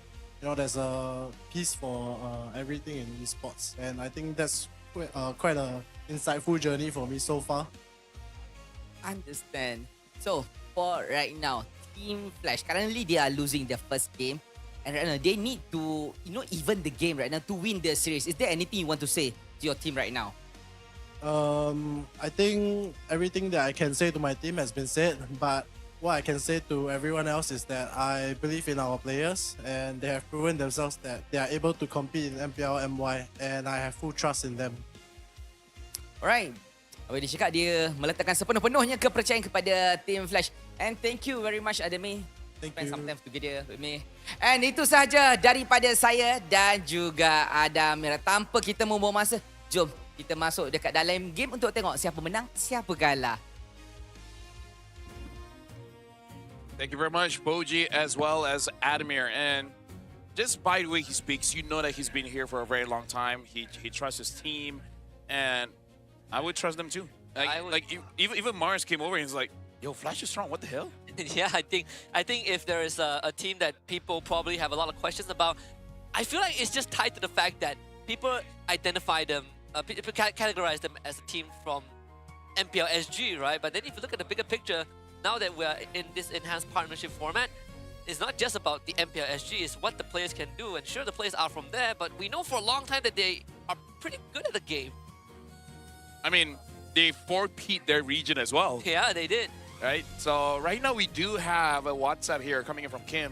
Arkitora looked like they were having a lot of fun in the last match. How do you develop your team synergy? And he said when we first scrimmed together online, it was a disaster. Oh, that's interesting.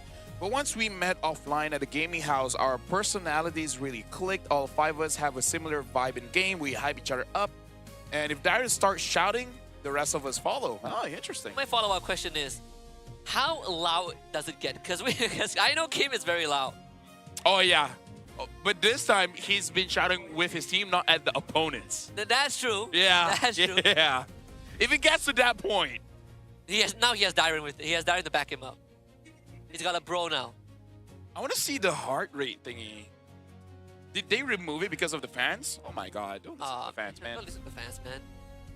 Probably not, probably not. Just for that one. Just for that. Sometimes y'all right. But this one, we want to see the heartbeat. Yeah. we fulfilled the request of having the heartbeat and the KDA. Yeah. And then some people say they can't see the KDA. I don't know. At that point, I don't think it's the overlay problem. I think you need to see a, what do you call it? The eye doctor. Yeah. Optometrist, yes. Eye doctor. I can't blame you for that one. I don't remember that one as well. There's a gynecologist. But there's a guy one. I can't remember what the guy one is called. That's why it's called gynecologist. Isn't that one for females? No. Yes, it is. Okay, never mind. What you were saying is a male gynecologist, so I guess it's called gynecologist. You know what? I will move on from that one. I get the joke, but we Okay. have to move on. Right? Team Flash, first pick here, bans out the Marcel. Nice to see fans here even saying, come on, Flash. RQ Tora bans out the Freya, and I'm guessing they're going to be banning out the Guinevere. What other thing did they ban earlier? I think they banned the Lucin too. Was it them or it was Flash, but I feel like RQ should ban the Jushin. Welcome to Guok's Castle, tiny All right. friend. Interesting. The Croc ban. I agree, very strong ban. But this means they're letting something go. I'm thinking Sora, I'm thinking Valen, I'm thinking the Jushin. Jushin gets banned, so we have to see whether the Gwyn gets banned. And also, even if it's not banned, is it forspicable by Flash? I would say yes, but we'll see. The Kalea still open. And what else? I think Kalia has been dropping a little bit. It's kind of like you got to put other pieces, and Kalia is the one to complete it. You know. I think Sora definitely is now the top commodity. Yep. Even in the previous Kaizoku, Oni, Orewanar, you know? What? Kaizoku, Oni, Orewanar. I will be the Pirate King. Oh. Yeah. Season 2 of his show will be in a few more days. I'm ashamed to say I've not watched a single episode of that. Dude, One Piece is just one season.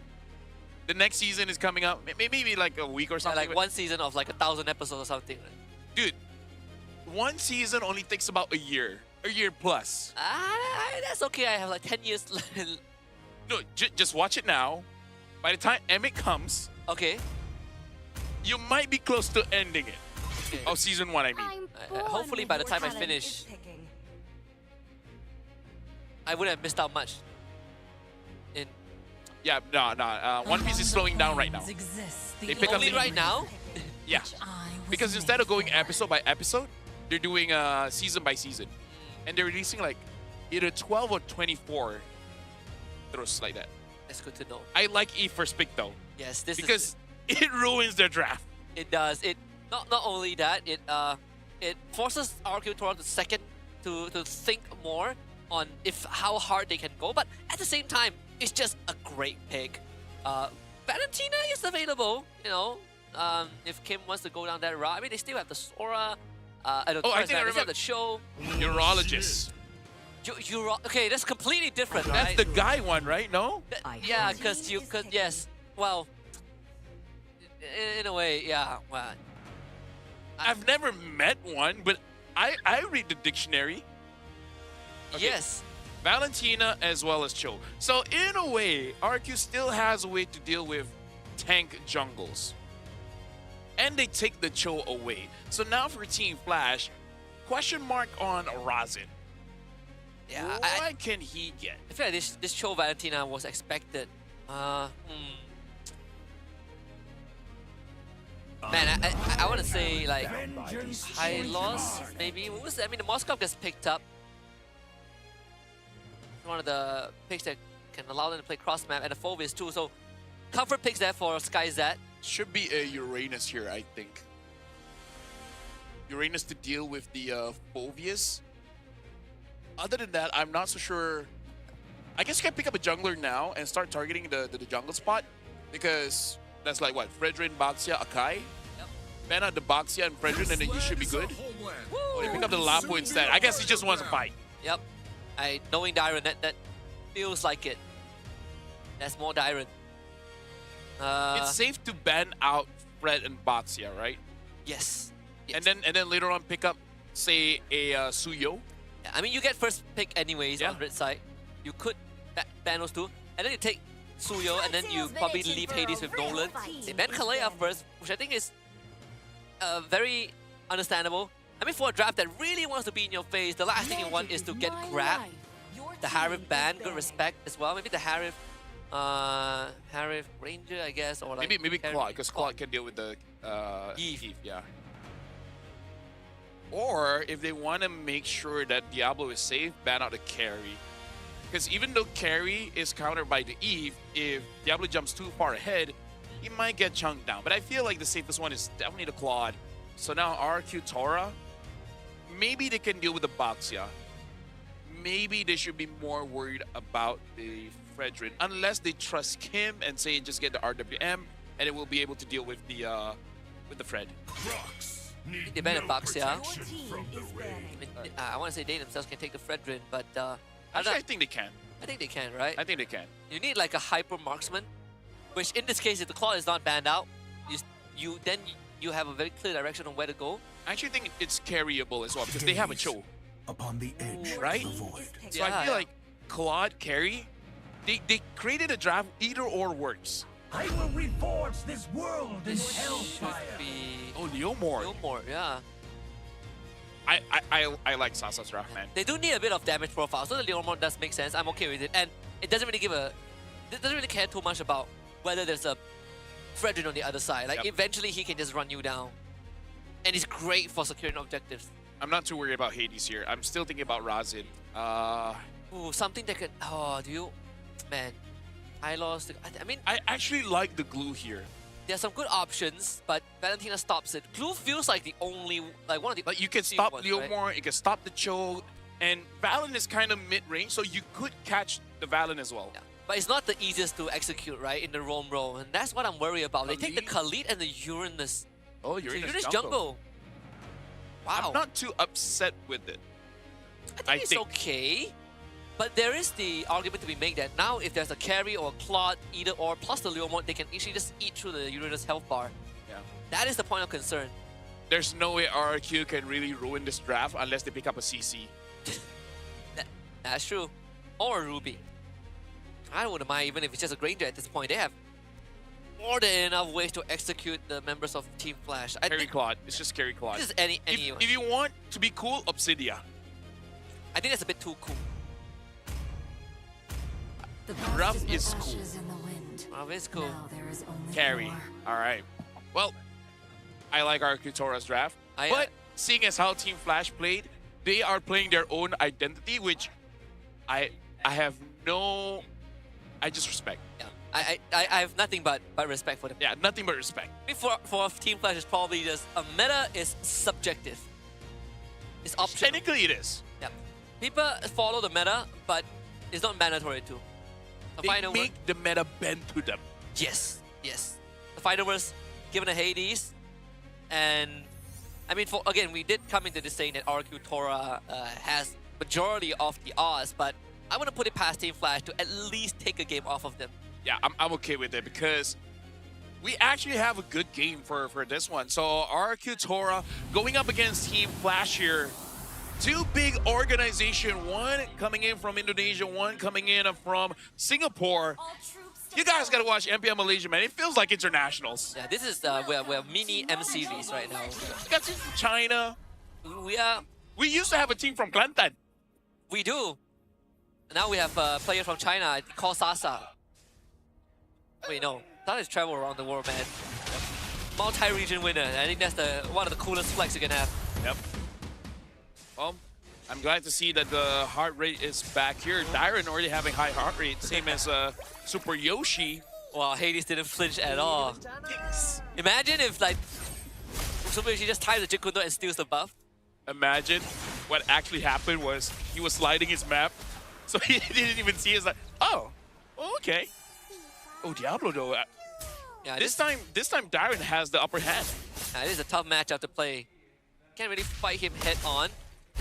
I think the passive management from Dyron was also great, was also good. Oh my, I mean the timing from Super Yoshi's Jikundo has been immaculate. Yep. A lot of times you don't really get out of these situations because it requires such precise timing. And then you have Super Yoshi that just keeps on hitting it. Right now, I wonder if Diablo will go for a War Axe, because I kind of feel like in this game, he kind of has to, because no matter what defense you have, it's not going to be enough against Ruff. So might as well deal more damage and hopefully you recover from there, especially because he does have the Festival of Blood. So I wonder if he does want to go for that. Yeah. His team doesn't do too much damage anyways, right? Yeah, if you want to fight in the early game, you want to get make sure that the early phases of the game, you have a bit more damage output on top of the Yves. I think War Axe is a good choice because everyone else, they don't really have that, the numbers at least. Yeah. They're not super bursty. Dyron jumps in. Same with Gary. Tries to get out to Hades. Hades is not 4 yet, but was able to get away just in time. Now he's his level 4, has his ultimate to work with. Diablo! They go in, back onto Gary. Gary gets jumped on, but dashes away. Hades now into it, and Diablo gets the bonk. Post back on the 2. Razin on the Kim. RQ Tora disengaged. That was so good. I don't know how Hades was not level 4 just yet.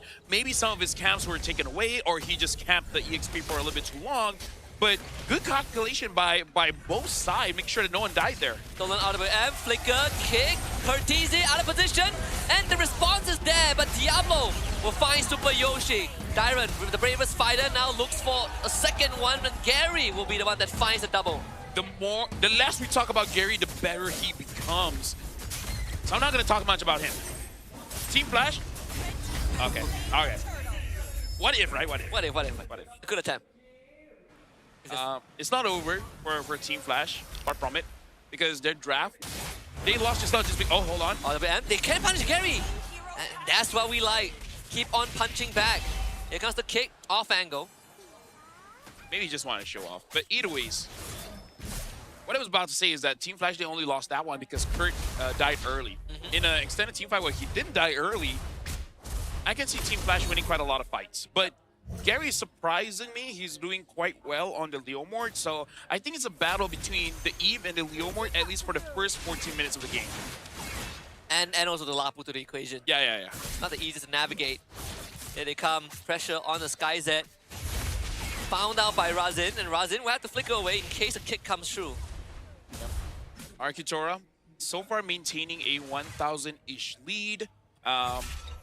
Hades, looking at it's only level 6, so he was able to catch up with Gary, not losing by too much. But Dyron, level 7, Diablo just about to hit level 6. Wow. So it does look like Arcutora, they're winning through this EXP lane.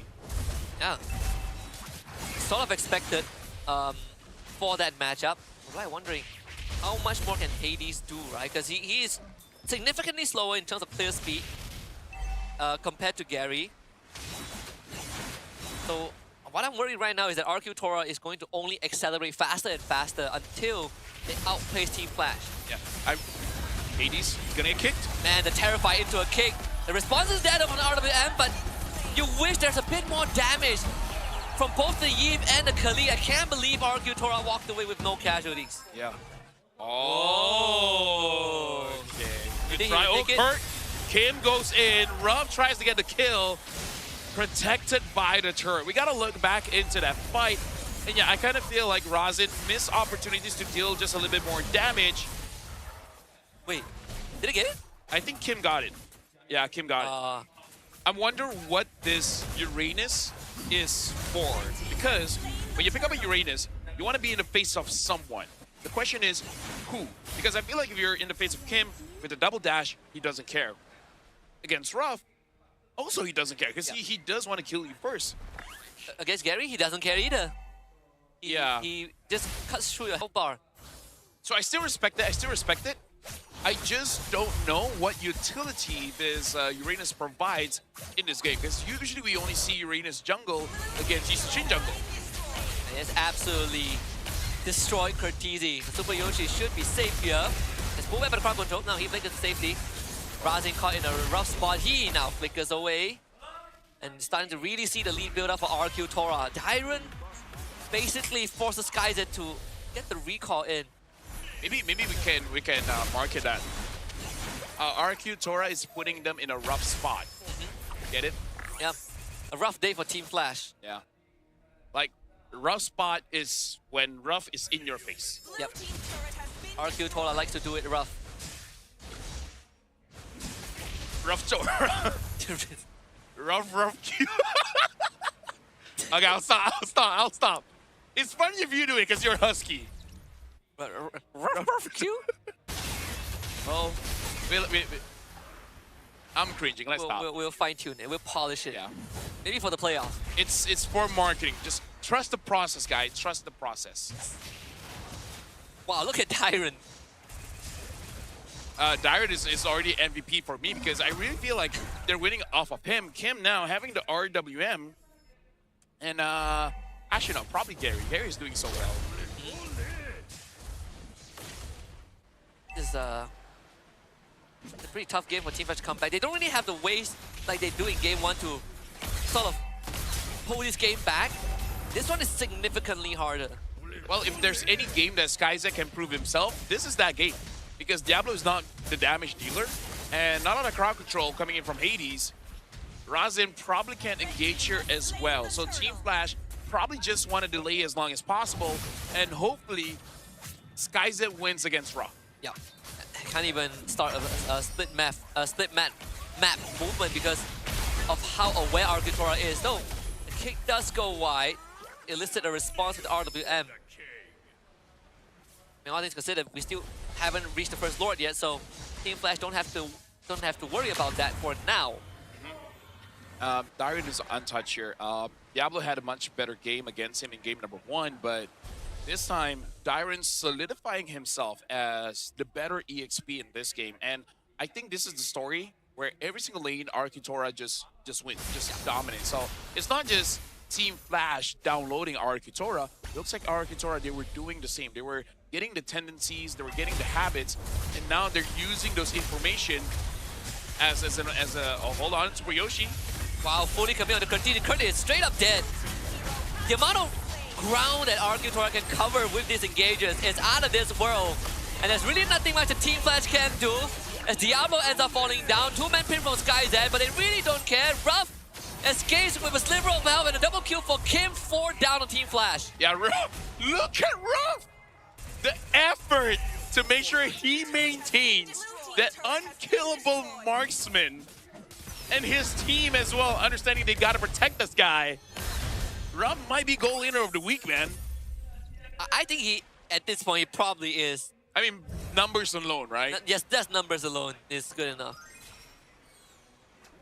Wow, it's a good setup for the match against SRG in the very, very near future.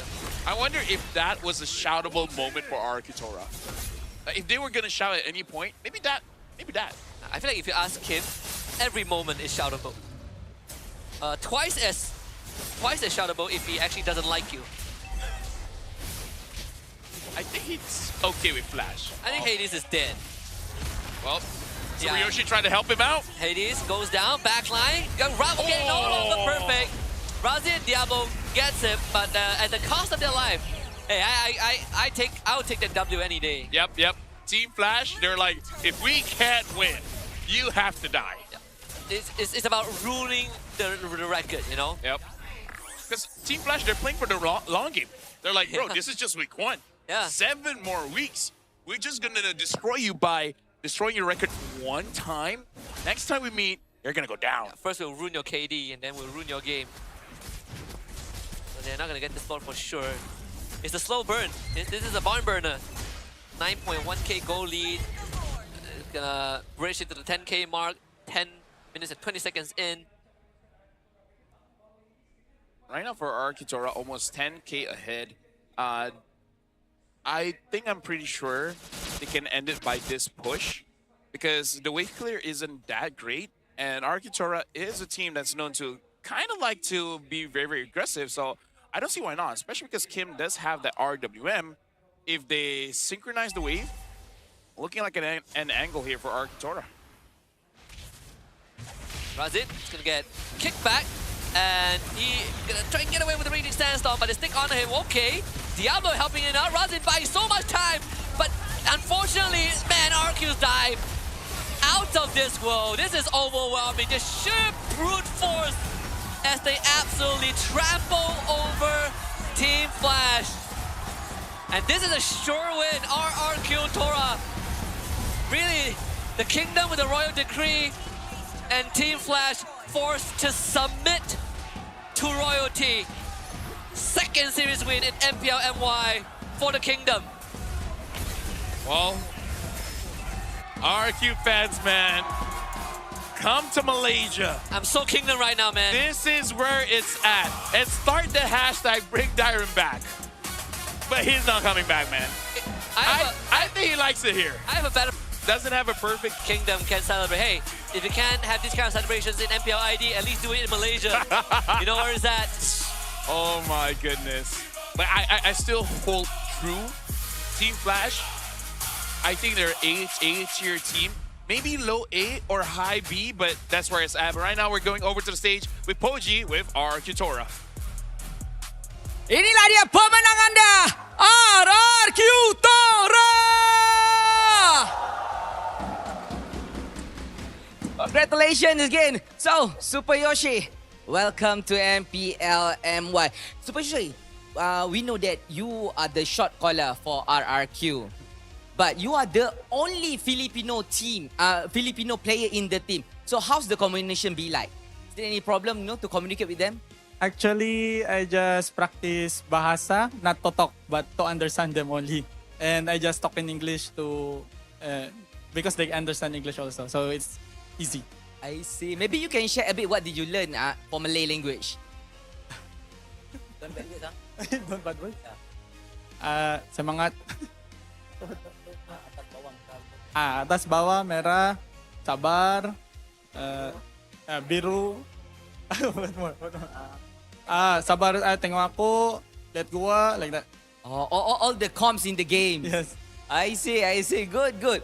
Okay, Super Yoshi, joining the RRQ Tora, we have to understand one thing. RRQ or Kingdom himself is has one of the biggest fan base in the MLBB scene. Do you have any fear or pressure knowing they have a very high expectation for you? Actually, I don't really mind the pressure because I just focus on what I need to do in game and outside. I just want to win with the team. So whatever it is, it's all about winning the game. Yes, like that one. Nice. Alright, so moving forward, we go to Kim. Alright, Kim. Berdasarkan game tadi, kalau Kim boleh bagi rating lah kan, berapa Kim boleh bagi rating dekat Team Flash? Rating kat Team Flash? Sebab dah lawan dengan diorang tadi, berapa boleh bagi? Nak jujur? Terpulang. Saya tak cakap. Maybe baru 5/10 lah. Okay lah. Sebab mungkin diorang tim baru kan. So tak chemistry lagi. Roma diorang pun baru main 3 hari Roma. So tak dapat lagi catch up main Roma. Razin tu kan? Razin. Jadi bila kata 5/10 sebenarnya maksudnya ada susah lah juga kan? Susah juga. So actually apa yang susah tu sebenarnya untuk susah lawan diorang? Sebab ni masa first game, masa second turtle diorang tiba-tiba tak nak main lane, pergi burst turtle. Tu susah sikit je lah. Okey, faham. Maksud diorang pun macam berani-berani jugalah kan? Diorang ada meta sendiri lah. Faham. Jadi bila kita cakap pasal meta sebenarnya Kim, untuk patch kali ni kita sedia faham.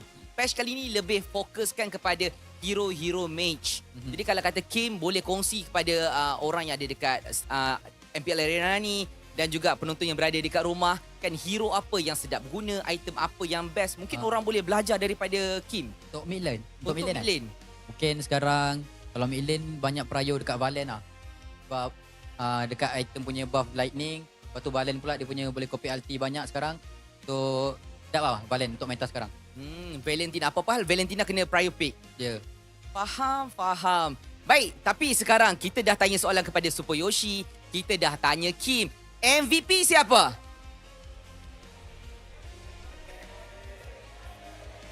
Tukarkanlah pulakan kita. Tapi tanpa saya membuang masa, MVP untuk RRQ Tora. 3, 2, 1.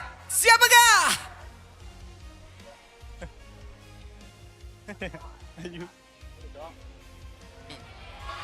Dyron! Alright, jadi kita jemput Dyron untuk naik ke atas pentas. Okay. Oh, akhirnya kita ada 3 region berbeza kat atas ni. Ada Malaysia, ada Filipina dan juga sekarang kita ada Indonesia. So, tahniah Dyron, tahniah. Hello. Kita nak atas dia punya kom. Okey. Baik Diren. Tahniah. Sekali lagi betul-betul menunjukkan yang awak ni membawa satu orang kata prestasi yang cemerlang sebenarnya untuk menjadi seorang EASP dan MVP pada kali ini. Jadi Diren, untuk pertembungan seterusnya menentang dengan IG ataupun Invictus Gaming, sebab semalam diorang pun menang 2-0 juga. Based on hari ni punya performance, rasa awak dah bersedia ke untuk bertemu dengan IG? Kita harusnya udah bersedia sih ketemu siapa aja. Oh, tak kisah. Ya, karena kalau tujuan kita mau ke Grand Final juara kan kita harus siap untuk melawan siapa aja gitu. Maksudnya sekarang apa yang berlaku baiki sepanjang perjalanan? Ya, kita step by step aja sih Bang. Jadi ya nanti melawan IG kita fokus strat beda lagi. Ya kita step by step. Setiap match ya kita jangan lupa baca doa aja gitu. Oh, amin. Sinilah sikit jauh. Okey, tapi semalam saya ada cakap dengan Gorgeous. Gorgeous cakap dia antara EXP laner yang dia nak jumpa Diren. Jadi sekarang ni memang dah boleh jumpa dah minggu depan. Jadi apa yang Diren boleh cakap dekat Gorgeous EXP daripada Invictus Gaming? Buat Gorgeous, jangan beriah ya Bang. Jangan beria, dek. Itu aja. Ya. Oh, Kim ada benda nak cakap? Tak. Untuk Hazel ready lah. Ban Shanshin dia tak boleh main dah. Ban Yisushi Hazel. Okay. Any last word nak cakap kepada fans yang datang hari ni? Penuh full house hari ni dan juga kepada ada Kingdom yang datang. Kan kepada ahli keluarga, semua penonton, seluruh dunia. Ada apa-apa tak nak cakap anyone? Nak cakap kepada peminat-peminat? Ya buat RRQ Kingdom, makasih yang udah datang jauh-jauh ke sini buat nonton kita. Dan yang buat dimanapun berada juga, terima kasih dan tetap sokong dan doain kita terus ya. Semoga kita bisa konsisten. InsyaAllah. Dan itulah dia. Doakan untuk RRQ Tora maju jaya seterusnya. Jadi itu saja daripada saya. Terima kasih kepada Diren Super Yoshi dan juga Kim. Tanpa kita memuasa, langsung kita masuk kepada analisis dekat game tadi. Jom. Thank you very much to Poji, Darren, Super Yoshi, as well as Kim. We can definitely see that Darren and Kim, they want to show a little bit more of themselves, you know, like, go just, don't talk too much, kid. And Kim, you're not gonna get your Jason shit. Poor dude. I mean, poor Gorgeous, man. Spokesperson. Wait. I mean, Kim and Hazel were on the same team. On the same team, yeah. Hey, not anymore. Maybe that's why. Maybe that's why Kim. It's like, you're not my teammate anymore. I can say whatever I want. So if your team is with Kim, make sure you stay with Kim. Make sure you stay with him. Because if not his teammate, you're his enemy. This game was a stomp. Hey, at least, you know, RQ fans have someone to lean on. My boy Darren. 10. 3-0 and 10. Yeah, Darren got the MVP because by winning his lane, he kind of controlled the game. Because amazing KDAs from Kim as well as Gary, but they're kind of there to punish the mistakes of Team Flash, right? But it was Darren that forced that mistake. Yeah, and a lot of times, Darren was so far ahead that no one could deal with him. Yeah. So he was able to just take towers, join team fights whenever he wants. But yeah, admittedly, this game a lot harder because man, Crit even went for the Ice Queen's wand. Yeah. Huh. I feel like that's more for Darren and Gary, hoping that slow them enough that a return kill is possible. But yeah, I feel like Team Flash, they are a very polished organization. They roughly know how to handle this kind of situations. They're going to have a few days, maybe like one day off, and then the rest, they're going to be focusing on their training. They got to focus a lot of their attention onto Razin. Yeah. He has to, no other way to say it, get better as a rope. Yeah, I think that's definitely the main focus, right? I feel like even Kim said early on where you can see that there's a lot more to be desired, especially for Razin himself as a roamer, and it's understandable, right? There's a lot of pressure being put in the starting 5 early in your career in an enhanced partnership format. There's a lot to think about, and also it's like a last-minute role swap to roam, back to roam as well. Let me just say, guys, for Kim to give you a 5 out of 10, knowing that your roamer is new, is actually quite high. Yeah. Because Kim's the kind of guy that would say you're 1 out of 10. Yep. Right? Yep. So him saying you're 5 and him addressing, saying that I understand the weakness of one of your roles and you're using your own meta, that's actually quite a praise coming in from Kim. Yeah, that's respect, you know. Yeah. Like, it's like they did give us a hard time. You know, we're better than them, but they didn't make it easy. Well, looking at the damage here, speaking of Kim, he did deal the most amount of damage on his team, and Diablo did a lot, but the whole Team Flash couldn't do a lot. But again, I think we can accept this kind of numbers from them, considering the draft that they got. Yeah, I think this Uranus definitely was sort Not of a it. question mark, right? Like, I feel like there's a definitely slightly better picks. If you pick something like a tank, after seeing a Valentina, there's very many ways to punish you. Not to mention that the amount of follow-up from RQ Tora is actually pretty insane, right? A Terrify into a kick, and then the Leomord brings the Phantom Steed in. Too many layers for Team Flash to deal with. Yeah. And in this game, RQ Tora showed, I would say, finesse, because it's one thing to be aggressive, it's another thing to be aggressive with purpose, right? Whenever they come to the lane, they understand they want to get a gank, and Gary played around his cooldowns very, very well. And I kind of feel like that's one of the biggest improvements of Gary for this season, and so far for week 1, is that he's not forcing his engages, because before he would go in and hope for the best. Now, not so much. And maybe that's the biggest quality that Sasa gives for both Ruff as well as Gary, which is you don't have to go too hot. Yeah. I mean, even shout out to the team itself, right? The higher ups to be able to acquire this roster. Yeah. Because I think this is definitely a powerhouse roster. Whatever questions I might have prior to the start of the season, I think they've already answered it, right? I was looking at our local players and thinking, how are they going to gel in? We know that they're aggressive. Sometimes it becomes their undoing, but I guess, like Kim said, once they got together and they realized that they click, everything fell into place. And this looks like an incredibly polished team, even though it's their first time working together. It's kind of like giving a bit of that SRG vibes, where I think during their first run in like a tier 2 tournament, it was like 50-50. But once everyone's in the gaming house and they're like, wait, we're roughly the same age, we're giving out the same kind of energy, and then they just got good. That being said, RQ Tora gets their second win in the season, and right now they're sitting first in the standings, followed by SRG, who did drop a game against Team Ray yesterday.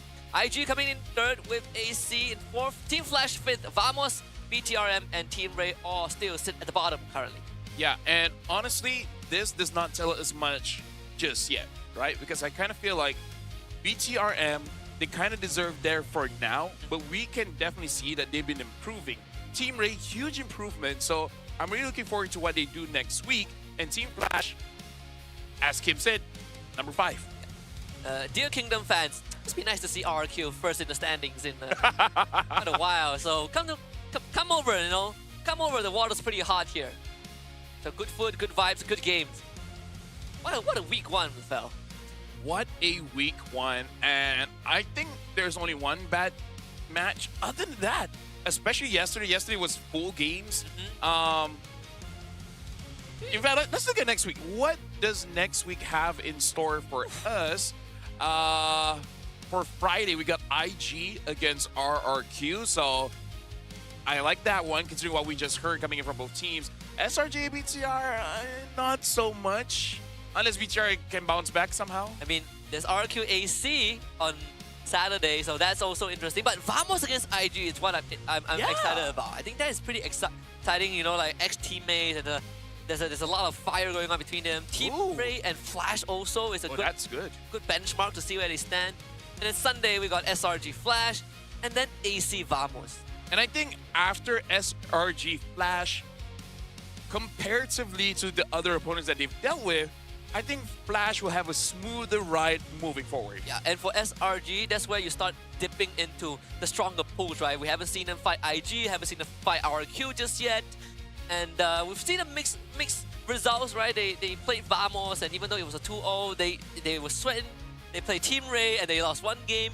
So, who knows? I think next week, even though BTRM and Team Flash didn't have the best results so far, if they could just make SRG sweat, I think that's good enough. Gotta say, kind of appreciate the schedule as well. Yeah, I mean, double round robin is good, man. Yeah, 2 matches on Friday, 2 matches on Sunday. Makes it so that people can actually get ready for work on Monday. Yeah, and I think that's... And you can wake up later as well. That's the best thing. There you go. And now if you guys want to get RQ tickets, I think it will be start selling fast very, very soon. Ooh, look at that. Look at the one against SRG. It's already sold out. Well, you got chances for IG as well as AC, which is going to be next week. Yep. And if you really want to be prepared, you guys can actually get the SRG one on May 2nd. Yep. Might as well get Vamos as well, April 17th. Again, you can always rewind if you're unsure about the days, or check online. All the schedule is there at the official MPL Or scan website. there. Or scan that code. Just make sure that if you can lock down days early and get the tickets, you might as well do it. Bring your friends, bring your family, or if you have none, just come yourself. Team Flash tickets on the screen. Yeah, I kind of feel like Team Ray, you guys got to buy that one because honestly, both teams are really starting to show up. And Team Ray, with one day, they were able to get quite a lot of improvements. And Team Flash, I kind of feel like they will get a lot of improvements after a few days, not showing anything to us. So that's going to be hype. Selling fast for the SRG one. And I think by tomorrow, it should be sold out. Yeah, I mean, if you throw back to how Team Flash competed in past international tournaments, right? You know that this team can bounce back, and sometimes they are the ones that upsets the standings. Yeah, our Arcutora stands undefeated in week 1. We'll see how long this stays because it has been a thing in MPLMY. Like before this, it was Homeboys, where you start off undefeated, looking so good. The moment you meet SRG, things change. Can you believe it that SRG against RQ, we've seen that rivalry on the international stage, but now we might see it in the local stage and domestically, and that's such a cool thing.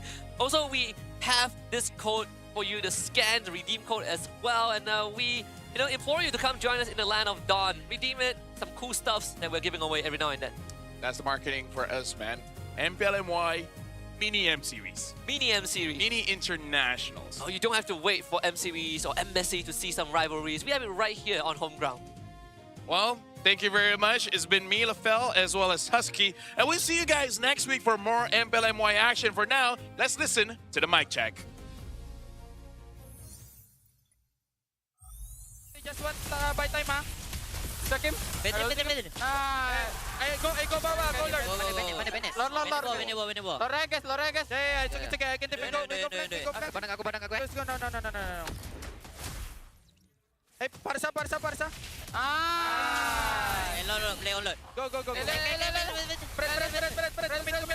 Commit. No dash. Kari. Ada gua Kim. Ya, gak ada Bennett nih. Hey, ready Parsa. Parsa. Kena tiga. Pantai. Nice. Badang. Nice one. Alhamdulillah ya Allah. Nice one, boy. Boleh. Can pakai Asia? Tengok bottom. Gas. EV. Come. Oi, nice Yoshi. Pelikat. Nice one. Belakang. Let's go front. Kalit. Bocet ni. Nice. Obvious. Patai. Nice boy. Aman. Aku ada. Go. Commit. Mati. Aku di belakang. Santai. Kenal lah. Ay, nakap. Oh! OTP. Neta mo. Woi, gila. Go. Gila. Awan.